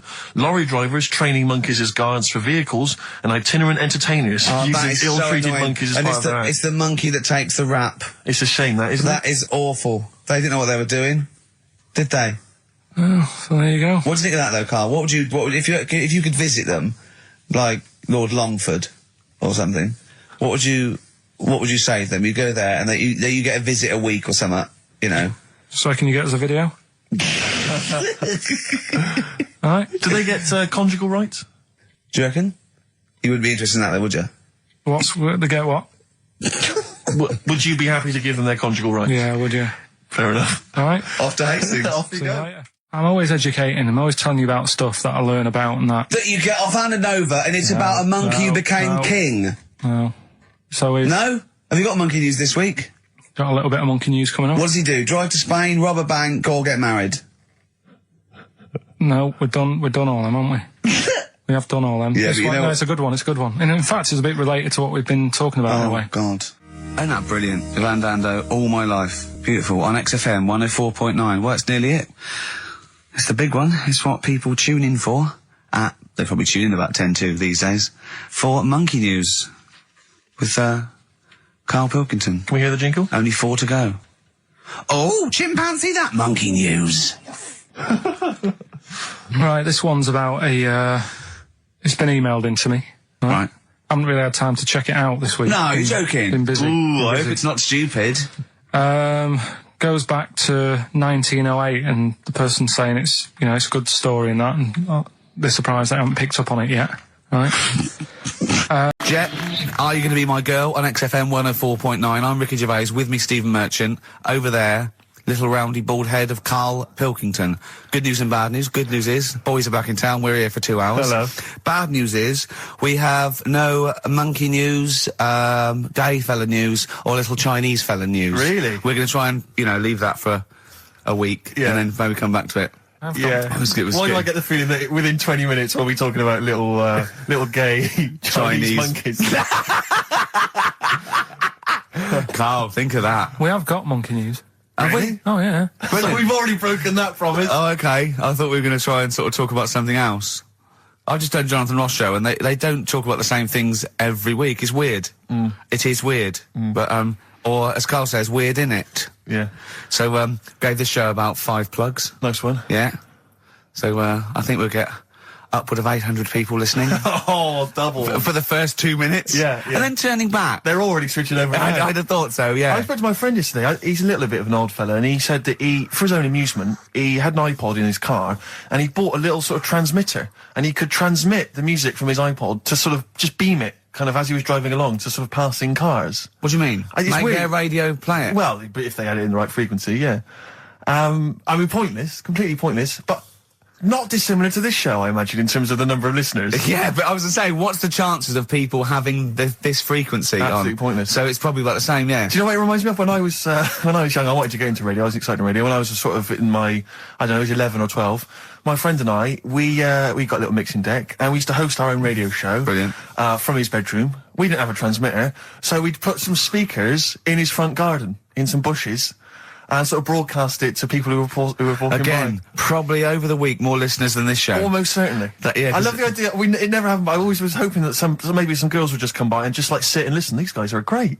I don't know where these sounds are coming from. It seems to be that bush, but Or Noel Edmonds coming along going, who are these guys? yeah. Can you get on my radio show? Can they stand in for me when I go on holiday? Yeah. Yeah. I did sort of pirate radio. No, go on. Got into hospital. Yeah. The normal radio, but you had an eye patch on. Go on. Dad was in hospital, right? And he was having some operation done, right? And went to see him, and didn't have that much to say to him, right? So I was sat there. Well, it's awkward though, isn't it, when someone's ill? Yeah. Sure. and you don't know. Boring, isn't it? Boring. So I was flicking around on that little radio thing they have. Yeah. And I heard, like, they had a radio station in the hospital, so I said, I'm going to go and join this. So I wandered off to go and find it. Yeah. Sort of joined that, did a little show on there, thought I can sort of get out to the masses here. My mate made a little transmitter, did a little pirate radio show from the, got kicked out because they found out, and apparently I put the station at risk because all the stuff could have been taken off us. But from Little Acorn, 16 years later, he's on a show with less listeners. Yes. Brilliant. Can you imagine if you've gone into hospital, you're already pretty depressed, there's the fear of these bugs, super bugs in the hospital. Yeah. Maybe you've got some quite serious illness, you know, Yeah. you don't know if you're going to make it. His voice is what you hear to cheer you up. All right, weird, isn't it? I saw a programme about a parasite the other night. Yeah. Apparently, they get in through your eye and eat their way up through your genitals. Anyway, You here's think you've got it Radiohead. bad? Yeah, exactly. Play a record, Carl. Stone Roses, yeah? Oh, Fool's Gold. Classic. Stone Roses, Fool's Gold. XFM, 104.9. Brilliant. Can't help but notice you've brought some sandwiches in, Rick. What's in there? Cheese and onion. Cheese and onion? Yeah. Because I've never, ever seen you make sandwiches before. I've seen you take a piece of bread out of a loaf and sort of fold it in half. Crumbs everywhere. Well, Jane made that for me because I was in a bit of a hurry. I didn't think for a minute that you Why? made Because it them looks yourself. neat. Well, they're wrapped in the tin foil. A knife has been used. As opposed to chewing round the baguette. Exactly. Yeah, breaking it in half. Yeah. A la Albert Steptoe. Yeah. Yeah, brilliant. Yeah. Nice. It's great, but the onions are strong. Are they? Making my eyes water. Yeah. If I can't breathe on you, Yeah. it'll cure any sort of skin disease you might have. Skin disease. We watched that, Carl, you know, that Carl was raving about that thing about parasites, about worms coming out your brain and that. And I watched What is it. this? Is it a TV show? Yeah, called Body Snatchers. Right. And it was pretty fascinating. And, I mean, amazingly shot as well. I mean, it's got to win an award for photography. Yeah. And there was one bit that this little girl had been bitten by a mosquito and it laid her eggs, and it went to the doctor. She had a lump on her neck, like a boil. And they pulled it out, and it was like a bullet, this maggot. And they put it down, and it was wriggling in her blood, right? But the hole left was sort of aesthetically pleasing. You know, like that feeling you get, like, I once had an ingrown hair, and I quite liked it when I pulled it out. And it's a perfect little hole. And I thought, I wouldn't mind having those as long as they sort of like healed over. What are you eventually. talking about? I don't know, it's weird, isn't it? But why would you want a hole in your body? No, it's got pulling something out, sort of like pulling something out of your body. It's I sort don't of know what you're cleansing, talking isn't it? No, but it's sort of like, I don't know what This is it. You watch one programme recommended to you by Carl, you've turned into Carl. You want a hole in your body? No, it was like, you know, like squeezing a really good sort of like spot. I mean, I haven't squeezed spots for ages, and I'd never had spots, but maybe that's it. I didn't have spots. Right. And I always thought that'd be nice, squeezing a spot. I don't know what you're talking about. Why I would don't these know. things be I don't know what I'm pleasurable? talking- Why would an ingrowing hair? That's Yeah, it was great good. fun. That was good, because I got it. It was like a little lump, and I pulled it, and then it pulled out, and it was like left a little. I know what you mean. Because Yeah. I get thick hairs Yeah. and Yeah. like really. Oh, when they come out, it's like a bit of wax. Yeah. Like putting out a little candle. And I that's- love that. What? Yeah. Because I've got not much hair on my head. No. Right, it sort of grows thicker on my face. No, not true. Sure, but go on. Yeah. No, it does. Not true, baby. Go on. No evidence for that. Just made it up. So it grows sort of thicker on my neck and that, and now and again I'll see like something that's like a twig. Right, it's really thick. Yeah, you feel it, and then you think, oh, I'm going to have that, and then you work at it, and then when you get hold of it, it's brilliant. It's like pulling out, it's fantastic. It's waxy and build up, and it pulls it out, and it stretches your skin, and it leaves a hole. I've just realised why we talk about Chinese people, monkeys and gays every week. Why? Because this is the sort of replacement. This is what we've got if we're not talking about them. But it was great as well. And there's this parasite, right, that lives in a fish, right? And what it does, it changes the fish's behaviour. Because to breed, it has to get its body temperature up, so it has to get into a bird, right? What needs to get into the bird? The The fish? parasite to The complete parasite its needs to life get into a cycle, bird, yeah. right. So it changes the behaviour of the stickleback, and it makes the stickleback sort of suicidal. So the stickleback doesn't flee when it sees a heron; it gets caught. Right. Because this stickleback has changed its behaviour. Carl didn't quite understand this. I Did still you? don't really get it. I watched it, and you see like the fat fish and that, and you go, oh, it's not well. But I don't understand. Well, all it does is it has to get into a bird because it has to breed. To lay its eggs, it has to have a raise of body temperature. So the fish is cold-blooded, so it has to get into a bird which is warm-blooded. There's lots of things. There's certain things at Yeah, that but level. why is it doing that? Because it needs the temperature. It needs the heat energies for its reaction. Just like, for example, your balls are on the outside. Because the cells have to be a certain temperature to survive. I don't know if it's the sperm or Sertoli cells, but they have to be a couple of degrees below body temperature. Otherwise, they'd be in a nice cage and we wouldn't get kicked in the nads. What do you mean? That's why your testicles are on the outside of your body. They have to be a couple of degrees below body temperature. Yeah, but that isn't why they're there. You see, this is like the chat we had last week about the giraffe having a long neck. What do you mean? They're there because that's where they happen to be. They didn't go, right. Well, that's what evolution is. It's a selection process. It's not a will. The balls didn't say, look, I'm too hot, let's get us outside, let's get outside of here! Alright, hang on a minute then. What? So a little man monkey, right? Theirs are in the same place as ours. Yeah. But they're walking around naked, so it could be anywhere. They could be, like, on the back. It doesn't matter where they are. They call it, well, they could be on the back, yeah. So why aren't they? This is a completely different... Steve! You started it!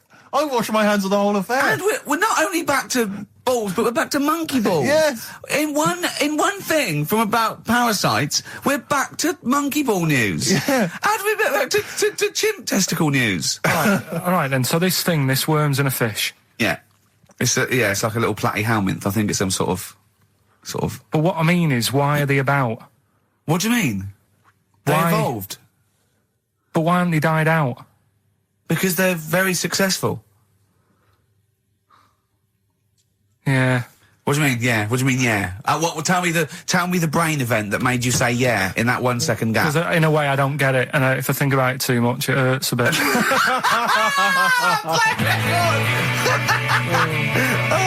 They've just been around for years, Carl. Yeah. Like Cliff Richard or something like that. Yeah. Roll Over DJ by Jet on XFM 104.9. I'm Ricky Gervais, with me Steve Merchant and Karl Pilkington. All right, Karl? Yeah. Bit miserable today, Karl. Let me explain why. Go on. Steve, and to you, the listeners. Well, we came in to a big bunch of stuff. Dropped off was it Becky from Marks and Spencer? Just like lovely stuff. Food, presents for the cat, books, just, to Ricky and Steve. Ricky and Steve who do the show, right? Ricky Gervais and Steve Merchant. GQ presenters of the year. Creators of The Office, right? Award winning. Carl's looking over, I go, well, maybe, it's not for you, no. And then he told me why he's grumpy anyway. Go on. Do you know what XFM are giving everyone? How long have you been here? About 6 years. What are you getting for Christmas from XFM? 2 CDs. Is that of your choice, or do they choose them? There's a list of about 30. Right. Tell them what you chose. 30 CDs. I've gone for Kings of Leon album. Yeah. And the best of Bob Marley. Haven't we, given them away in the past or something? Or you could have burnt them off, couldn't you? You could have done copies. Illegal, but you could have done that. Anytime you wanted. I don't think Bob Marley minds if you bootleg his CDs. It's out of order, though, isn't it? It is bad. Although you Is that always the case? Has it always been the truth of all the time you've been here? No, it has been better than this. Yeah, although you do get paid quite well and you do have an easier time. Yeah, but don't give me the CDs then. If it was a milkman, you don't go, I have 2 bottles of semi-skimmed. Happy Christmas. Yeah. That is a valid point. Do you know what I mean? You complain. Who is it who made this decision? There's no point. No point, is there? Why? Just no point. I don't like moaning anyway, just... Has it come from up top? Is it from the capital people? Just everyone. That's what everyone gets. Yeah. Yeah, but will Christian get 2 CDs for getting up at 4:30 every day for about 5 years? And keeping this station afloat. Probably. Yeah. So, that's why I'm a bit fed up. What you listen to first, Marley or Leon? Well, you have a bit of Marley. I'll tell you what Marley's good for, as well. You're going to have a little beach holiday, aren't you, over Christmas, going to Lanzarote? Listening to that on the beach, you'll realise how wise XFM are in the long run. You go, well, look, they could have given me 400 quid, right? I'd have spent that. But this is, the legend lives on. It keeps on giving. So, you're probably, you know what I mean? Think how much what you got to think of is how much all his great songs took, not only from the depth of his soul and, all his sort of angst and knowledge and love, and then all the studio time, the marketing, and they're just giving you one like that. They go, don't worry about that, Carl, just have it. And you go, what? All the time we spent with Bob Marley and everything in there. You know, have it, Carl, have it, Carl. Gratis. Yeah, have that. Thanks, well done. Carry on. We're still going to pay you for the work. Yeah. That's just something on top. Here's a little piece of Bob, free. Yeah, so don't moan, it's extra. So, they didn't have to give you it at all. Play a record, you ungrateful little swine. Some people, like the homeless, aren't getting anything this Christmas. This is my Except for favourite chill. Elvis Costello track of all time. It's Alison. This wasn't on the list. Do a bit of research in a week, find stuff, news, history, anything that's interesting. 3 stories, so give them a nice little headline. You take your pick. Yeah. Between now and 3, you're going to learn 3 things. Yeah? Yeah. So, the headlines are, I'll be no buying one of them. Give us that again. I'll be no buying one of them. Nice, okay. Yeah. We've also got hippopotamus news. Okay. Okay. And can you believe it? Can you believe it? Well, I'm going to go with Hippopotamus news. Hippopotamus news? Yeah. News. Right, well, this one, it's... I'm not going to take the credit here. I heard Christian talking about this on breakfast, right? Because it's a good story that happened. Basically, I don't know if I told you about it last week when we were having our spaghetti, but I think you did. Right, I know what it is. I know what this is. Okay, I've not heard this. right, there's a little midget. Right, there's a circus. I'm loving it already. Circus going on somewhere. I think it was in America. Yeah. And is that present day or old times? I'm talking like in the last 3 weeks. Okay. Right, little midget. Circus, really packed out show. People are loving it.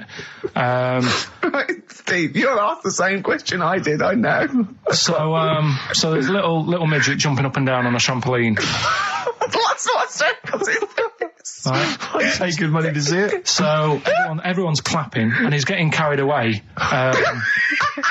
Because he can't believe they're loving it. I didn't know they'd like a little person on a trampoline, but they love me. But you know what it's like when, if there's a crowd of people sort of encouraging you to sort of go higher and stuff. Yeah. And I'm sure he knew it was getting out of hand.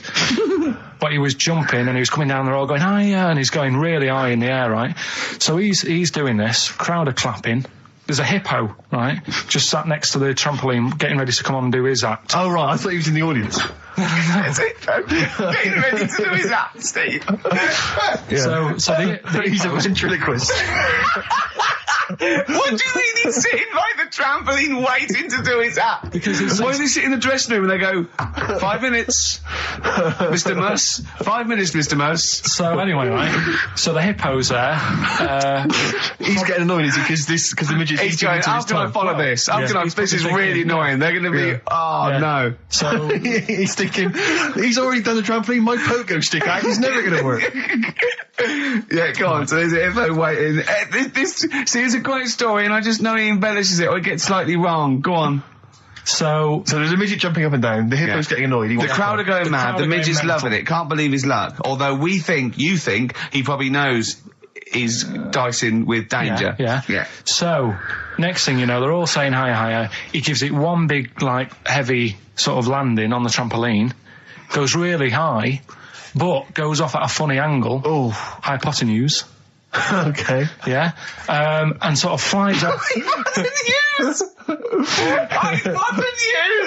Sure. Flies off at a funny angle. Oh, dear. Hippo's there, swallows him whole. Crowd are clapping, thinking that's why the hippo was waiting there. Rubbish. Rubbish.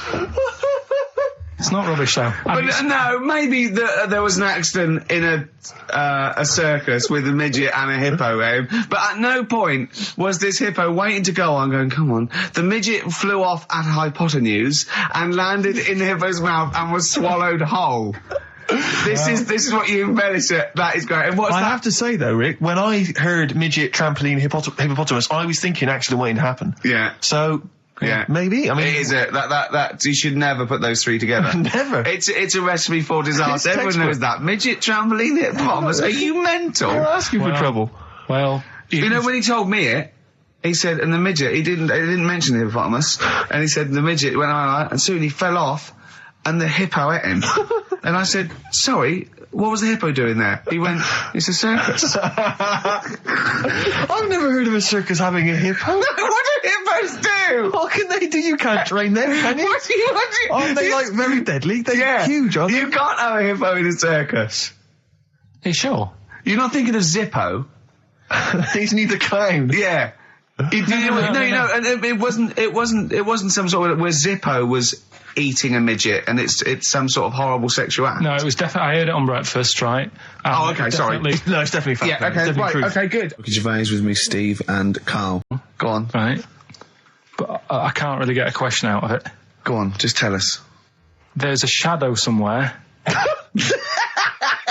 It's already good, isn't it? I'm loving it already. No, right. There's a shadow. I think it was in America. Yeah. And it's on a quiet road. I'm guessing somewhere like Boston. That's what I mentioned. Okay. Right? No. Somewhere like Boston. And people at night used to see this shadow moving about. And they'd go, what's that? Right? And it got known, the town, the little local town got known for this shadow, but it didn't cause any problems. What are you talking about? Well, it was like, you lost me. What are you talking about? Do you know, like some places get famous, like Scotland's got the Loch Ness Monster and that, but it doesn't cause any. Yeah. But it doesn't cause any problems. It doesn't exist. Go on. Right. So there's this shadow walking about on the road. What do you mean? No, what's he again? Rubbish. Right. So he's walking Nonsense. about. Where did you read this? Where did you He's see walking this? about. This was on the internet, and I'm sure. Sorry. Sorry. Right. I thought it was shite. I didn't know it was on the internet. Right. So this shadow is moving about, and Independently of an object. yeah, and the local mayor and that is like, yeah, it's a bit weird, but it's not harming anyone. The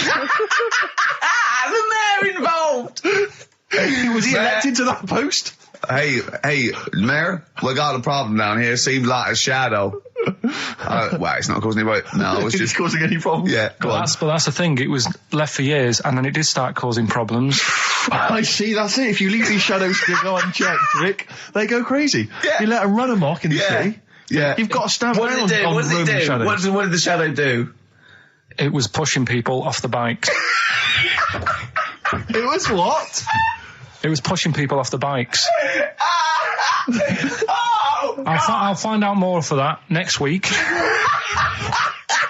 Right, that'll tease oh, them. you're a maniac. We'll do more on that. We haven't had time for Please educating. never have children. Right, listen. It's the best of. You've been voting in all week, sending your emails. So here's the clips that you wanted. Right, so here's the first bit. What's the best job you've ever had still, Karl? Talk like about it. Is still Paper round. Is it still the paper round? Yeah. That's ridiculous. No, it was good though. If you look at it, like, you know, what I liked about it, you're your own boss. No, you're not. You're not your own boss. No, The news agent is your boss. All right. But then once you get out and you've got your papers and that, you sort of, you're on your Do own. what you want can as long think as you about deliver the stuff. papers exactly to the places he said you are in the time he said. Yeah. It's and I did. freedom, isn't it? Any jobs you wouldn't do? Go I've just thought of one that you wouldn't do on. with your sort of mild homophobia. Well, I'm not. Proctologist. What's that?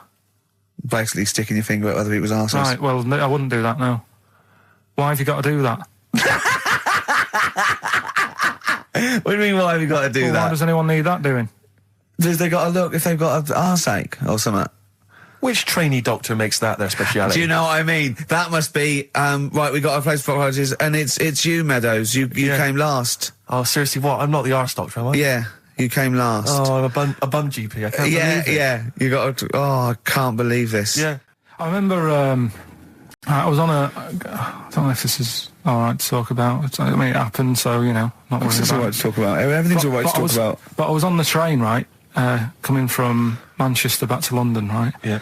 And got on it. It was like a Friday night, and it was heaving, you know, like the last train is and all that, and absolutely chocker. Right? Yeah. So I'm walking through the carriages, thinking, oh, is there any seats anyway? Anyway, everyone's like, it's heaving, right? It's people stood up in the doorways. You can't get in the toilet and all that. There's not going to be any chair knocking about. You know, so walking through, and anyway, I see this one empty chair sort of in front of me, right? Think, oh, why ain't anyone sat there, right? I'll just rush to that, get myself a seat, plonk myself down, right, and sort of turn round, you know, see who I'm facing, you know, see who you're sort of having a chat with. Little fella there, right? Little, Down syndrome kid, Right. Sat there, and he goes, all right. And I thought, oh, right, not bad, but do you know what I mean? They're always talking, aren't they? You can ask a lot of questions. Right, so I was like, oh, here we go, 2.5 hours. And I couldn't get up because the thing is, that's obvious. Sure. Right? So that's like mean. I'd never want to be mean, do you know what I mean? No. At the end of the day. So anyway, so I think, I know, I'll go to sleep. Clever. Right, so I shut my eyes, and he leaves me alone and that. So then my phone goes, and I think, right, what do I do? Do I ignore it? Or do I open my eyes and see what it is? Anyway, I open my eyes, it's Ricky calling about something. About nothing, probably, actually, thinking about it. It wasn't even worth answering, right? So anyway, but I'm awake now, aren't I? So he's like, hello? And I'm like, all right, mate. And he says, you're muscly. You're right. Oh, God! And I said, yeah. And he goes, why? So I said, no, just am. It's, again, stressing me out, because I was thinking, why am I muscly? I don't go to the gym. And, I'm not muscly, I'm in good shape and that. Well. So then he wants an arm wrestle. On a crammed train from Manchester, so I've got another hour and a half of this. When you talk back, he'd soon have got up and left.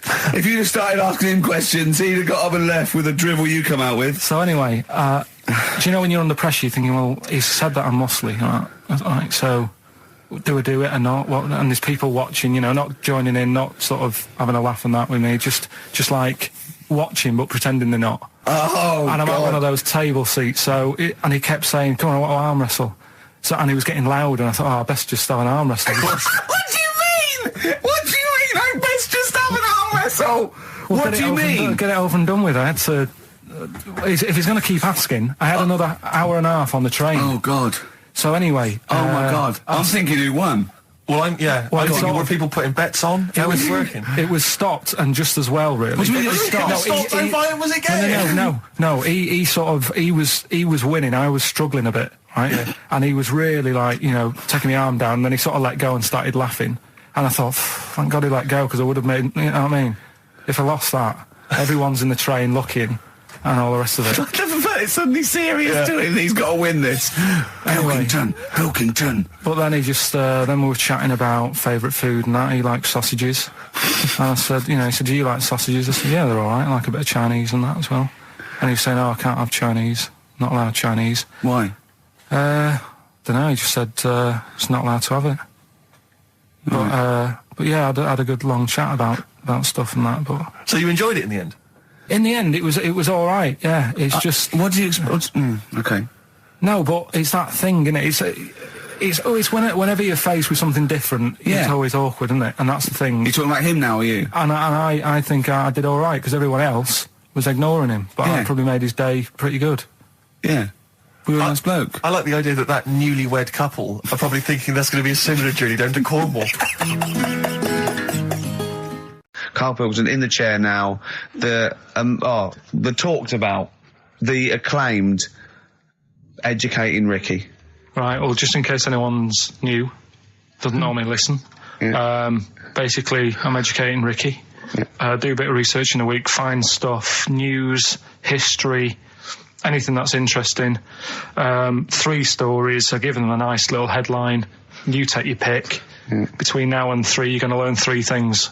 Yeah? Yeah. So, the headlines are, I'll be no buying one of them. Give us that again. I'll be no buying one of them. Nice, okay.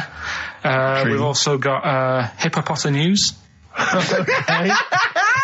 Okay. And can you believe it? Can you believe it?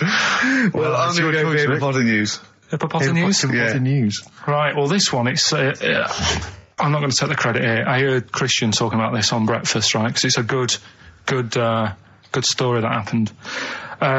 Basically, I don't know if I told you about it last week when we were having our spaghetti, but I think you did. Right, I know what it is. I know what this is. Okay, I've not heard this. Right, there's a little midget. Right, there's a circus. I'm loving it already. Circus going on somewhere. I think it was in America. Yeah. And is that present day or old times? I'm talking like in the last 3 weeks. Okay. Right, little midget. Circus, really packed out show. People are loving it. Steve, you'll ask the same question I did, I know. So there's a little midget jumping up and down on a trampoline. That's what circus is. Right? I'd pay good money to see it. So everyone's clapping, and he's getting carried away. Because he can't believe they're loving it. I didn't know they'd like a little person on a trampoline, but they love me. But you know what it's like when, if there's a crowd of people sort of encouraging you to sort of go higher and stuff. Yeah. And I'm sure he knew it was getting out of hand. But he was jumping and he was coming down, they're all going higher, and he's going really high in the air, right? So he's doing this, crowd are clapping. There's a hippo, right, just sat next to the trampoline, getting ready to come on and do his act. Oh, right, I thought he was in the audience. It's hippo getting ready to do his act, Steve. Yeah. So he's a ventriloquist.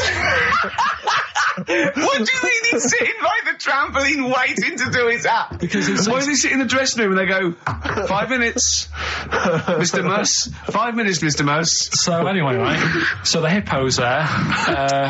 He's getting annoyed, is he? Because the midget... He's going, how can I follow this? This is really annoying. They're going to be, no. So he's thinking, he's already done the trampoline, my pogo stick act is never going to work. Yeah, go on. So there's a hippo waiting. See, it's a great story, and I just know he embellishes it or it gets slightly wrong. Go on.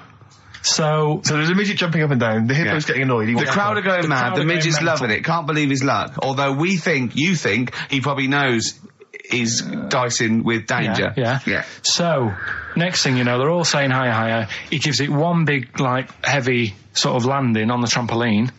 Goes really high, but goes off at a funny angle. Oh, hypotenuse. Okay. Yeah. And sort of flies up. Hypotenuse! Sure. Flies off at a funny angle. Oh, dear. Hippo's there, swallows him whole. Crowd are clapping, thinking that's why the hippo was waiting there. Rubbish. Rubbish. It's not rubbish, though. But no, maybe there was an accident in a circus with a midget and a hippo, but at no point was this hippo waiting to go on, going, come on. The midget flew off at hypotenuse and landed in the hippo's mouth and was swallowed whole. This is what you embellish it. That is great. And what's I that? have to say, though, Rick, when I heard midget, trampoline, hippopotamus, I was thinking accident waiting to happen. Yeah. So... Yeah, maybe. I mean, it is that you should never put those three together. Never. It's a recipe for disaster. Everyone knows that. Midget, trampoline, hippopotamus. Are you mental? You're asking for trouble. Well, you know when he told me it, he said, and the midget. He didn't mention the hippopotamus, and he said the midget went on, and soon he fell off, and the hippo ate him. And I said, sorry. What was the hippo doing there? He went, it's a circus. I've never heard of a circus having a hippo. What do hippos do? What can they do? You can't train them, can you? What do you... Aren't they, very deadly? They're huge, aren't they? You can't have a hippo in a circus. Are you sure? You're not thinking of Zippo? He's neither clown. Yeah. You know. Show, is it? I just suddenly caught myself. This is nothing. I told you that before. It's been bad today. No, but I mean, it's the way, this casual way that it's like we almost have no regard for our listener, and I'm not proud of that. I just don't know what to do about it. Do you know what I mean? I don't know how to do this properly. I mean, we're just chatting here. I mean, it's only Anderson who's seen through us, and that surprises me that more people haven't. I mean, what are the figures like? Do people listen to this show? I'll find out for you. You keep saying that.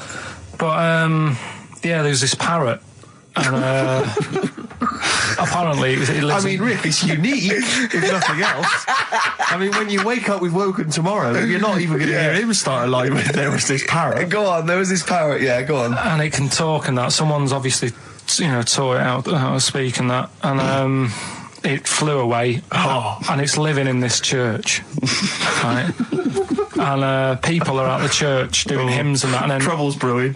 In between the hymns. That parrot was owned by an old miner who used to swear a lot. Yeah. Well, then the vicar is going to be really annoyed. That vicar's going to go on. I just hope it stays quiet, Rick, during the vicar's sermons. Yeah, go on. Have you read it? No, go on. Have you read it? No, because that's what happens, right? Go on, tell us, Carl. During the hymns, it's sort of effing and jeffing and stuff. Effing and jeffing? Yeah. And everyone's like going, it's quite funny, really, it doesn't know what it's doing. Everyone's having a laugh. Yeah. But it's causing a havoc at funerals.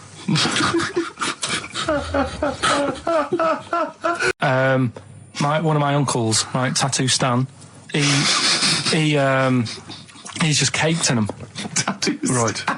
I don't think he's my proper uncle, but it's just like my dad's got Tattoo Stan. No, my dad's got That's a province in Russia, isn't it? my dad's got loads of mates who. When you like, say he's not your names. proper uncle, Do you know, like, when Just a bloke someone who used to comes hang around around, with all school? right, Uncle Stan. Yeah. Do you know what I mean? And my dad had loads of mates like that. There was John the Screw. right? So he either works in a prison or he likes to have sex. Cabbie. Cab driver. Okay. There was Jimmy the Hat. I don't know where he Jimmy did. the Hat. Yeah. And, Did he wear a hat? No. No. There was Fred the Veg. You sure he wasn't a relative? Sorry. Fred the Veg used to get us like big bags of potatoes and that. Fred Veg, okay. And there was Tattoo Stan. Right. And he was just caked in them. And I used to always look at him thinking, why have you done that? I must have only been like, 6 I or suppose 7. if you're born with a name like Tattoo Stan, Exactly. you're destined, aren't you, were really? they like a 1950s gang? I'm worried about... I'm worried Who were doing a about... bank job? What was his name? The Hat? What was his name? Jimmy the Hat. I'm worried about Jimmy the Hat. Yeah. Not having a hat. I don't understand Are it. you sure he didn't have a hat? Not when I met him. Did he ever wear a hat? I didn't see him that much. Do you think it was a joke, like, when your mate's sort of like, 8 foot and huge, you call him Little John or Tiny? Do you think... Well, the fact that he never wore Yeah, a they hat. went, hold on, I've noticed something about Jim. Go on. No hat. And I go, oh, true, let's call him Jim the Hat. Jimmy the Hat, yeah.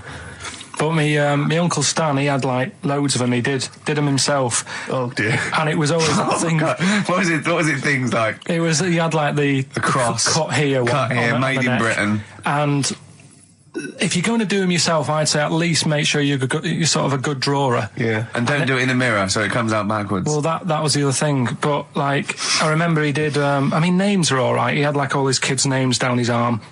And, what are they called? Yeah. oh, God, it's Tattoo Stan Jr. Yeah. and Paul shits the bed. I'm trying to. Oh, Wobbai Kate. yeah. But he had. Frankie never amounts to anything. Oh, God. So he had like. Johnny, I don't think he's mine. So he did all this stuff. I think if you want to get on TV, Carl, you'd be better as the subject of maybe like an omnibus documentary. Living with Carl. He had some Germans laughing at him on the tube because they recognised him. You don't think of that? Well, because obviously Ricky doesn't travel on the tube anymore. He's too rich for that. I never did. I always thought it was beneath me. Sure, but They used to walk everywhere, didn't you? But I'm still forced to take the tube, and I sat on the tube, and it pulled up, and outside the window, just happened to be on the station, was one of the posters with us. So I was kind of there, not realising it was behind me, and these big kind of fat German or maybe Bavarian guys. Well, they in lederhosen eating sausages. Yes, they were. They're Bavarian. Yeah, they were. And I noticed one of them kind of looked at me, then looked at the poster, then looked at me, just happened to say it, and wittered something to his friend in German. I don't want to try and do an impression. That's freaking goggle-eye. Oh, wow. I think that... No. But I know what you're thinking it means. It doesn't mean that. Right, okay. It means... What's a rough translation? Elegant boy. Right, okay, yeah. And so anyway, That's freaking goggle-eye. He pointed out the poster and his That's mate... lanky piss and streak. and his mate burst into laughter. And then we pulled Well, they've up... got a great sense of humour, the Germans. Well, That's indeed. the thing. But we rumbled onto the next. We rumbled onto the next station, and the poster was in exactly the same place. And this time, they tapped the shoulder of someone else on the train and pointed me out. And that person also laughed. An Italian? An Italian What it bloke, was. yeah. There was a French. Was there a bloke with a beret, a little moustache on the other side? Yeah. Was the United? Did you get on the United Nations Express? Just to, oh, imagine that. Yeah, it was fake. See the freak. Look at his freaky goggle eye. Right, whereas I love the fact that before you were at least pretending to be speaking German. Now this is an Italian with an accent. It's just a guy speaking perfectly good English. So you've not even disguised the insult there. Oh dear. Oh, that'd be lovely. Try and insult me in other cod languages. You could bring Europe together if they just instead of Esperanto, that there was just one common language. The language of freaky goggle eye. I'll tell you what would bring the Europe together is you maybe representing England on the Eurovision Song Contest. That would be great. With a self-penned tune. Shall I do that? That would be magnificent. It's got to be worth thinking What about about. just about everyone being the same? Yeah, like just about the people euro being and that? equal. Everyone, not and also mentioning the euro. Yeah. yeah, just doing that. I like all different cheeses. Oh, je t'aime la musique pop. Yeah. La baby belle. Et le cheddar. I mean, I'm not fluent French. Le grand fromage. Yeah. Oh, it'd be lovely, wouldn't it? And they'll all be there, all in their different. Well, every line uniforms. could be maybe in a different language. Yeah, and what would I wear? I'd wear sort of like a kilt. You'd wear a kilt, but you'd also have on your head one of those kind of big, what are they called? Those big furry hats that beef eaters or whatever wear. Or Yeah, one of them. Is it kind of a busby or something? A busby. Yeah. Wear one of those, or maybe a kind of policeman's helmet, That'd be Bobby's good. helmet with the kilt. Yeah, You'd have the clogs. I'd wear the policeman's helmet under the kilt, so they just thought I was really enjoying the show. Yeah. Good idea. Hey? Excellent. I think we talked for about 3 minutes without having to mention some kind of genitalia. You're doing very well, We actually, should boys, celebrate yeah. by playing one of my tunes of the year. Really? Can I just ask Carl how he got on over Christmas? Because the last time I spoke to him, you hadn't bought a present for your girlfriend. I had to say I was on tenterhooks all Christmas. Well, you changed it. After that show, I felt bad, even though I shouldn't have done, because... Because you hadn't bought your girlfriend a Christmas Yeah, but present. I said to you, I booked a table at a hotel in Covent Garden, had Christmas dinner there, which was nice, right? It's good food and everything. Didn't feel like enough to me. Well, then I went out and treated some stuff, and then... No.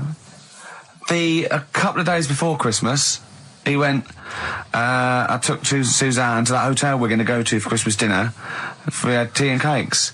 And I went, oh, you treated her? He went, no, she paid for it, but I was just showing her what it was going to be like. That was her extra treat. She paid for it. I love that. Brilliant. Yeah. Well, it was a dear. It was like 150 quid for a meal for two, which is pretty dear. So I'm not going to buy her cakes as well. I love that. All right, love, have anything you want. You pay for your own pudding. I'm not mental. Yeah. So you treated her to some other Yeah, stuff? some bits and bobs. And then So yesterday, she chose them and you paid for them? what, the presents? Yeah. No, Or you chose them and she paid for them, but, you know, it's the thought that counts. I got them on the way home that Saturday. Well done. And what Past did you some buy? shops. Well, just some bits. It might be personal, Steve. Well, I don't care. Just some bits. Yeah, Just but bits and pieces. leave out the personal bits. What bits? Just little things. And then yesterday, right? A monkey wrench and a new washer for the shower. Yeah. Some recordable CDs that you need for your job. Oh, So, dear. now, when you gave those presents to her, did her face light up? Right. I don't want to tell you what they were, right? But she wasn't that impressed. You're going to tell us what they were now, tell Carl. us what they are. You even know what they are. She told you on Christmas Day. Hold on, wait a minute. But it doesn't matter what they are. It does matter what No, they it are. doesn't. It It doesn't does, matter. Carl. It's you, mate. Of No, course it doesn't matters. matter. Oh, God! Have you just remembered? Yeah! Right, but there's no need. I've got to tell him, Carl. I really want your permission because I don't want to be I know it's not, but we know it's not that embarrassing. It's really quite sweet. Yeah, but in a way, right, the way I look at it is, right, Christmas, even when I was a little kid, right, is not... Please let me tell him, Carl. Well, let me just tell you first, though. Oh. Let me tell you why I didn't go all out on the old present front. All right. Justify yourself. Right? First of all, I've covered it up since then anyway, right, with that present, because I bought her some shoes yesterday, and she did say, I'll give you the money for them, but when I get home, I said, it's all right. I said, you can have them, right? So not only did I buy her some food on Christmas Day, I got her shoes. She's probably had a And they feel like a horse. Yeah. It's sort of like, yeah, there you go, there's your shoes, there's your food, right, bed down, see you later. Yeah, but what I'm saying is I she's have done... fed and clothed Yeah, her. did you comb her hair? She's done well this year, right? So, the thing She's is... done well this year. It's like you're a single parent living on a council estate with a smack problem, and you still managed to buy them some Lego. When I was a kid, right, it wasn't about what you got. I remember one year when I was about 8, right? Oh, this is going to make me cry, isn't it, this? No, it's not. I'm just saying the way it is, right? I woke up at about 4 in the morning. And I was like, oh, what have I got? And I couldn't sleep. I was that on edge. It's the excitement of Christmas, isn't it? It's like, oh, what's wrapped up? I need to know. Sure. Yeah. And it's the fact that people are saying, no, you won't know until tomorrow. Yes. That annoys you and winds you up. Okay. So I got up at 4 in the morning, Yeah. opened my presents, and then went, right, I know now, went back to bed, had a great sleep. Yes. Right? So it's nothing to do with the excitement of what you get. It's the excitement of not knowing what you've got. And then what happened when you got up to go down with the presents? What you're saying to me is that you could wrap up a brick because the thrill of Christmas is in hoping and being excited about what it is, not the actual gift itself. Yeah. Is that what you did?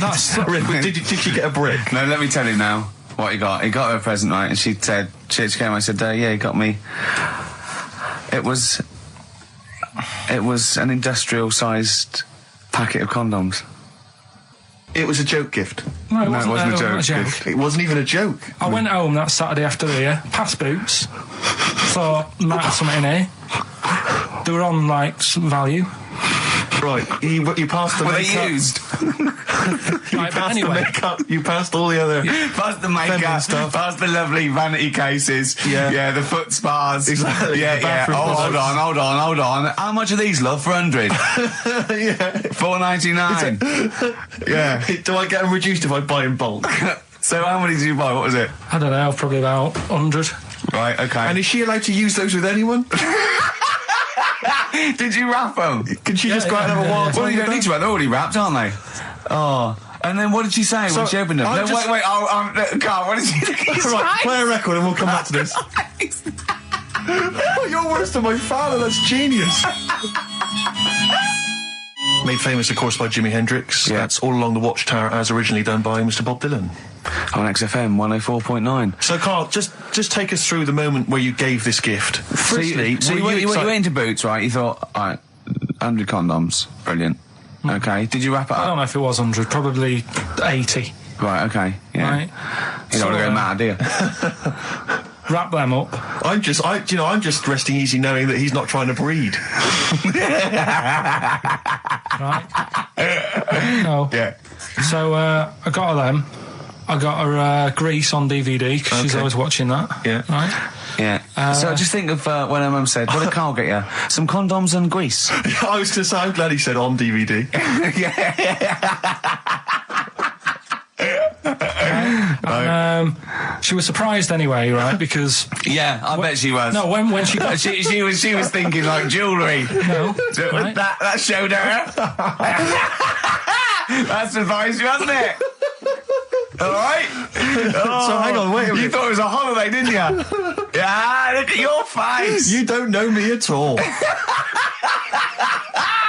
So hang on. So did you give these on Christmas Day? Right, what happened is she got in from work that Saturday, right? And I said, look under the tree. Knackered. Oh, Right? at least it's Christmas. Yeah. At least I'm going to get a little bit. Yeah, go on. I said, look, you got some stuff under the tree, right? So Did you give her a sugar lump? Right, she was really chuffed with that. But she said she was a bit puzzled because I didn't know we had any wrapping paper, right? So I ended up using wallpaper. You didn't take it off the wall though. You had some. No, it was some left over, right? So she said, why have you used wallpaper? I said, well, I didn't have any paper and you were getting in a bit and I wanted you to have a surprise. So she said, can I have a feel of them? I said, no. Presents. She thought, right, I've got the right thing. Yeah. Right. And then Christmas Day, I said, no, don't get carried away. It's nothing really good. You know, we said we weren't going to buy each other much. So there you go, open them. Yeah, go on. And Can I just ask, had you received your present from her yet? yeah. So what had you received? What did he have? Had some shoes, Nice. right? Getaway game for PlayStation. Nice. I'm just totting up Just the talk value about of the value this. of those. Go on, yeah. And just also think about how much fun and pleasure you get from them. Yeah. Although, of course, condoms, I can see the Well, do it. see the appeal. Well, okay. Yeah, so yeah. I think But I can. also add to that bit 150 quid for a meal. If you're going to start Minus. totting up, 150 quid for a meal. I bought some shoes, 72 quid. Yeah, that was after the event, though. Just doing some research, right? I'm sort of working my way through different creatures and insects and stuff that's on the planet, Yeah, right? And finding out if we need them or not, right? yeah. Do you know much about snails? Well, sea snails, Well, yeah. snails in general. Don't know much about snails, land snails. I know a bit about sea snails, like whelks, top shells, that sort of thing. Would you say they're important? What sort of sense do you mean by important? Say if we had to sort of get rid of some animals and insects and that because we're running out of room. Right. Do you know what I mean? Because I'll tell you what I know about some snails. I don't know if this applies to sea snails as well. I mean, I called you today because a lot of other places are shut. Yeah. Right? So I know they like to eat stamps, apparently. The glue on stamps. They love it, right? Right. Apparently a lot of letters and stuff aren't getting to where they're meant to be getting because snails are crawling into letterboxes and eating the stamps. That obviously doesn't apply to the sea ones, but that's a problem they're causing. All right. Were you aware of that? No, I didn't know that. Bet you're glad you answered the phone today. Right? They love beer. Beer, yeah, who doesn't? And also, I don't know if this is right, but I heard that they sleep for 13 years, or can do. Right, I wouldn't know if they can sleep for 13 years or not, but... I mean, sea snails are pretty important. Yeah, they do quite a good job in the sea. They graze on algae and they provide food for other animals. I mean, you can say that about any fish, or any animal. Why do they exist? Would you be upset if someone said we're getting rid of them? Oh yeah. You would be. They're an animal, I wouldn't.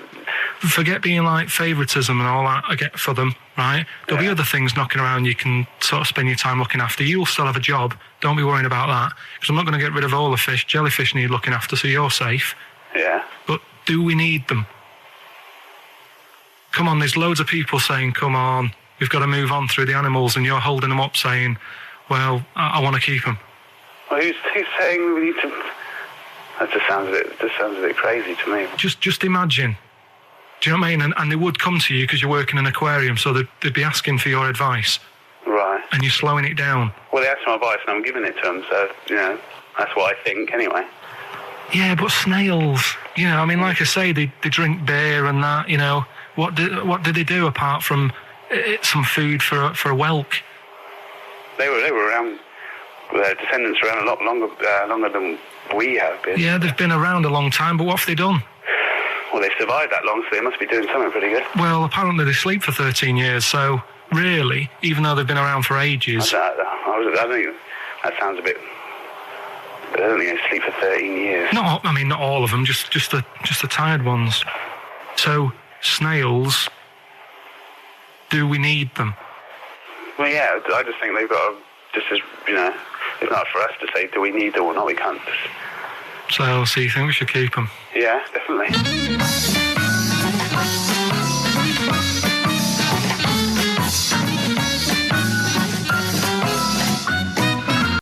Coldplay, Speed of Sound.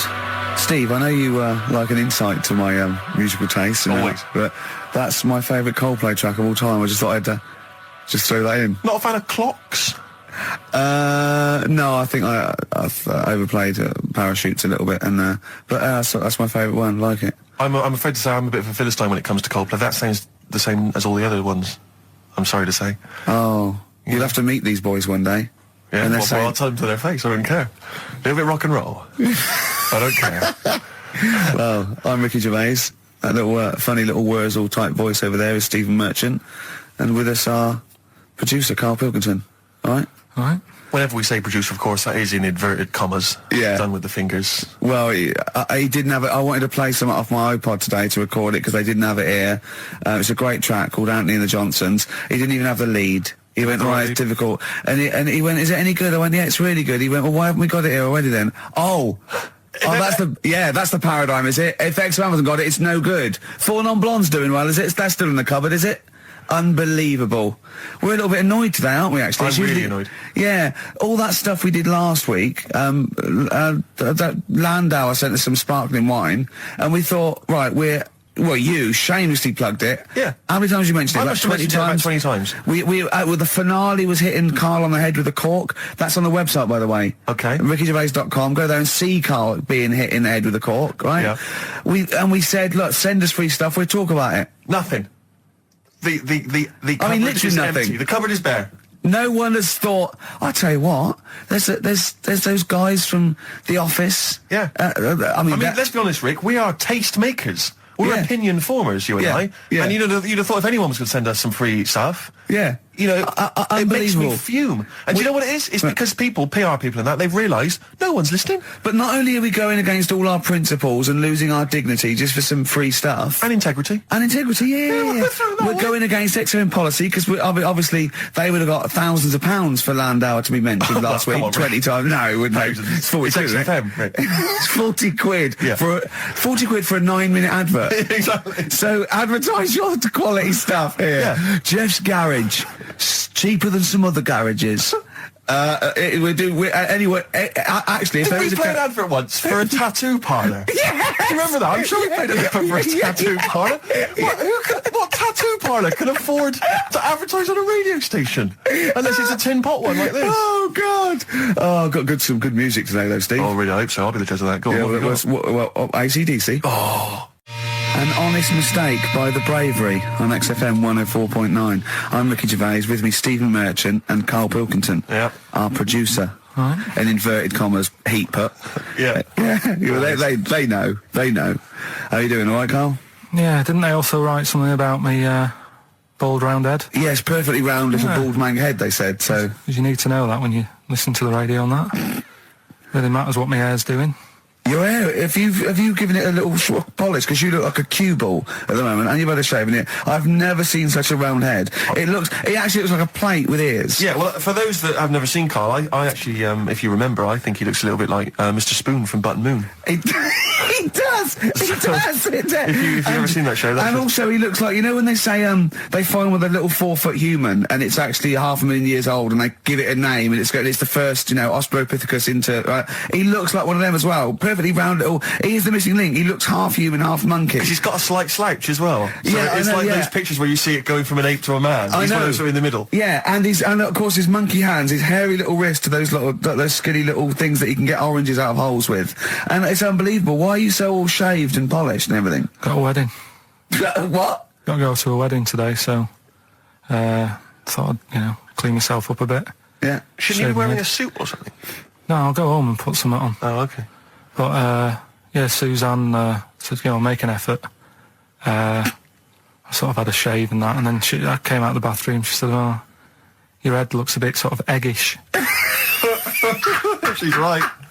She always worries about when I have a shave because I just, That's your girlfriend, Karl. I know. Saying that.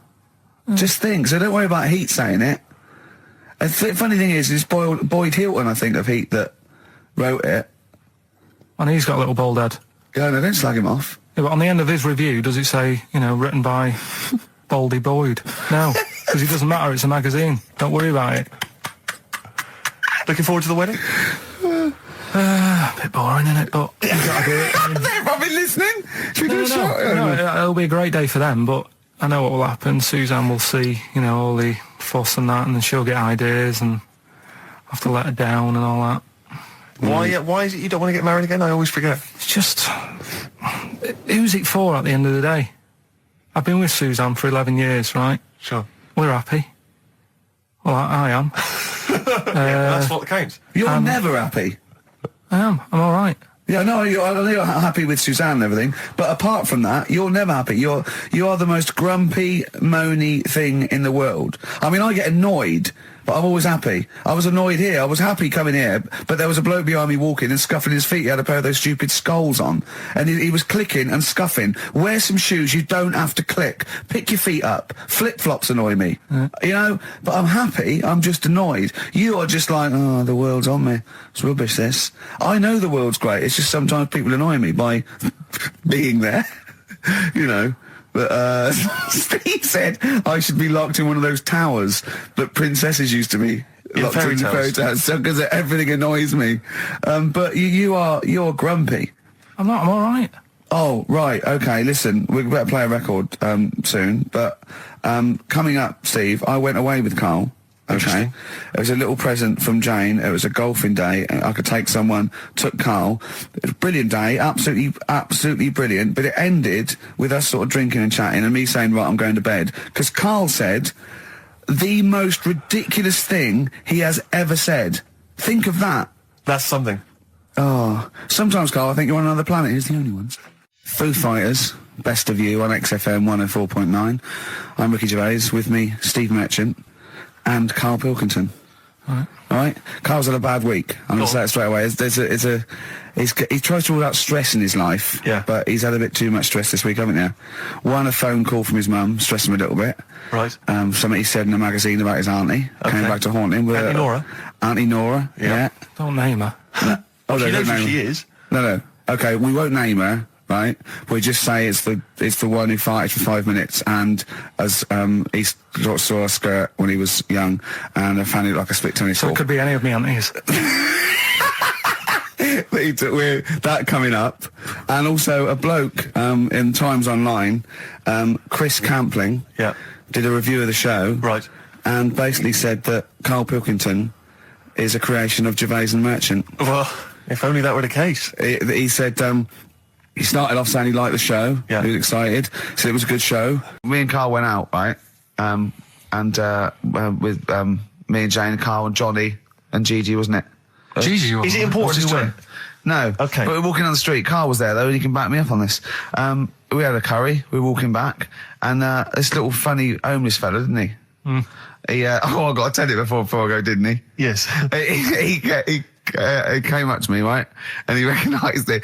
And he came up to me and he went, he said, I've just nicked 5 of your DVDs from HMV. And he shook my hand. He was so happy with it. And I went, right, excellent. He went, all I do is I just swing the bag over the top. Like that when I'm going out, and he had a bag full of DVDs, didn't he?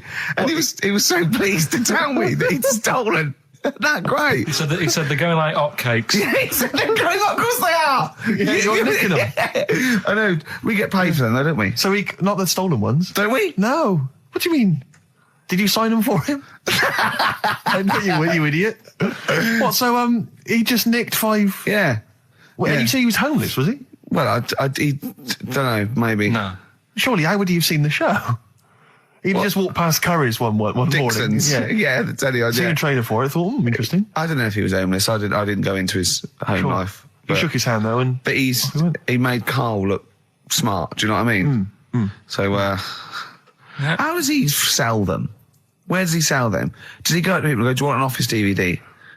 They're not nicked.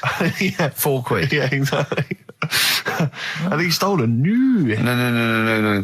A lot of the jokes. I'm already questioning his critical faculties. Yeah, exactly. And basically said that we didn't contribute much, or seemingly didn't seem to contribute much, and we couldn't sort of like ad lib or anything. We just laughed at, particularly me, laughed at Karl Pilkington, who was coming up with some, quite funny stuff. Yeah. Right? But then he does a twist on it. He goes, but the thing is, we're the puppet masters.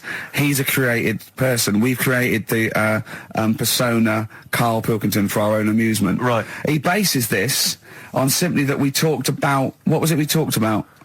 The Chinese not aging well, and Right. he heard him talk about that on my DVD. But clearly I say, Karl, remember when you were talking like that? It's a news, or remember in the week, and so he thinks it's all scripted now. Imagine if this show was scripted. I'd be ashamed. Yeah. If this show was scripted, I would send back the BAFTAs for the shows the actual shows we've written, and I would say, I'm having a go at Chris Campling. He's nice about our other work. He likes The Office, and he Yeah. likes my stand-up and everything, and he likes the show, but he's saying, because we're not spontaneous, we scripted this and invented Karl. So he's like, we've invented another Gareth. if we had created Karl, I would not have squandered a character that good on this poxy radio station. Absolutely. Also, does he know that we spend about 3 months on half an hour script? So how long does 2 hours of drivel? But the main thing is, as if this could be scripted, it's dreadful. It's just shocking.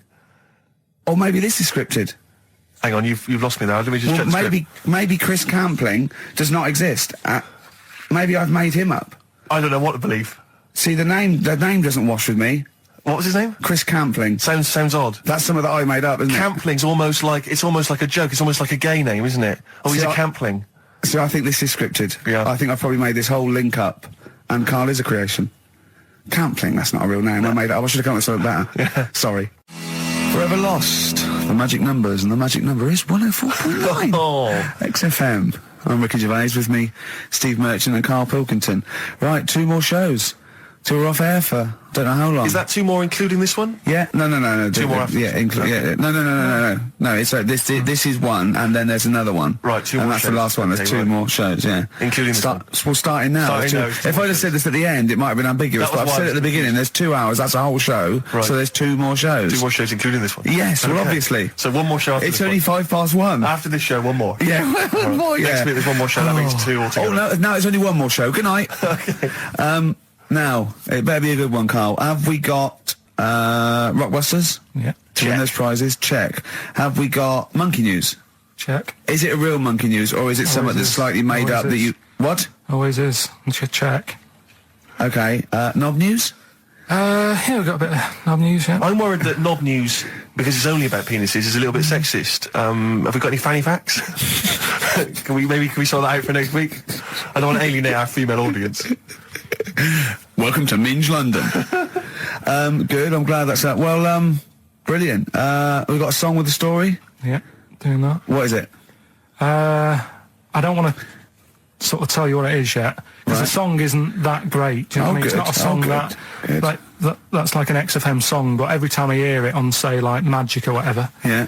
I have an argument. 105.4. Yeah, I have an argument with Suzanne that, you know, what I think it's about, and she says, don't be stupid, it's not about that, and I'll say, no, it is.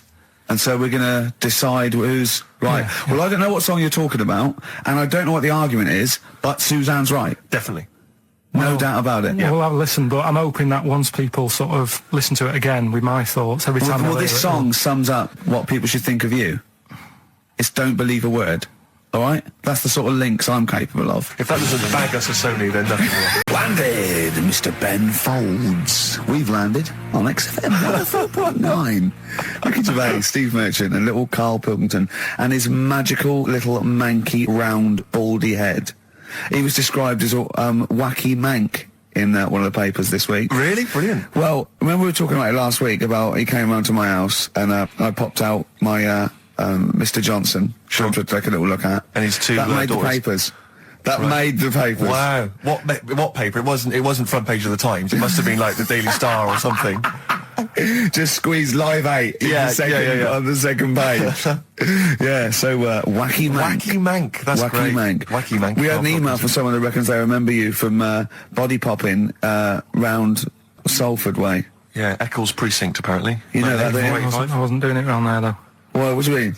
I was around Stretford. Arndale. And what were you doing? What sort of body popping was it? Just a bit of everything. Caterpillar.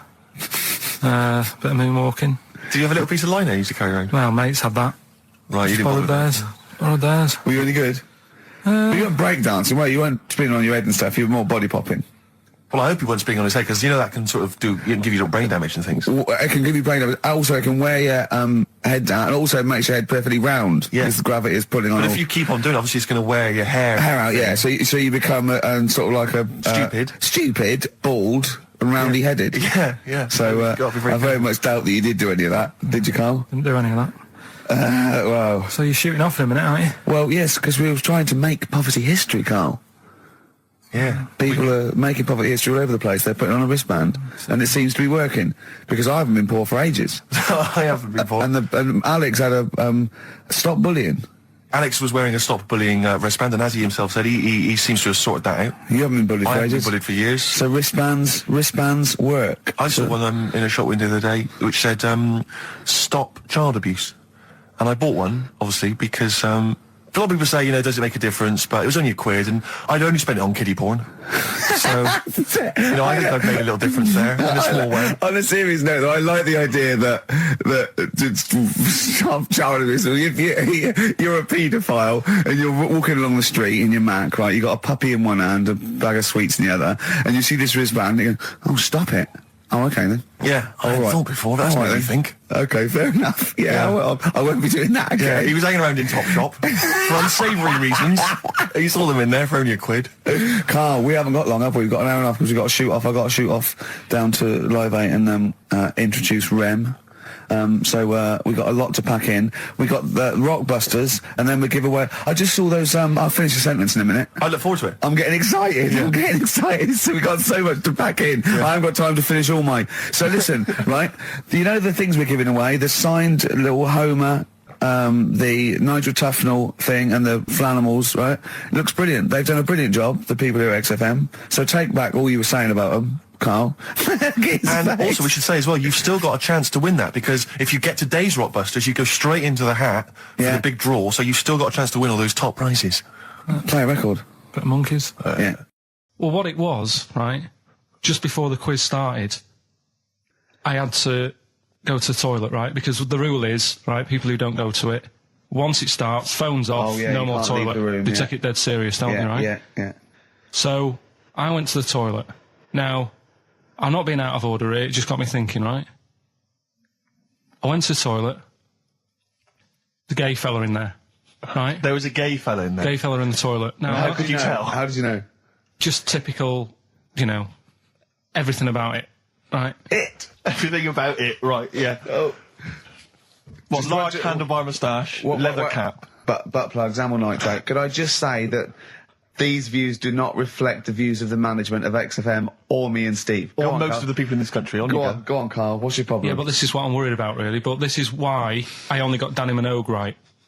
Right? Because this was floating around my mind. Went to the toilet. Icon, now, go into the toilet. They have like men's cubicle and they have women's cubicle. Yeah.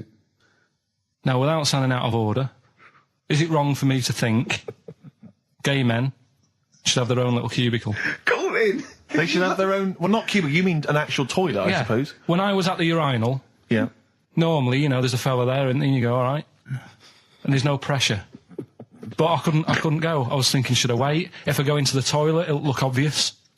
Yeah. I had loads of pressure, and But this was what were going you on. worried about? I'm so sorry. What were you concerned about? Viewers? I'm so sorry. Well, it's like, right, listen, when I was a kid, right, and it's all right for you to go into women's toilets when you're a kid, it's like, oh, it's a bit cute, right, as long as you're not, like, over 15 or something, right? Right. But when I was a kid, I went into a toilet, and women, when they use their little cubicles, they don't shut the door. Some of them just sit down on the toilet, right, and you see everything. And, no, seriously, that's probably one of the first times I saw, like, a woman. Yeah. That, right, and my Auntie Nora when she was staying over. What happened with your Auntie Nora? She was, she's into wearing caftans. Into wearing what? You know, caftans. Oh, yeah. What caftans? Big, bellowy sort of dresses. Right. And, yeah, I used to sit on the floor at home in front of the telly. Sure. She was on the chair behind. Yeah. She did a bit of a sort of a Sharon Stone scene. Oh, God. Yeah. Did you see it? There was no underwear. No. What age were you? What was it like? What age were It you? was like a ripped tennis ball. What? Right, we're off air. We're off air. Either that or put us in for the Sonys. Iced tea. That's how I'm living. A bit of old school hip hop. Where's our tea? All right, Good point, yeah. go make me a cup of coffee or something. Well, before you do that, can I just qualify something? I'm a little bit concerned about your toilet discussion. What exactly is your point again? I was just a bit bemused. You see, it's a tricky one. All I'm saying is, right, there I was at the pub quiz. I go to the toilet, not thinking about anything. I try to go, right, there's a little gay fella next to me. I love this little gay fella. Now, the weird thing is, there's nothing stopping him having a little glance, right, because he's allowed in the fella's toilet. Yeah. Now, I'm not allowed to go into the woman's toilet and have a little look round. Right. So all I'm saying is, should they have another toilet area? What, for gay people? Yeah. And so this would be gay men and lesbians? Is that going to complicate things? Well, I mean, I can only assume. I mean, to what point? I'll ask you a question, right? If you're intimidated, that's a shame. But you know, most gay men aren't looking at your knob. You know that. What do you mean? I can only say that 99.9% of gay men who use a urinal standing next to what they assume is a heterosexual man aren't looking at his knob. What are they doing then? They're emptying their bladder. No, but the thing is, I can't talk politics for Carl. You're saying, like, you know, about would you have one toilet for lesbian women and gay fellas, right?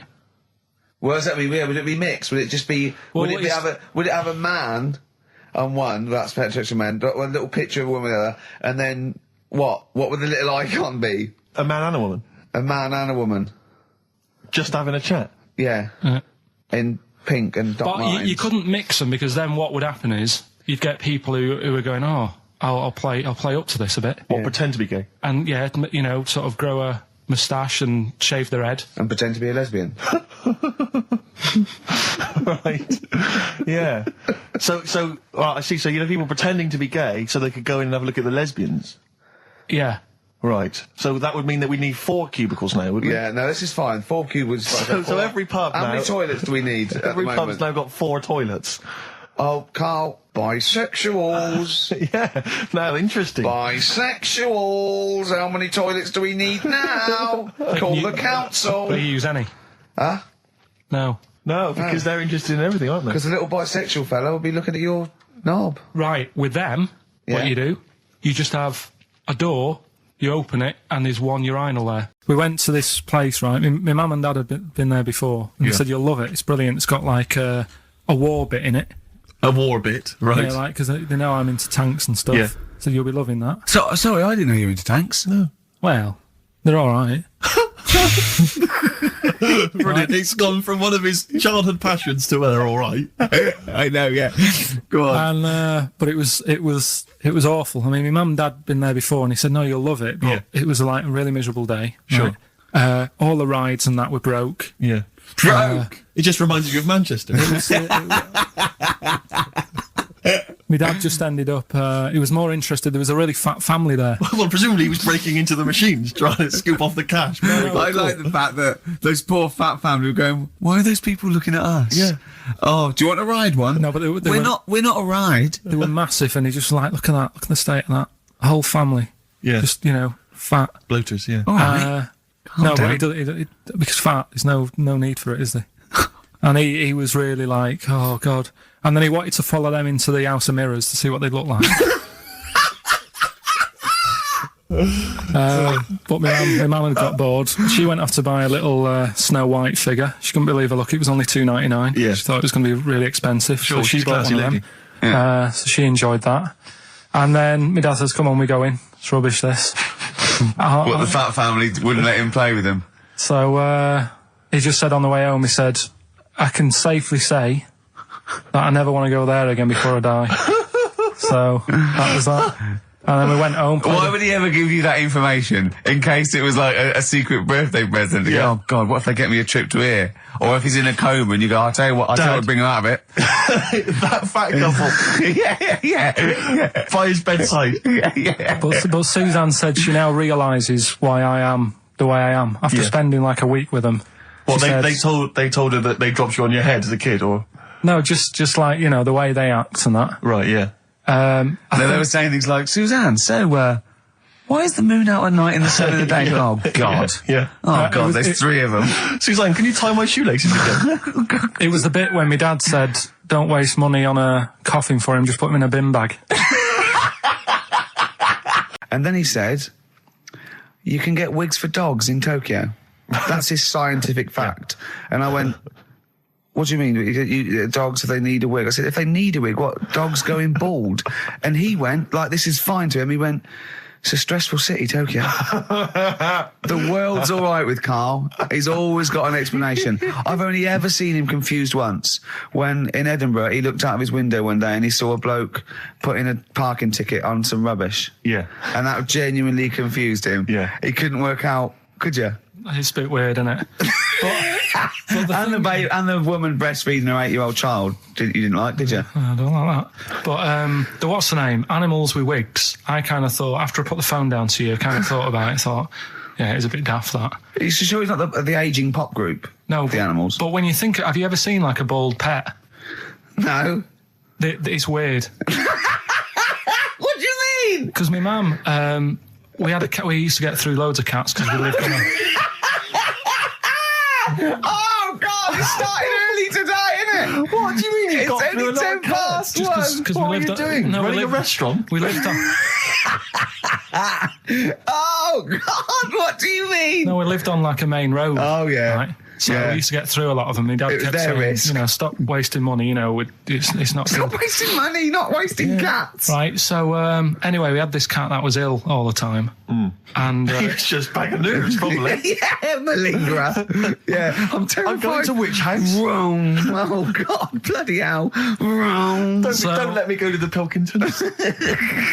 and it, for some reason, it kept being sick all the time. Right? Yeah, that is nerves. That's definitely nerves. So my mum kind of thought, I've had enough of this, and she shaved it. Whoa.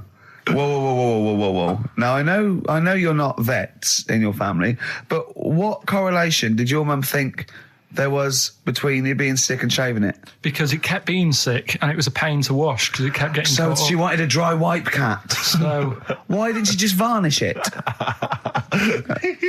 What? it's weird. It's weird. Though. So now he's cold and sick.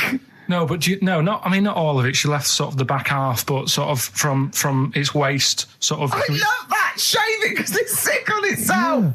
And That is it was the genius. weirdest looking thing. I mean, normally I like cats. I'm always like giving yours a stroke on the head and that. Yeah. But as soon as she did that, it was like, oh, Yeah. can't touch it. And then So now it's sick, cold, and hated. Yeah. Carl. It must have. I mean, the other cats must have been taking the mick out of it constantly. It's just making things worse. Did it get? I'm hoping that it got run over and was put out of its misery. no, I think it got all right, that one. Or is that the? Yeah, it did get run over. It did. Oh God. Oh dear. How many cats do you say you've got through? I'd say whilst I was living at home, I mean, it's still on the increase even though I'm not there. So whilst I was there, probably 5. God. Wow. Oh. Yeah. And were you upset each time, or you just got used to it?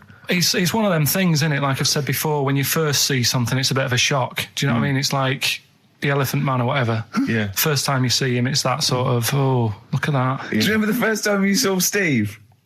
No, I'm not being funny. Do you remember the first? Yeah, but I've said this before. It's always then you get used to how people look, and you don't. Right. If you don't well, like okay. Let's play Educating Ricky. Right. Brilliant. Go. Right. So-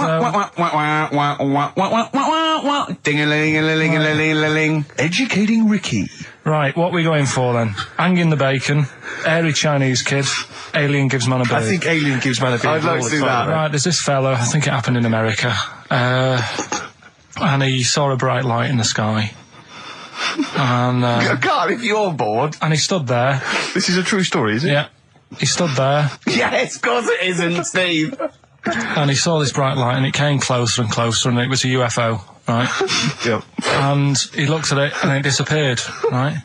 And he gets back in his car He looks in the mirror. and he looks in the mirror. Yep. He's only got a beard. He hasn't.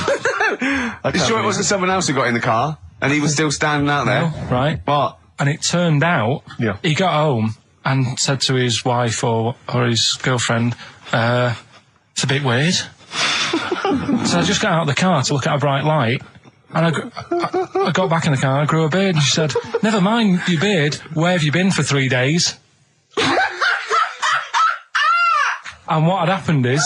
He passed out because he was pissed. No. The UFO had taken him for 3 days. Yeah. But he'd only thought that he'd only looked at it and it went away. Yeah. But what had happened is he yeah. took him and he grew a beard because he hasn't had a shave.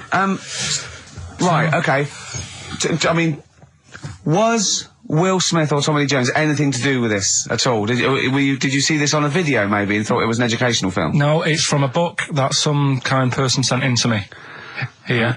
Can I just ask again, just again, I'm just throwing this right back at you. Do you think there's any other possible answer here? Right? A man is absent for 3 days from home.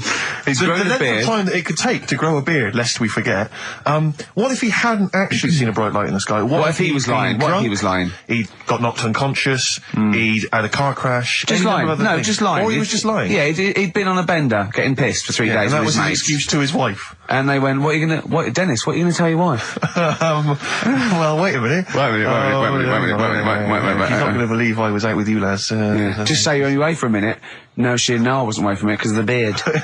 Oh yeah, look, it looks like you've been out for 3 days. Well, we have. That's Exactly. right. Okay, we've got to cover that then.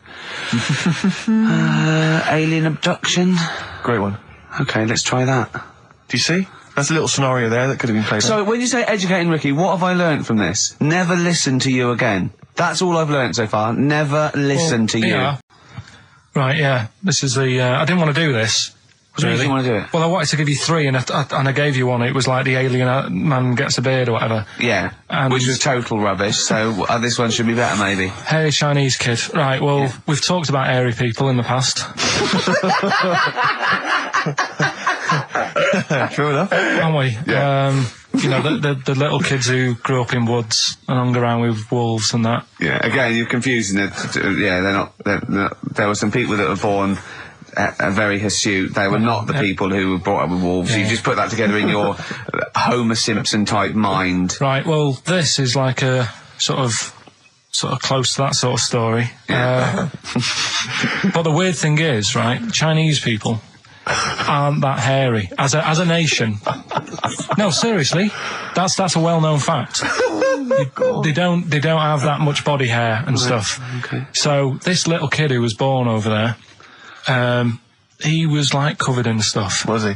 And it was only his nose that wasn't hairy. The rest of his body was caked in hair, right? And his hair sort of What grew. sort of hair was it? Was thick hair. No, what I mean is, was it sort of like a pony's mane, so he just looked like an Ewok? You know what I mean? Just like hanging down sort of straight, dark hair. In the picture, it looked like it grows from his eyebrow. It grows from his eyebrows quite thick, and then it just goes all the way over his head. You don't think it was just really long eyebrows that he'd done a comb over? No, it was all over his body. It had a picture of like his back and that. Yeah. And Had he styled it? Had he styled it at all? Did he have it in a quiff or? no, it was just hanging everywhere. all over him. Yeah.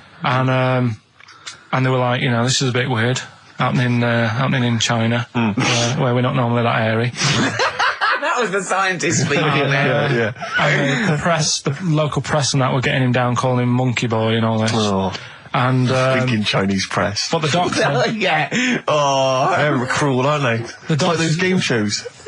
That's Japanese, isn't it? Yeah. That's what. Yeah. and the doctor said, I was talking through all that time while we were just like talking to each other then. Because I turned around and I still saw he was talking. Go on. So anyway, the local press came there to see the hairy boy, the monkey yeah, boy. and they were like being tight, taking the mickey out of him, and the doctor said, Showing him nuts. he's only hairy. Said he's a healthy young kid. The only faults he's got is he's got a little bit of eczema and a boil. And he said everybody should just treat him the same, and I think he grew up a healthy kid. Yeah, so that's the That's the end of the story. That's not a story.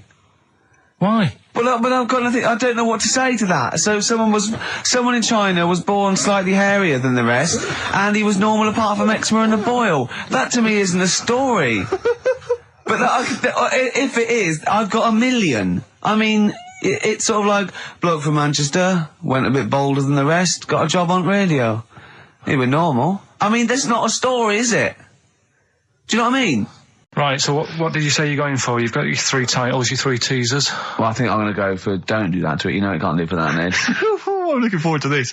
Right. Right. So this is educating Ricky, for those that have just tuned in. Now, something that Ricky told me about when he was educating me was that a cockroach, if you cut its head off, it lives for a week. Yeah. Right? And the only reason it dies is because it can't take on water. Sure. It doesn't have a great time in that week, though, does it? No. I mean, it doesn't get much done, I don't imagine. It just needs water, and because it can't find any, like its eyes, it eventually dies. Yeah. Right? No. So what? No, it's not. That's not. It's Anyway. you can't drink. Anyway. So have you heard that one about worms? Okay. I have. Go on. If you cut a worm in half, Yeah. a lot of people have said in the past that it'll turn into 2 worms. Right. But that isn't actually true. Okay. Who said that? No, it used to be like, you know, Kids at school said it on, kids at school and stuff. Yeah.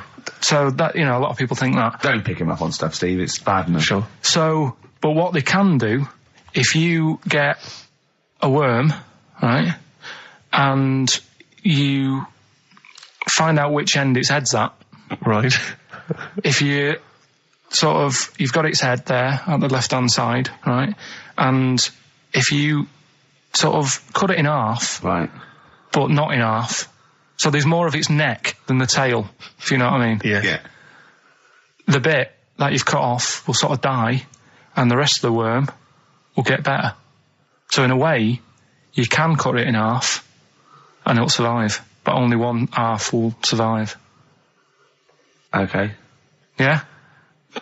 What have you learned there? I wish you hadn't chosen that one. To be honest. I know, because it's nothing, is it? Yeah, You know that no joke, information. how would you tell a worm's head from its eye? You put put it in a bowl of flour and wait till it farts. Yes. Right? I told my mate that, right? And he went, what if it coughs? Yeah. Yeah. Yeah. So, there is a bit of truth in that myth of cutting one in half. Where did you get this information? I don't understand where you get this information That was from the Fortean Times. It was like the myth about worms. Yeah. That was the big article that week. Did it take you as long to read that article as it took you to tell us just then? I like the fact that it starts off debunking a myth that we haven't heard of anyway. Exactly. You know the big thing about cutting a worm in half and making 2 worms? No. Yeah. What's the other one? It's not the thing to do either, by the way. Don't go doing it. No. It's not very nice. It's cruel. But it can get by. And it's pointless. Yeah. There's no scientific worth. Yeah. In that. Well, there you go. Okay then. So the others now, you see what I do. No, I'll tell you the other titles. You're not having them yet. That's the whole idea of this. People will be driving or about to go out doing the shopping. They'll think about that now. What was the other 2? Well, the other 2. They won't think about that. They've forgotten that. No, they will. No, they've forgotten that already. If only it was raining and what's tomato with you. Right, I'm looking forward to that one. No, you've got to tell them tomato with you. Look what's happening. You see, you already want more education. And this is what listeners will be doing. I tell you, I wish you were a teacher. I so wish you were a teacher. Do you know what I mean? Kids would be saying, I know it's 3:30, but I don't want to go home, I want more. Yeah. And that's what I'm doing with you. I'm teaching you. Why are you teaching me things about not to cut worms in half and what's tomato with you? Please tell me what's tomato with you, Carl. In a bit. Okay. Educating Ricky, we got 2 left, haven't we? I'm looking forward to these. We've still got 2 more. We've still got, if only it was raining. And, what's tomato with you? Coldplay, a scientist on XFM 104.9. He's doing all the work. I wasn't even listening. Oh, and he spilled some water down on that. Right, what's this one again then? Right. What's the teaser headline? Teaser headline is, what's tomato with you? Brilliant. Yeah. Go on. How excited were you when you came up with that? You couldn't wait to come in and tell us, could you? I think it's a good one because you won't forget it now, will you? I mean, like the worm one. What's so special about the worm? A lot of people think that if you cut a worm in half, 2 worms will grow, but no. What happens is if you cut the head end slightly nearer the tail than the tail will die, but the worm with the head will be okay. So, it's exploded a myth, and it taught me something. Right, so, the second one, part 2 of Educating Ricky.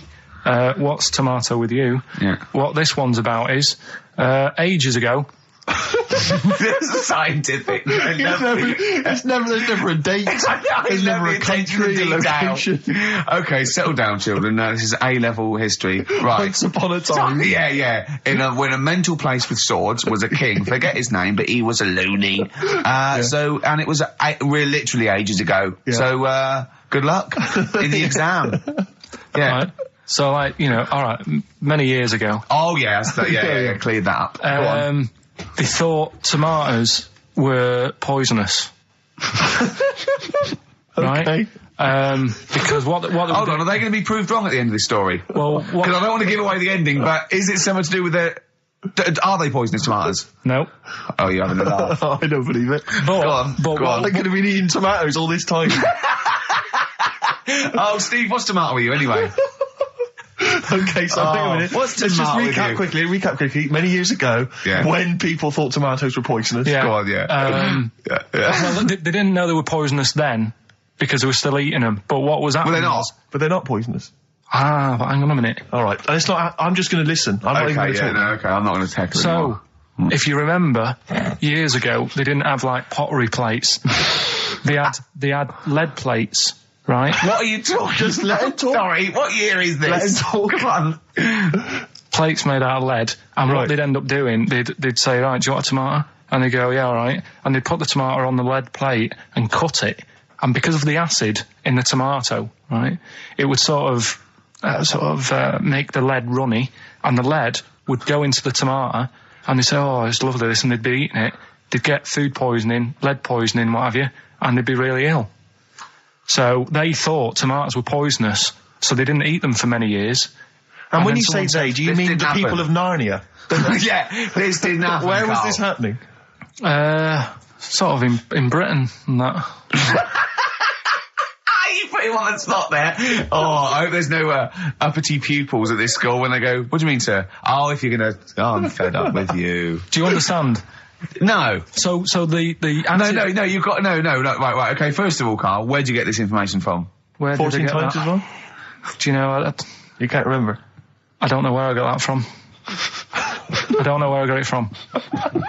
But why don't you think that makes sense? But, what? Someone once got lead poisoning from a tomato? Not just one, loads, and then all of a sudden... No. Why is this educating me? Because I'm telling you that tomatoes... I can't take anything away from this. Yeah, I don't know what to take away from this. What have I learned? What have I learned? Don't mix lead with tomatoes. Why is this educational in any shape or form? What are you telling me? A long time ago in the land of Glunk, right, where the ninnies did slib, right, they thought tomatoes were poisonous because they ate plates of lead. What are you talking about? Yeah, but we all know tomatoes aren't poisonous. Is that what we're taking from the story? Is that the moral of the story? Don't believe these people that I'd never heard of before. What are you talking about, Carl? I think it's a bit weird. It's a bit weird, yeah. Is these the same people that were spreading those malicious worm rumours? Good, we've settled that then. Go on. The titles that are meant to sort of pull you in. Yeah. We've got what was it? Stocking, Aitken and Waterman. Yeah. You've got It's Not His Fault. And Get a Load with This. Get a load with this. So, which pun do I pick first? I think I'll go for get a load with this. Get a lobe of this. Yeah, get a load with this. Yeah. Well, that's a story about a girl who she was deaf, right, for 4 years, and it happened quite a bit back this. What year? Or was it? I think it was ages ago. Was it? About quite a bit back. She was deaf for about 4 years, having an argument with her mum, it said, which I didn't quite understand, because I don't know how they do that. Yeah. But she was having an argument, and a man pushed her against the wall, and she banged her head, and her hearing came back. Okay. Was she wearing a Walkman, and it fell out? And she'd realised, There's no explanation. There's no explanation? Well, why is that teaching me something then? Right, so I knew you'd say this, right? So I thought, right, I'll stick something on it. Do you know that bees are deaf? No, you can't just, no. If you ask someone something they don't know the answer to, they don't tell you something else. Just, I'll tell you something else then. I can't answer that, I'll tell you something else. Imagine that, if you asked a teacher. Look, how do birds fly? Wow, if you're going to do that, tallest building is, I mean, what? Well... That was the equivalent, Carl, of running away when we asked you a question. Yeah, the intellectual equivalent. Look over there, there's a monster. Yeah. Listen, what do you mean? What she... Okay, so... So her there's hearing no came explanation. Back. There's no explanation. Or you don't know. Well, there isn't one, is there, really? It's a bit What, weird. But the only did thing the doctors not look into it? No, I think they just said, oh, that's good. So again, I don't... Where did this information go? Is that... If you read this on the net, is that all they put on There the was net? once a deaf woman who hit her head and she And could her hear. hearing came back. It was bizarre things about being deaf. Was there Oh, three, like... yeah. Was there I've got that book, yeah, it's a good book, that. Was there three Yeah. more pages you just couldn't be bothered to read on? Yeah. No, it was just a little bit, and it Was there a said- little picture, a cartoon picture? No pictures, I just And we read going, it. ow. Look, Ow, if you I don't can want to hear. know, if you don't want to learn, you know. Yeah. Okay, it's not his fault. Let me have It's Not His Fault. You got to save this. This has got to teach me something. It'll be an interesting story. Right, It's Not His Fault. This fella, Yeah. What year? Ages ago? Olden times? I'd say in the 70s, Okay. Would you? Any evidence for that? and Does he wear flares in the story? Right. Is that your reason? no, it's a bit like Yuri Geller, this fella, right, where Oh, yeah. he's electric, He's electric. and if he walks past the telly would fizz. Uh-huh. If he walked past the radio, it all goes like that. Ooh. His hair stuck up all the time. And he'd be having a bath and everything would be all right, and then the power would sort of switch on in his body, and the electric in his body made him jump out of the bath. So... What do you mean so? What is that so? What does that so mean? You've given us nothing. You've given us nothing. You'd have to at least give us the scientific explanation. Yeah. Electric eels have 400 volts in them. Oh, is this the running away again? What was that one called? Yeah, but It's not his vault. But there's a reason that not his fault. It's not his fault. I thought it was going to be something about keeping it safe. I think we should do these the other way round. I think you should tell us the story and then we'll hear the pun. It's not his fault. It's not his fault. Right, let's leave it. Play a tune. Forget it. Educating Ricky. Bin it. We're not doing it. No, we are. What are you going for? Oh, he can handle it, I think. Don't worry about him. He candle it. He candle it. Okay, let's hear this one. Right, are you familiar with the phrase burning the candle at both ends? Yeah. Do you know how it's come about? I know a man who does. I assumed that it was to get more light in the room. How would that work? Well, they'd put it sideways and light both wicks, so out of one candle they could get two. No, go on. No, what it is... it means you're doing too much, you're staying up too much, you're not getting enough sleep, and you're... Well, years ago... Yeah. When they didn't have light bulbs and that... Oh yeah, what year is this? Literally ages ago, specifically? Yeah, quite a bit back. Mm-hmm. Okay. Didn't have light bulbs and that, so they used to have candles When did the light bulb come in? Because I can't remember at the moment. Don't know. Okay, go on. So, yeah, so they've got a light bulb. You wouldn't know. You're a doctor. You're not a historian. Go on. And people who worked a lot of hours. Yeah. How many? Literally lots. They get up early in the morning because they have to be up early. Yeah. And it's dark outside, so they'd light the candle. Sure. And they'd wear it out a bit, and then they'd be getting in late as well. Yeah. And they'd be like, oh, it's dark. I'll have to light the candle again. And they're burning candle at both ends of the day. So that's where the saying comes from, burning the candle at both ends. So, all right, that's a little lesson. Yeah, lesson one. Okay. Can I have? No, you can't. Have you can't one rush yet. into them, Rick. You've got to. I've got to soak in that. You've got to soak that one in. Any questions for Karl off the back of that? What do you think? So people were. I mean, basically, where this comes from is people were literally burning the candle at both ends of the day. Sure. There you go. So we've still got. Go on. I'm committed to this treatment.